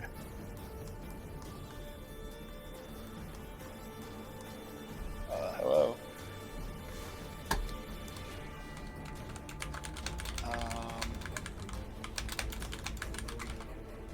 41 damage. As she, yes, halved. So as she just takes 2 solid whacks at you, trying to just like pummel you into the ground. It's not good. That's not good at all. It did hurt a little bit. Yeah, you're right, Matt. Yeah. Really? So that is 20 damage. Yes. Ouch. We will say as a rule, I don't know if we clarified this ever, but we will round down for everything. Yes, you did mention that at one point. So Argo, you got 15? Yep. Okay. All right. And that's all for her. How's she looking? She's hurt. She's bleeding. She's got a icicle in her leg and bleeding from your hatchet, and got a couple arrows sticking out of her. She's hurt. She's not dead. I cannot take another one of those, but combat protocol doesn't care. Sorry. So Argo, you're up next. All right, he's gonna take a swing, and it's gonna be reckless. All right. Hit. Oh, I was so close to a nat 20, but that's a 19. Aw. All right. Hits. All right.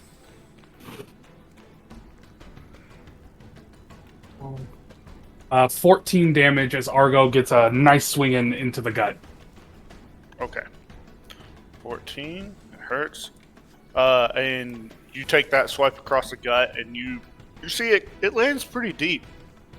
And she bends over a little bit from that one, and it hurt for sure. And I'm going to do something I probably should have done first, but forgot.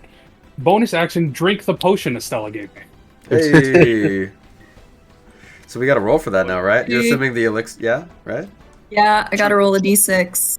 I'm excited. I've been waiting for this. That's a 1. What does What that? does What does that that mean? do? I'll tell you in 2 seconds. Here. The drinker regains a number of hit points equal to 2d4 plus your intelligence. So, let's roll 2d4. That's like the best one it You're could have been. Yeah. So, Argo regains 7 hit points. All right. Nice. All right. If she rolls really low, I might be able to survive. Really low twice. Really low twice. Yeah. Good Or point. maybe Otto. the wreck's not been a good idea, but Maybe not. I got it. All right. Argo, that's the end of your turn. That's my turn. All right, Estella, then Otto. Okay. Well, seeing this happen, she's gonna run up to Argo and cure wounds him as well. I am literally the party healer. All right. Have a cleric. We don't have a cleric. We have an artificer, guys. So you regain 7 hit points. And Awesome. okay, that's my dog. I do want to clarify that Amber does go on Estella's turn. Ooh. So I didn't want her to do anything because she has 5 hit points, but I will make her go and try and bite the hill giant. Okay, go for it. So +4 to hit, so I'll just roll it. We'll have to make a little thing for her. Yeah. Yeah.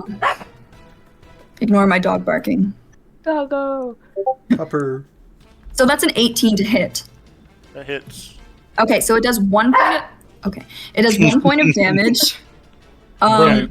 But she needs to succeed a DC 10 Constitution throw, Ooh. or else she will be knocked unconscious. Oh, please. Oh, Please. That's That one. insane. What the Only, fuck? only if she fails by 5. So she needs to roll a 5 or lower. That's okay. crazy. Well, Okay. She has a +4. She needs to roll it out. That one, please. There's a chance. There's still a chance. That'd be crazy.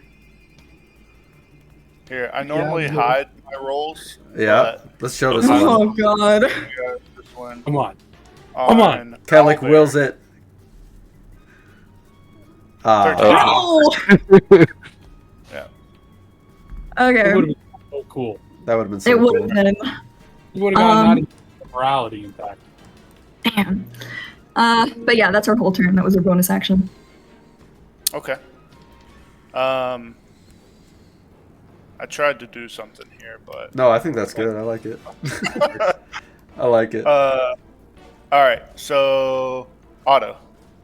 yep. What Otto is going to do is he's now going to channel some divine magic through the symbol on his shield as he raises his sword and shouts, "Yenata, grant us your strength!" as he casts Bless on himself, Argo, and Vivi. Thank Okay. you. It's got 30-foot range. So. Blessed. Blessed. I'll fix that on that. Blessed. Alright, anything else, Otto? He's gonna dismount for half his movement Okay. and then move 15 feet towards the hill giant.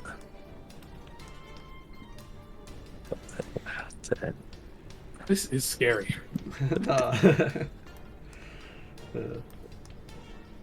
Alright. You're all lining up for a nice arc. I got it. Oh. This is when he uses chain lightning. Oh my god. Alright. So that is Otto and Vivi, your turn. Okay, I have to reroll my. With a lot of friends lining up in front of you. Yay.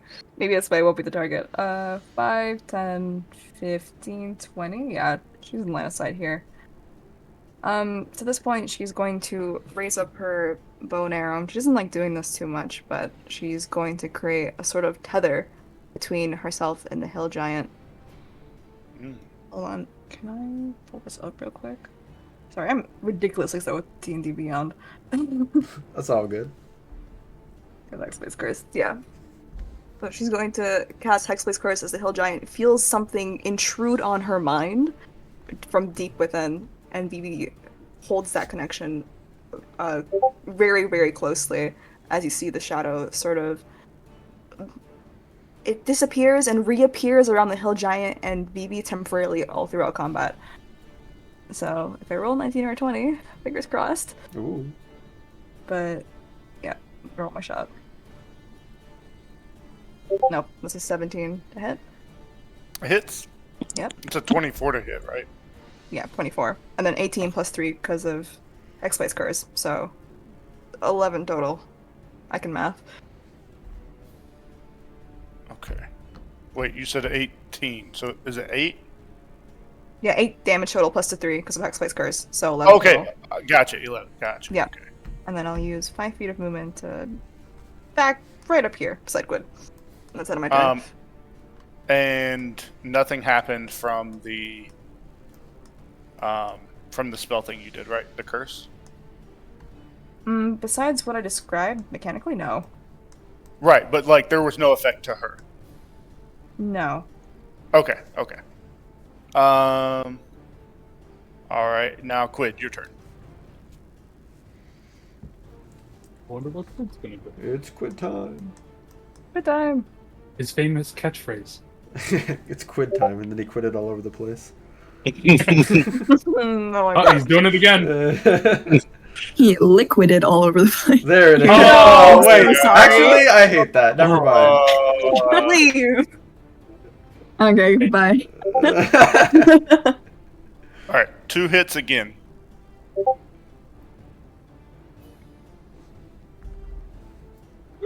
Quid rolled a nat. Oh no. That one. Is that a nat? That's his Oh, it is a first nat one. Does it count? It counts, right? I think Doesn't Is he something lucky? happen? The last Is he one was lucky? Oh, that was his lucky. Oh, pfft. his first nat one. I mean, it doesn't count because it was his lucky though, right? It don't count. Yeah. Yeah. It doesn't count. We'll get him one No, of it these does days. count. Why does it count? Because it Because replaces he- his old role. It replaces the other roll. Does he not get to choose which one with luck? Yeah, Oh, I thought you got to I think choose. you're right. No, you're right. It's a nat 2 instead of a nat 1. Sorry, Oh, Chief. close call. Close call. I hate it. I don't know if we'll ever get him, honestly. I don't think don't. we will. Not unless he uses up lucky. Yeah. It's gonna have to be a really unlucky setting or a really unlucky session. We'll get him during the Not today. All right, so you see 2 more coins slam into her body, and she is looking bad right now. And at this point, you all hear a very loud cry, and "Mama!" come from the baby giant. Don't do this to us, Matt, please. We Yeah. all know I can't stop. And Oh. yeah. So now it is her turn, and hearing that kind of gives her a bit of resurgence in her energy. She was looking very down, like pretty bad. But you see, it gives her a little bit of energy. It's not actually healing her or anything like that. But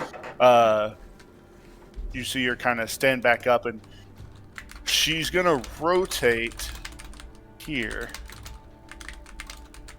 and she's gonna take a swing at Argo. Yep. At advantage. At advantage.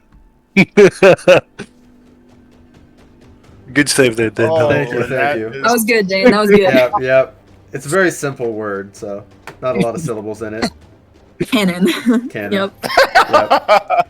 Yeah, sorry about that. Thanks, Dan. Yeah, I got you. That's why we got 2 of us, right? Yep. All right, so that's a natural 19.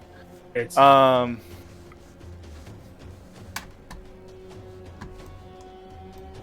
With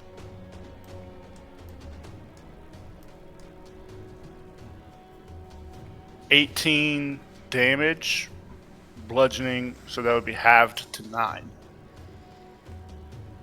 All right. Is that the only one? And then- she... And then. Nope. And then she's gonna take a swing at Estella. Oh, okay. Hey. No. I have a shield now, so higher AC. Easy to punt. We got this. That's a natural 18 plus 8, so 26. Okay, cool. Yeah, It was like a +9 shield you got, right? Wait. true. Sorry, let's back Oh. this up. Oh. I accidentally rolled at advantage because. Oh. Oh. So Thank I God. will re-roll it, That one. and that is a 17. Not 20, imagine. Did a 17 hit? You said you just. What's your AC? Yeah, you do have that shield, but I don't think that does that add up enough. I have your AC at 17. Is that before or after the shield? That should probably be after, I think. But 17 is after the shield, yeah. Yeah. After the shield. Okay. Just hit. Yeah. So that hits. Yeah. 19 AC Artificer would be crazy. I do have an infusion that can bring me up to 18. Really? Oh, okay. Yeah, but I used my infusion for Quid, so. Yeah. All right. Can go crazy. So They you can. see as she rotates, seeing that Estella clearly walked up and did something to heal Argo to make him keep going. The giant rotates around, takes the club, smashes into Argo, and kind of moves him out of the way a little bit, opening up a blow on Estella as she brings a wide arcing slam of this great club right down on this little gnome, Oh. doing 25 damage. Oh my Wow. shit! I have 2 hit points, that's really cool. That's enough. Oh, man. That's Add enough. 0. Oh, he just slams her into the wall, honestly. Jesus Christ. God damn. Yeah. Okay. And that's the end of her turn. So now it is Argo's turn. Oh, as soon as that happens, surprisingly, you see him take his face away from the enemy, not towards the baby, because that completely left his mind. He actually swivels his head at a speed, again, that would snap, if it was made of bone, somebody's neck, to Otto. And the most commanding he's ever sounded, he goes, "Heal her!" And then immediately, desperately starts swinging into the enemy again.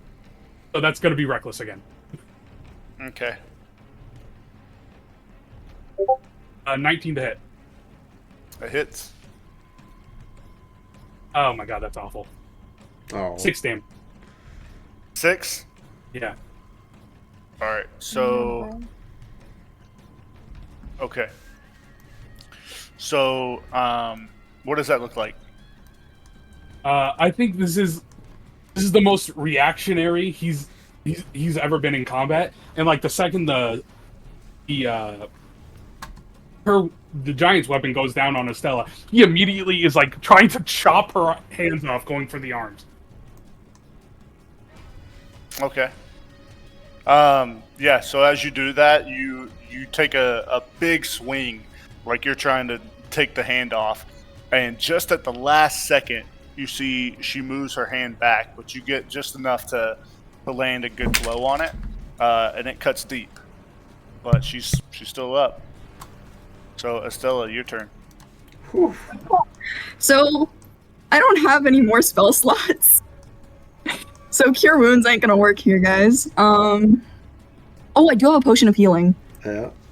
Oh, fuck me. Yeah, we're using that immediately. That's a bonus action, right? Yeah, we said that. Okay. So, 1, 2. That's 5 hit points back. Okay. And then she's going to disengage. Go over here. All right. That And fucking yeah, hurt. As you disengage and like run away, you see she like Actually, you don't see anything because you're running away from her, but you feel the wind on the back of your head. Oh, No, I'm not going for your baby. I promise. Please. oh my god. As she thinks you're going for the child Fuck. and does everything she can to try to grab you to keep you away. Oh man. All right, so is that your turn? That is my turn. Yes. All right. Otto. Mm-hmm. So, Otto is going to take one step up here, and Take your blessed. it won't let me move it. Don't forget, you're blessed. Bless up. And with his, he's going to put his sword into his shield hand, and then just grab Estella, and just pump all of his 15 points of lay on hands into her. All right, so that puts you at 17. That puts me at 22. Ooh. Because I had the healing potion, remember? Oh right, yeah. Oh shit! Sorry. Yeah. So 22 out of 27. How are you guys about to walk out of this goddamn fight like almost unscathed? I don't know. The mental scars might be there. I don't know. They might be, yeah. And then I've still got a few points of movement left, so let me take the blessed with me. One, That's two. funny. I think I'll stop a bit. There, yeah. Ooh, flanking. No, not quite. Almost.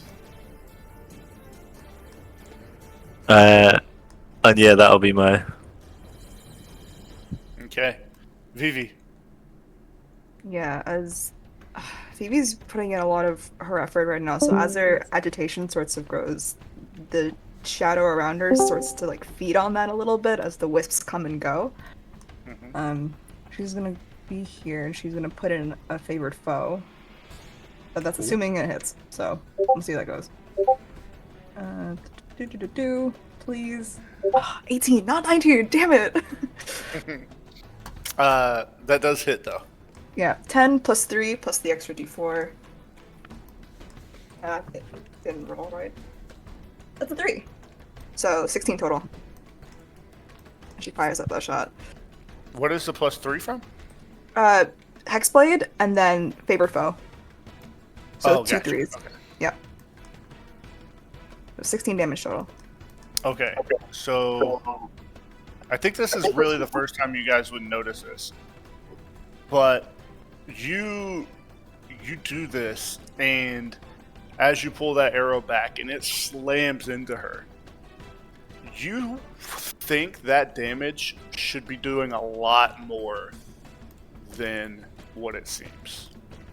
Is she healing, guys? No. What the fuck? What? Hold on. Oh, Now she still looks real fucked up. She's raging, obviously. That's. I'd love someone said, "Is she healing?" Oh my god. I don't know. It's like trolls, man. Oh man. All right, so Vivi, that was your turn. Quid. yeah. God, if she's a totem barbarian, I'm gonna cry. She is so. More booms. Boom her more. Oh my.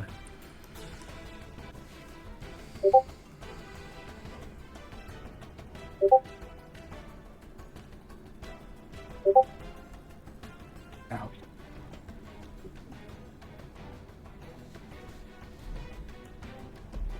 Oh, that one's a 21. That's good. Ew.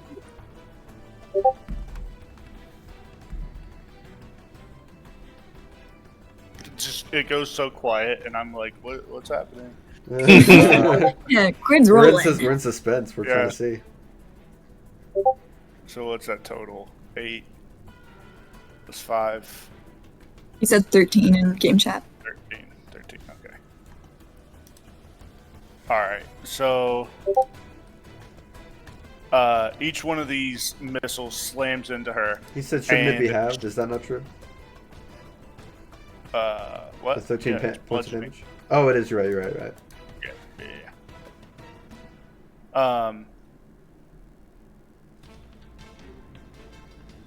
I mean, Wait, it what? would be half if she's a bear totem barbarian. No, he just said he hopes it's not halved, basically, I think. Yeah. Yeah, so you see as these just continue to slam into her, and like literally blood just dripping and pouring all over, cuts. You start to see the early signs of the bruising from all the bludgeoning damage, and she looks like she's gonna fall over with a good gust of wind. But now with it being her turn, she Ooh. starts to wait. What? Somebody say something? I just said, ooh. Oh. We're good. Yeah. Yeah. So she. What does she want to do? Oh, it says he wants to move in front of Estella. Oh. In front of Estella? Yeah, Just get there. that's wild. Does he get there? Yeah, Yeah, he just gets there. Just gets there.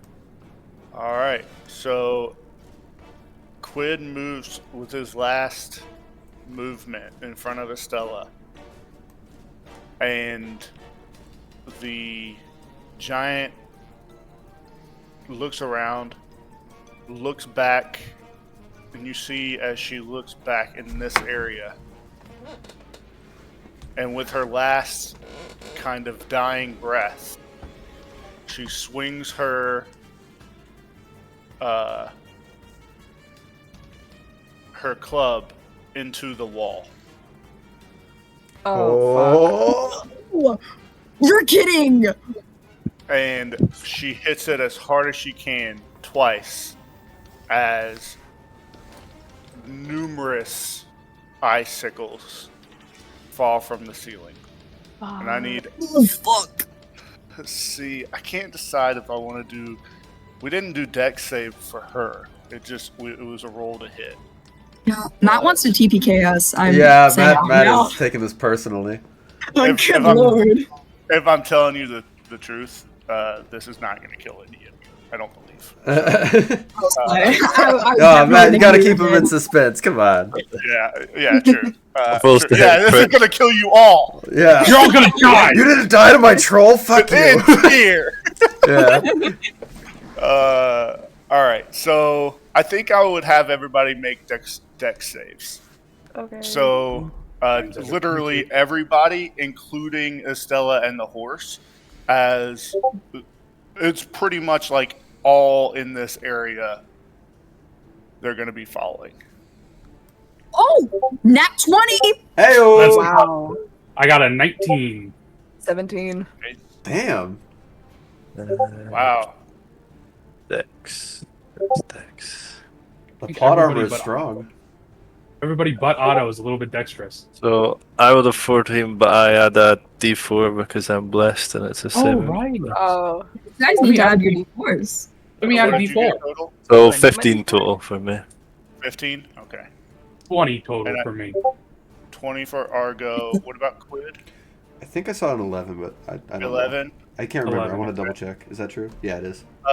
Otto, will you roll for the horse that you brought in here? Yep. He did lucky for 16, by the way, if that changes things. Still failed. I Okay. don't know what the Still failed. horses. No. Crazy.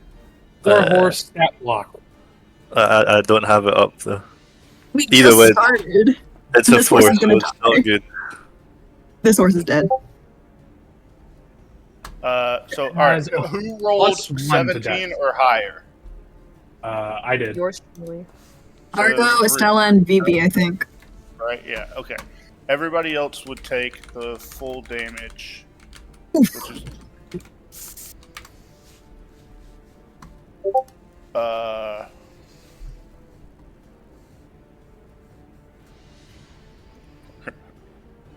all right, which would be 24 damage, Oh my god. and Have it be known, if I had failed that, I was dead. Everybody else would have taken half. Cool. it So would've been 12. 9. And I assume I half it again. Yes, you would. So I take what? 3? No, 9. It'd be 4. Quid's down. Yeah, Quid's down. Uh-oh. Oh, Don't worry, I got you. Wait, how much damage do the saved people take? 12. For the sake, it's half. So it's Yeah, so, okay. It should be 9. What Nine. Oh wait, no, you're right. Sorry, 12. 12. I heard you say 9, that's why I was like, huh? I was just rolling a Constitution saving throw for my bless to keep it concentrated. Did we figure out if the horse saved? I don't believe it did. It rolled a 4. Ooh, Yeah, not gonna do it. Did. Dead as Okay. hell. Horse is dead, and it's all Otto's fault.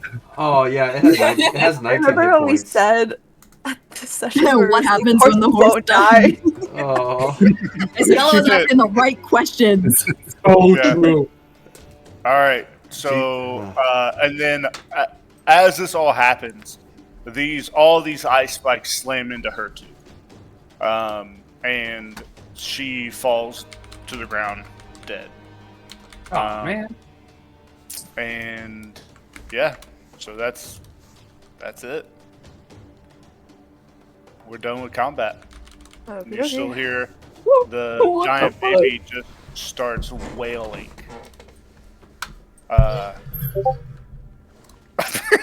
Don't worry, he'll come back, guys. 3 days. Over here in the 3 corner. days. First thing Olive's gonna do is cast Cure Wounds on Quid. Sounds about right. All right. So Quid's right back. People say Argo looks fucked. For a total of 5 health. Oh my god. Yeah, Estelle's kneeling down with Quid as he's down. He's worried.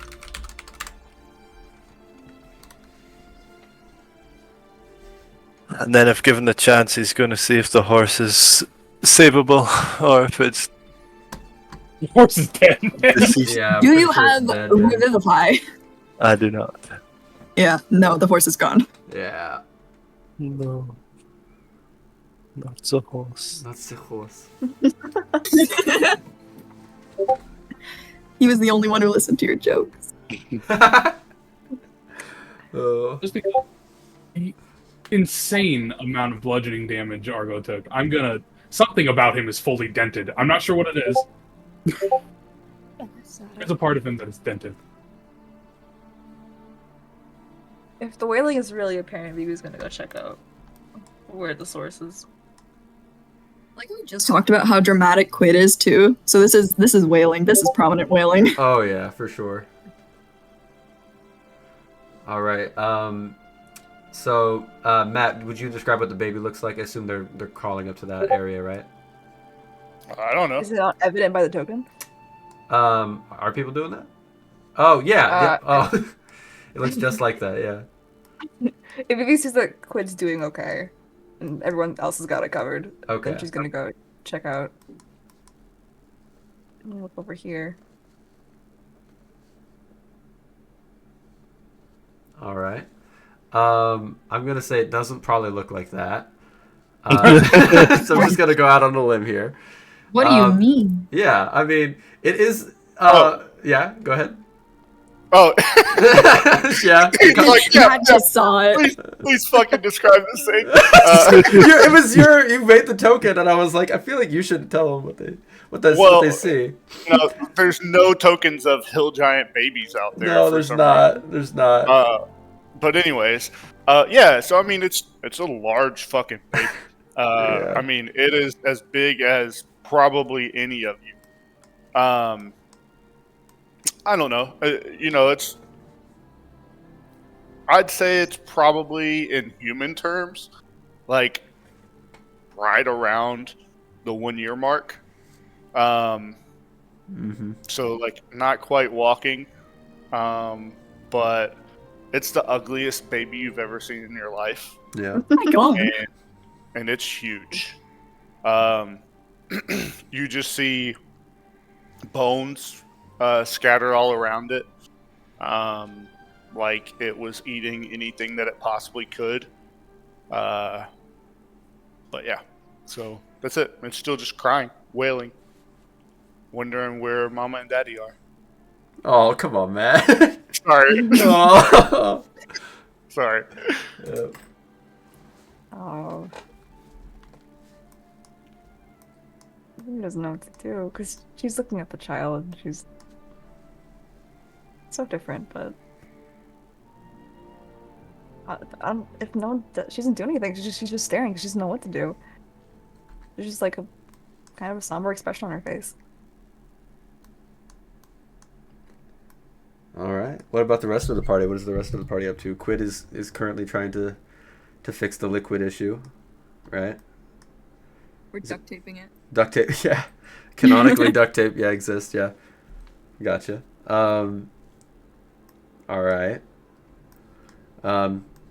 So a lot of the ice that had fallen down at the last possible, second when she hit the wall, it is just kind of put a lot of obstacles towards the entrance side of the cave. It's not like you're sealed in or anything, but you just have to scramble over, just so you know how the scene has changed as far as that is concerned.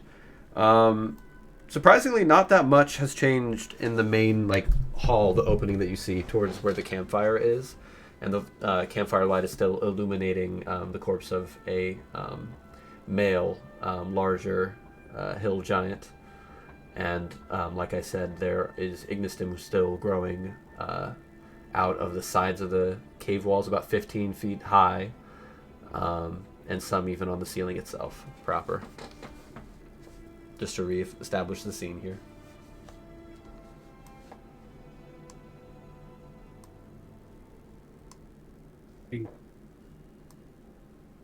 Otto, sorry. I think Argo is still he hasn't looked away from the dead body yet, because he didn't even clock. That's the scariest part to him. He didn't clock that there was even a baby crying. He was so focused. Mm-hmm. So I think he.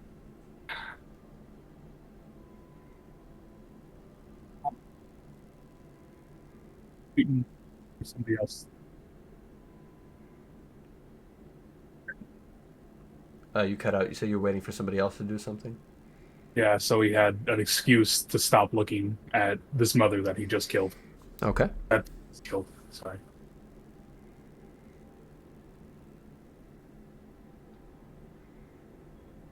I was just gonna shout over. Hey Vivi, do you know hill giant heads worth anything around here? Would I do? You would know that unless there was a particular bounty placed out, there wouldn't be any reward, probably. Hill giants tend to kind of... They either become a problem or they don't. They either mind their business or make enough of a name for themselves that some of them will put out a bounty, but you have not seen a bounty board out for this particular hill giant in this area. Doesn't mean there isn't one, but you haven't seen it. Yeah, unless there's coincidentally a bounty for these, then no. Yeah. Then this was all for naught.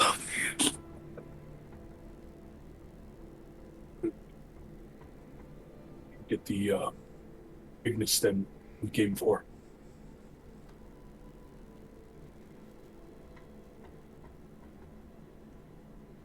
Yes, I suppose we should.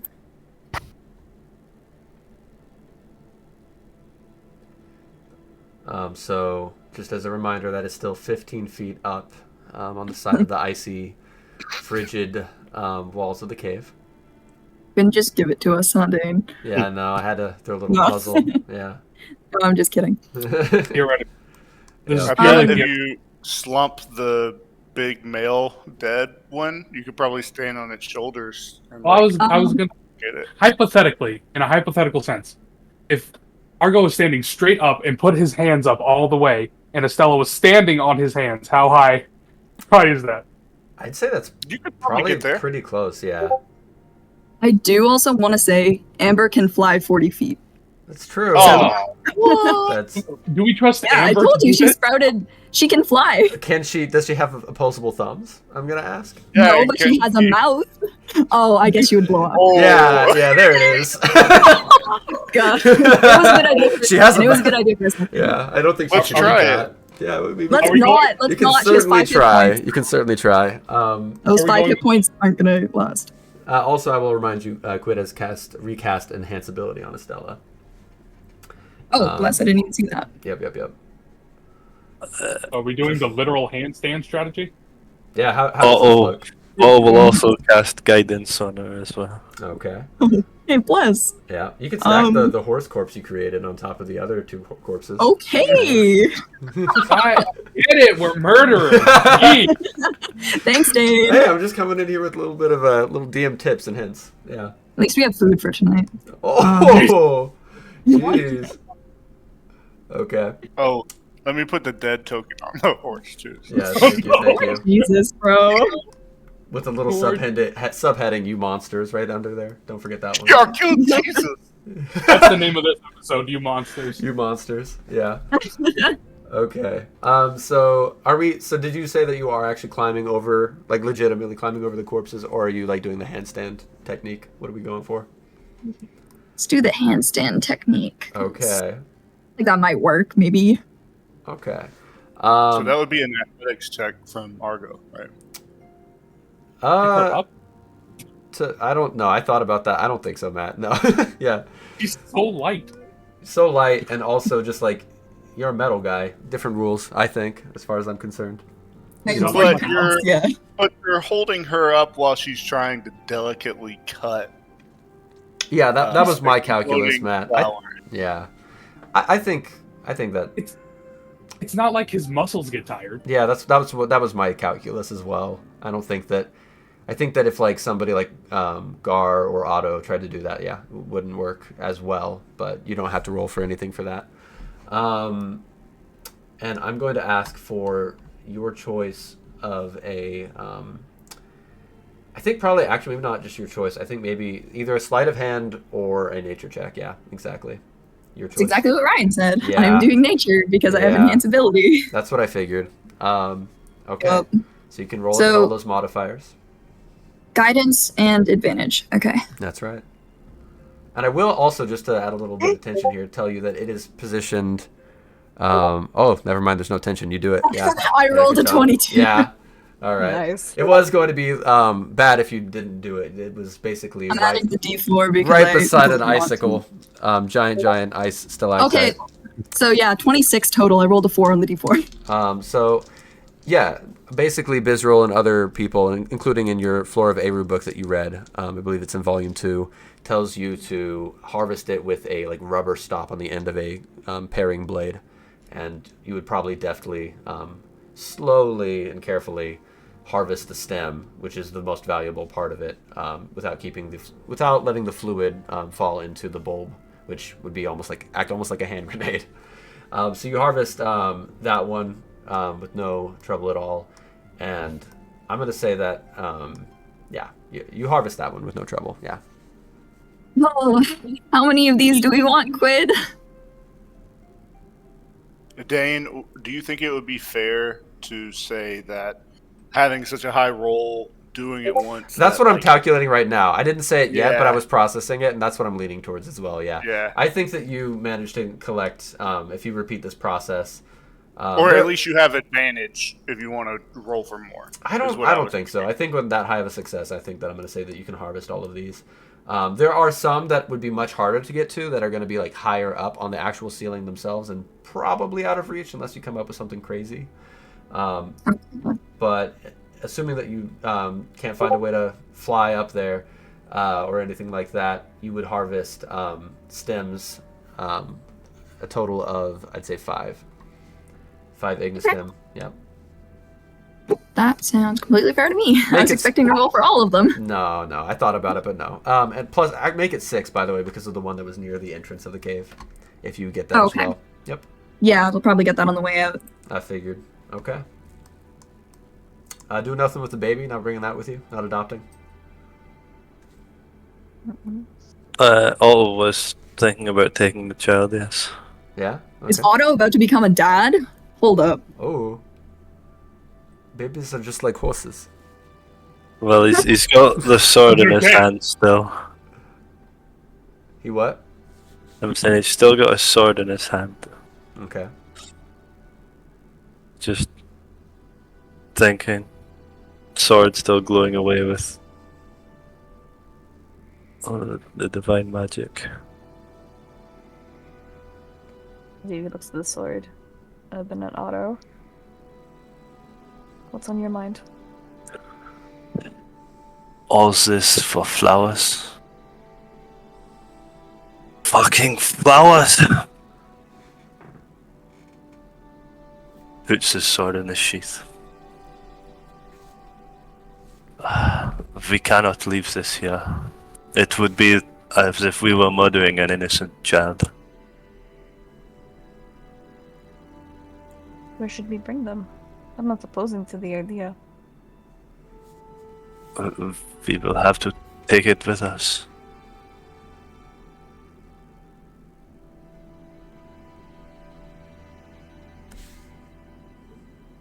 Before we do that, so are you hurt, Phoebe?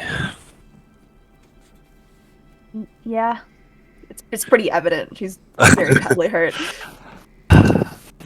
One moment. Puts down his shield, takes out the healer's kit.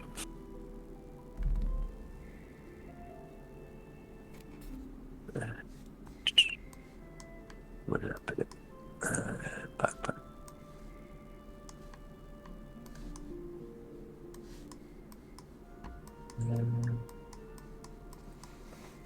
+4 plus hit die.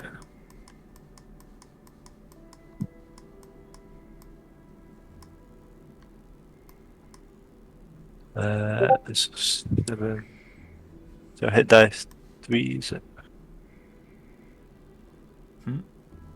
I'm saying our hit dice, it's 3, isn't it?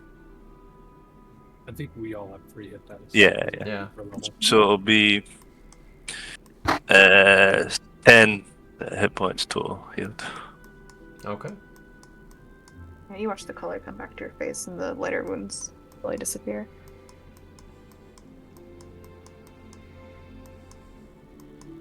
Do you think there's another hill giant in the area that we could find?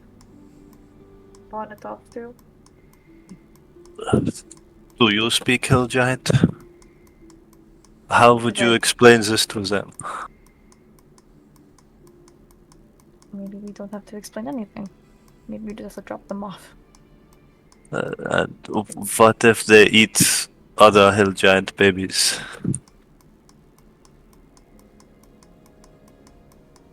Do I know if that's a thing they do, Dane?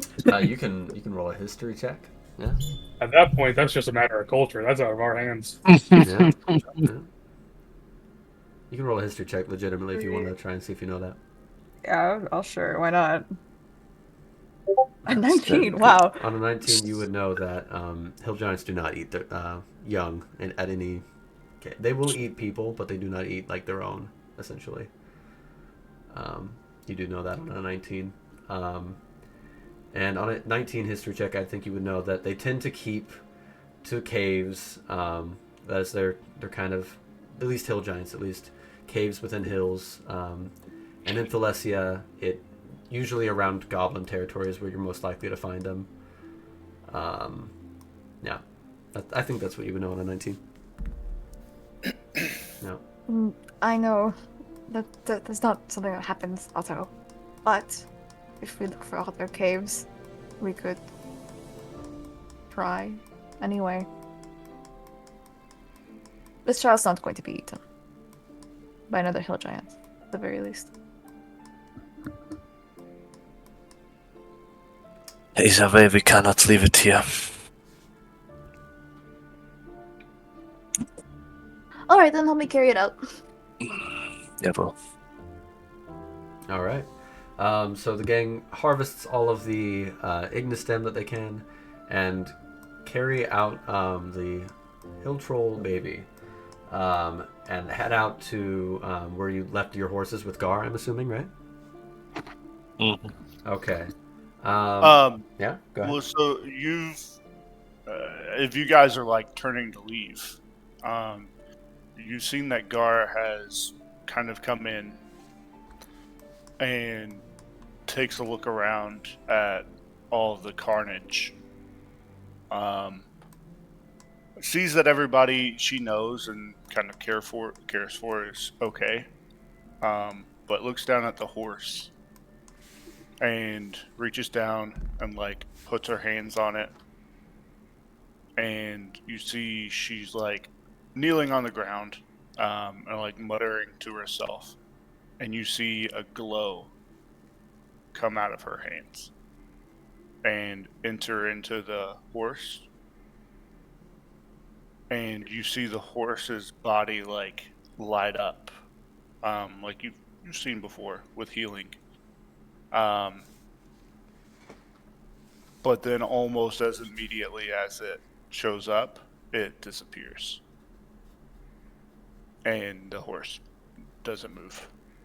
Um, and you can pretty much tell and infer that she is still honing and practicing her powers, trying to figure them out, and was very hopeful that this would work. And then you kind of see a couple tears stream down her eyes, and she stands up dutifully and walks over to you, Otto, and asks what she can do to help. Otto just puts a hand on her shoulder and says, "There is nothing more we can do here. That was a valiant effort, but foolish. The horse is beyond our capabilities." And then you see she just wipes a tear away and says, I know, but I had to try. And then she just picks up your shield and starts to carry it out. All right. So the party walks out towards the side of the road where the rest of the horses had been hitched. Now, just as a reminder, we are down a horse and have gained a very large baby, making travel a little more complicated. What does the game do to about this? Well, we've still got plenty of time, right? Because we left early. You do, yes. So you had enough time to walk on foot. Yeah. Yeah. But you do have these 3 horses still. And you are pretty close to the village of Abeck at this point.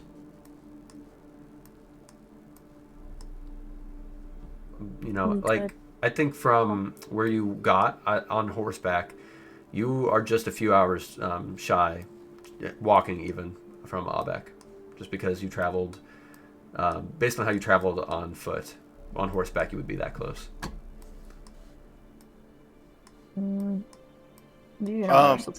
Yep. Sorry, real quick, just to interject. Nobody, like, tried looting the caves, right? Not yet. No. Quid probably. I assumed Yeah. Quid would have. I feel like Quid would have, yeah. Well, so, here like, he comes. Yep, here comes Quid.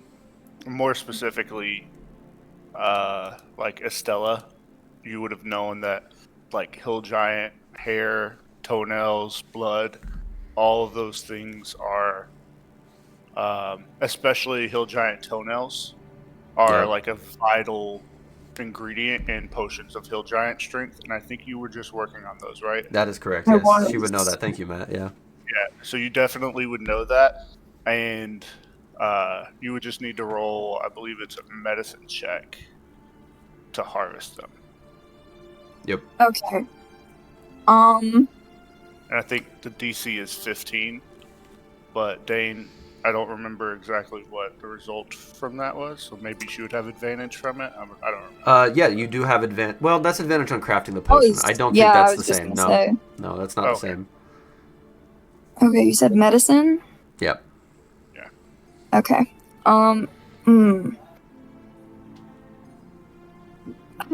She does feel really bad about this, so she would probably go over to the one that was already dead and kind of pluck those ones off without hesitation. So try for that one. If Otto sees you doing anything to like salvage something from the bodies, he will come over and grant guidance. Okay. I thought that was going somewhere very Yeah, different. I did too. I did too. I thought he was gonna yell at me. I was gonna be like, oh, we're gonna go again. Round 2.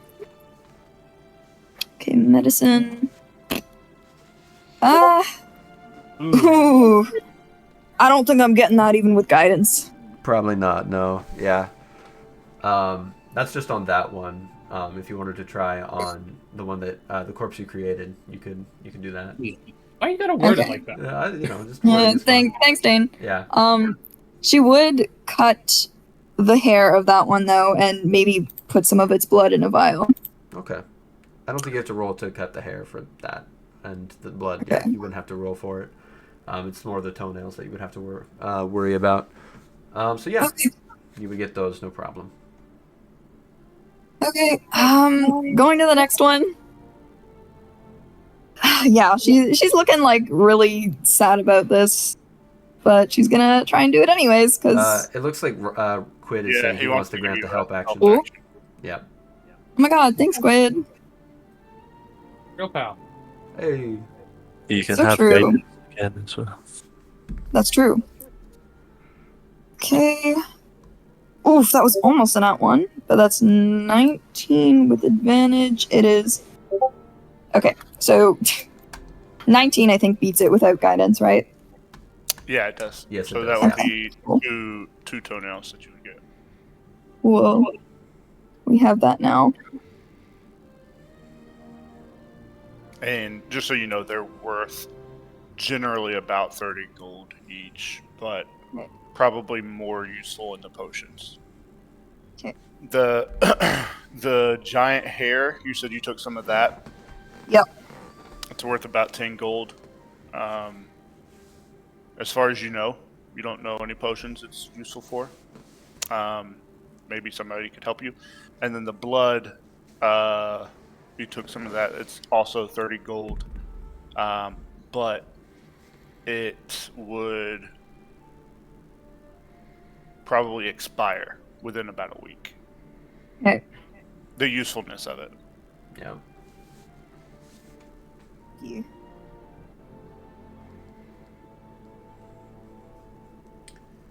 There we go. And is the blood useful for potions as well? Yeah. Yeah, it is. Okay. Got it. Gotta turn Argo into a fridge. Oh man. And then Matt, you're the one who wrote out the loot for this set. How much was it? Like the loot? I already did it. Okay. I put it in the game chat and just said there were like odds and ends worth 157 gold. Yeah.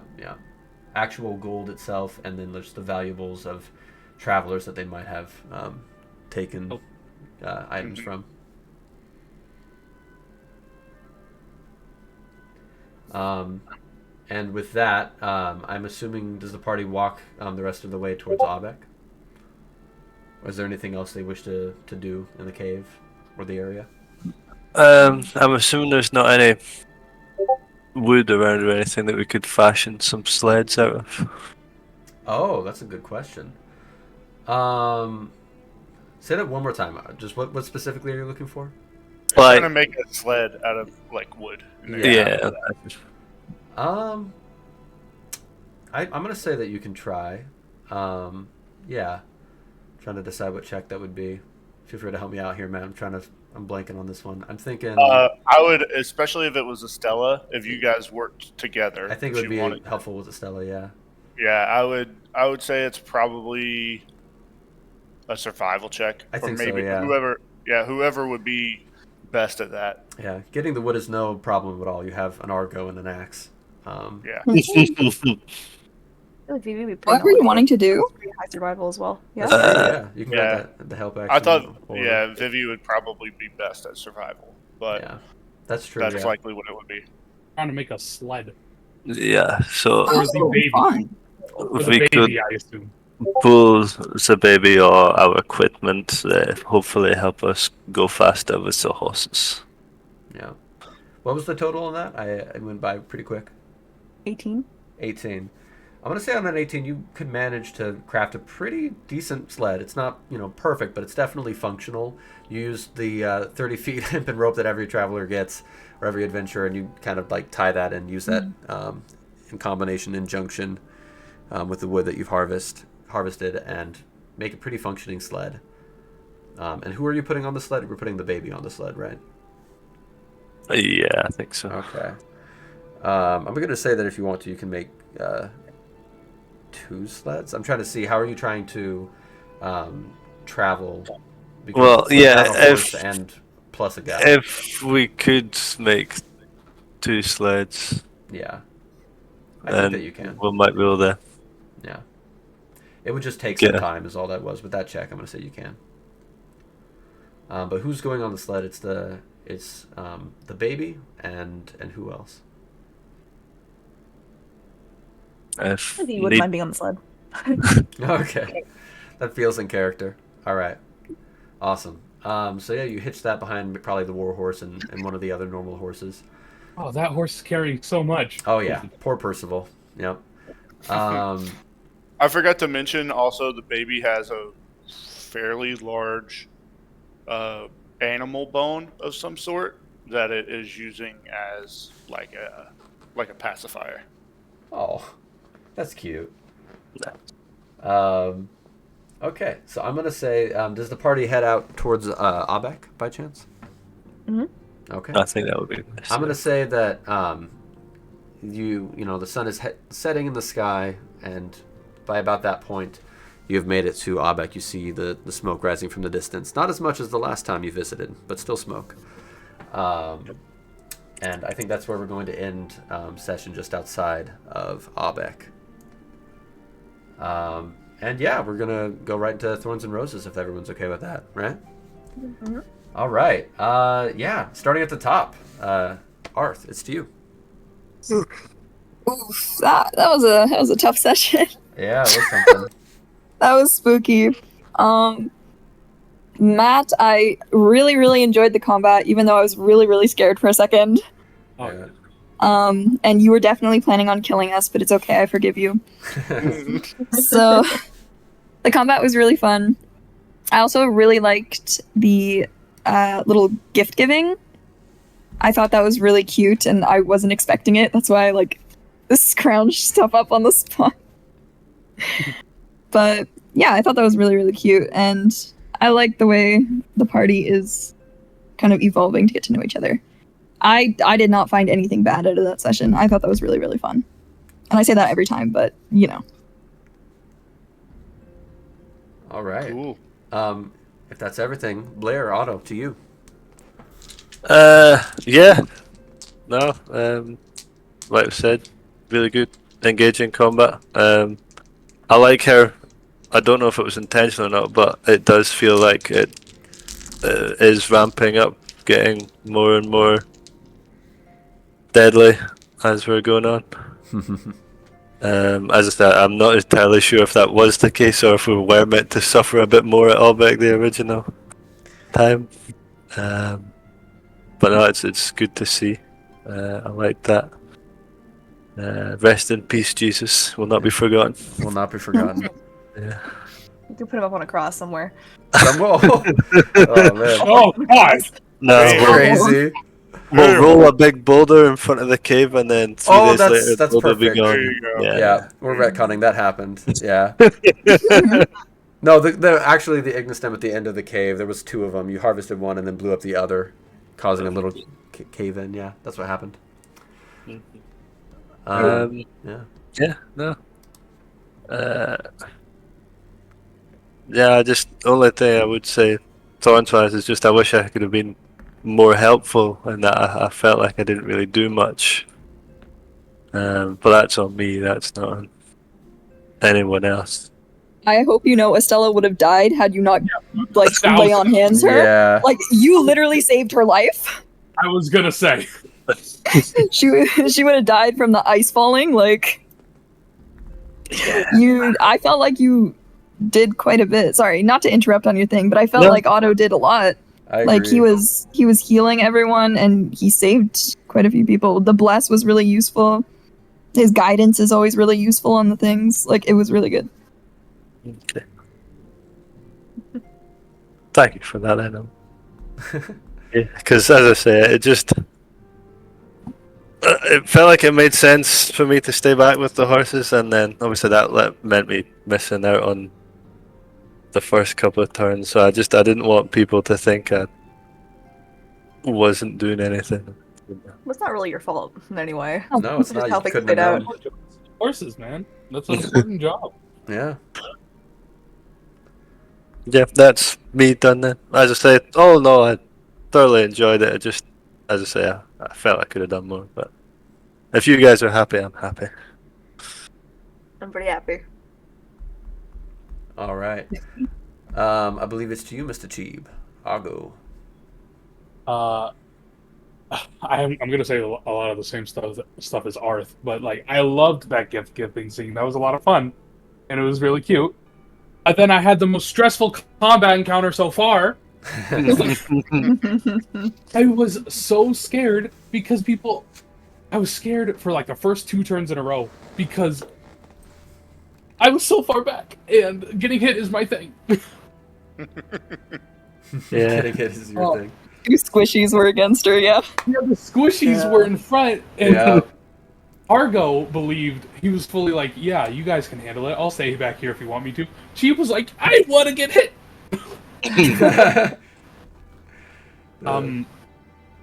I think my favorite moment is like the Estella's potion that she gave Argo doing exactly what it needs to do in that situation. That was amazing. Literally, that was so good. clutch. And yeah, the only thorn is I'm gonna feel bad next session when we're dragging along a baby. Yeah. That's all for me. Okay, awesome. Okay, to me. Yeah. Let me think about this. Like everyone said, everything everyone said, very very true. Loved the gift giving. Really good stuff out there. Oh man, I loved the reveal of the Arth. That was very cool. Love that you kept that secret. Genuinely very cool. And Amber is super cool as well. I've been looking forward to seeing the homunculus and the elixir too, so I'm really glad we got to see both of those come out. Very cool, very good flavor for both. Let me think, what else? Man, Matt did such a good job. I'm just gonna talk up my other DM here. I really liked the jock paladin was very funny to me. Oh, God. I really liked that moment. Yeah. That was hilarious. And also just fucking Otto with it, like people. I don't know. Oh my God. That was so good. funny. Obviously, No was thinking about the hesitation. animals as well, like that were in. Oh, definitely. Sure, that's what it was. Sure, whatever. Phoebe, I think you should tell us this happened. Tell it right. No, tell it to Estella and Gnomish, honestly. Yeah. That's the way Once to go. everyone else. Oh my god, it's so funny. Yeah, so I just, man, very impressed with Matt. He did such a good job. My boy over here. Really liked, I felt very tense, and I wasn't even technically a part of the combat. Just in the combat, like when he described the wind behind Estella, I was like, oh shit, I felt that. It was very cool. I really liked that moment in particular. And just the decision for the troll to just smash the side of the wall in a final fuck you was very cool too. I liked that. And yeah, I think those are just the big takeaways for me. I like the flavor everybody brought, and the roleplay as well. Just very good. To you, Emo. Combat. I think the delay of like half the party there really added to the deadliness of the encounter because we had to wait a couple turns to get our full force in. That was stressful. I love the Gar lore. We got Gar lore finally. Yeah. So it was really nice to see her like become a character slowly but surely throughout this session. Like it was wonderful to see with both in the temple and in the caves that we saw. I love that. I'm so into Gar becoming like a full member of this party. Yeah, there were like smaller RP moments here and there with like the gift giving and the stuff with like the woman in the alleyway. I was really amused by that interaction with Phoebe. But overall, yeah, good stuff. Thumbs up. Yeah. You Cool. Matt? Yeah, so I swear I'm not trying to kill anybody. It's not my intention. You've been saved with Fourth Blood. I am purely running a monster and trying to do my best at what the monster would do. So I thought that last-ditch effort to maybe save her baby, would probably be exactly what she'd go for. There was a moment where she thought about trying to step between Otto and Argo to try to take out like one person. But I felt like it made a whole lot more sense for her to try to be like, she's not the smartest creature out there, but as like an instinctive thing to either try to take everybody out or block it off to where they couldn't hurt her baby, that was interesting. So I really love how you guys did everything in this session. As usual, I'm going to repeat what I always say. You guys are great. You're exactly what we could want for players as DMs. And it's just so fun every time. So hands down the best group I've ever played with. So Amen. I did want to do kind of the thing that I've been doing here and there at the end of sessions. Yeah. This time it's only one, and I think the inspiration goes to, unfortunately he's not really here, but Quid. That moment stepping in to try to shield Estella, which essentially resulted in him getting the first party knockdown, was kind of a big moment. Yeah. He put his frail little body, because he has the frailest of bodies out of the party, put it on the line to protect her. So next session, Quid's got an inspiration. Awesome. You have two now? Super agree. I thought he used it for Oh, did he? one of the Yeah, he roles. used it. He did, yeah. Alright. I don't think we'll ever double up inspiration. You can only ever have one. But Oh, Ryan posted his little thing. His Thorns and Roses. Super agree, man. The fucking flowers. That was the first canon, I assume. Curse from Otto was so good. It was, yeah. Super yeah. loved that, man. You did a really good job with that.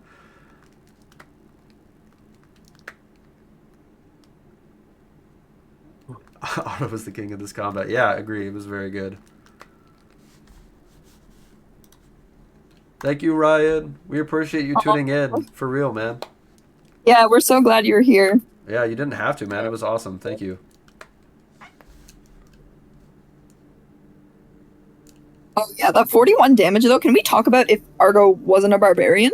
Yeah. Like that was two that was rough. massive strikes. I am massive. always happy to take hits for the team, man. Hell yeah. And we're I'll be gonna- honest though, I kind of wish you weren't a construct because most of my healing doesn't work on you. I can still be healed. Like Yeah. Stella consistently cure wounds him, yeah. My lay on hands doesn't work on constructs, nor does my healer's kit. Warforged, they don't count as constructs. They don't. not? No. Oh, I thought they did. But I think it's super in character for your character to not think it He works. just assumes Yeah. because he doesn't think he's a person. It's canon. Oh, It doesn't have he's so racist against automatons, guys. Oh It my could never god. work. We have two racists in the party. Wait, did he go over, wait a minute. Didn't he go over and heal Quid? He used did. a spell though. He used Oh, it was cure wounds. It was the spell I used on him. I gotcha. Yeah. Yeah, so, a heads up, mechanically, Argo does not count as a construct. Mechanically, Argo's going to have to earn that healing. but no, it'll be a really cool scene to Yeah. play out later. You know. It would be really cool. Whenever if he was that like, may you know be. what? I finally think you're a person. Eventually. Eventually, we'll get there. Very excited for that. Genuinely, so cool. But still, no drugs. Still no drugs. I Not super yet. thought there was going to be drugs. What? I'm going to be real. The fuck? I was fully prepared to do dress shopping today. Yeah, I was too. I kind of wanted to ask you guys expecting- that real quick. Did you guys want to? I was trying to like figure out how to handle like the first big city, and I kind of just ended up leaving it open ended. Would you like me in the future to like throw out more guidance, more like road signs, like hey, go here, do this, do that? I was just curious. I don't know. If not, that's totally fine too. I'm just trying to get better as a DM. I don't know. On that a little bit more. I would say that all, particularly with that city, he feels rather uncomfortable underground, so he wouldn't do much exploring of the underground bits anyway. Okay. Okay. But that's like a him thing, not a DM thing. I got you.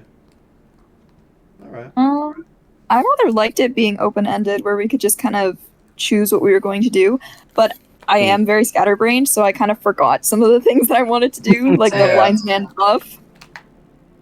So maybe just like if you remember any like big things that we were knowing was there to bring it up. Oh yeah, I could Just- have. Yeah, I could have at any point. I had like the list in front of me, so I can do that in the future, 100%. Okay, yeah, just any big things that we know, because I will forget. Yeah, I will just toss all of these leads at you for sure. I can do that in the future. Yeah. Cool. Yeah, this was on me for forgetting some of the stuff, but there was some. I'm glad the thing with auto did happen because there was some stuff I remember on my downtime that I wanted to do with people. I feel like downtime is a good time for like RP moments. And I Yeah. feel like on that end there might have been like a little lack on that, but like going forward, I think it's just up to the players to like. I'm calling myself out here, but to like take that initiative and be like, I forgot this. I'm gonna do it with this person, and then I'm just just start that up myself. I'm glad everybody forgot the Bloodsteel clerics. Yeah. No, we Yeah. did! That I didn't. wasn't. That was intentional on my end because BB's like, oh well, he hates clerics, so maybe this is not a good idea. Oh no, I forgot. I knew the entire time, and I'm like, I'm not gonna bring this up because then we'll have to do it. You suck. That was awesome. Okay. Awesome. I'm gonna be honest, right here, right now, in like terms of the combat, when for flavor, when Argo got knocked out of the way so the giant could hit Estella, that is 110% his inspiration for taking the interception fighting style. Mm. Wait, say that again? Sorry, I missed that. What? Because the way Matt said it was how it actually mechanically she just had a 10-foot reach. It could reach her. Yeah. But the way he flavored it is that she knocked Argo out of the way so she could hit Estella, and that is definitely the inspiration for Argo taking the interception fighting style. Ooh, okay. I like that. That's really cool. So yeah, if I could get 2 attacks, that would be. I almost gave you 2. I was so close. I was like, do I do it? Like, as a heat of the moment thing, like you find some kind of deep down inspiration that allows you to like unleash another attack real quick. But I was like, I don't know. That's not fair. I think you should have done it. I think that would have been great. Yeah, maybe I should have. But So real quick, what Ryan brought up, I thought about that. I'm still like a new DM, and I'm trying to figure out how to run downtime, and I'd be super down for that. At first, that's what I thought was going to happen, is like round time where we actually like summarize what happens, and it ended up just saying, the days. huh? Yeah. That's what I was thinking was gonna happen with the days, like day 1, day 2, because we did that with day 1, and then we just skipped it. Yeah, that was kind of just like a different thing. In my head, the way I ran it was just like, okay, that's just like a separate downtime to kind of just time skip to the HOD meeting. But yeah, I'm super down for that. It's just up to you guys, whichever preference you have. So if you want to do roundtable next time, super down for that. My round tables will always be a little bit short, but I'll do it. It will be. You did really good this one, though, man. You rolled that nat 20. That's all I'll say. That nat 20 Real. and the information I gained from that, great. You liked it? I was worried. I was confused. I was wondering how you would feel about that with the nat 20. I liked it. Argo did not. Of course. Okay, I got you. Makes sense. I gave you as much as I could on that nat 20. Okay. Well, I think that's probably where we're going to end it if nobody has any other closing remarks. This was so fun, you guys. Hey, yeah. tournament. Tournament. Hey, if I could get to level 5 before the tournament, that would be fantastic. You can certainly try. Yeah. Who knows? And level up from this session? No, I'm just kidding. go around grinding. You'll just kill a hill giant. Those are pretty tough. Not No, from this session, yet. but pretty quick around the corner, Not I yet. think. Not yet. Yeah. Yeah. You guys power leveled to 3. You got to so- 3 really fucking quick. We Yeah, gave you that 2 go with really one fist fast. fight, basically. Yeah. That's true. But yeah, probably right around the corner. What were you going to say? Ryan, definitely there will be some betting you can take part in. So- Yeah, we have stuff written in for everybody. Would be a lot of fun. Oh. Yeah, possibly. Battle Royale, maybe? Yeah, crazy. Perhaps. Perhaps. But I'd also have an excuse to fight Otto if it was a 1v1. And then I'd have an excuse to command you to kneel before. Okay, there is no bell. Damn. There is no bell that would stop him after that. Holy shit. Oh, that has to happen. Oh shit. No, let's go back to Battle Royale because I don't want lethal PvP, and that would be the result. Oh, man. That's crazy to picture. Okay. All right. Well, I'm probably going to head out now. This was so fun, you guys. Really, really loved the session. All the flavor and everything. Just really good. Super looking forward to the next one. Yep. Same. Good Thank you stuff, so much guys. for the session. Yeah, was a lot no of problem. All right. Dane, do you Gotta want to wait have another secrets just real quick? Just for a bit, yes. Yeah. Yeah, just real quick. Just real quick.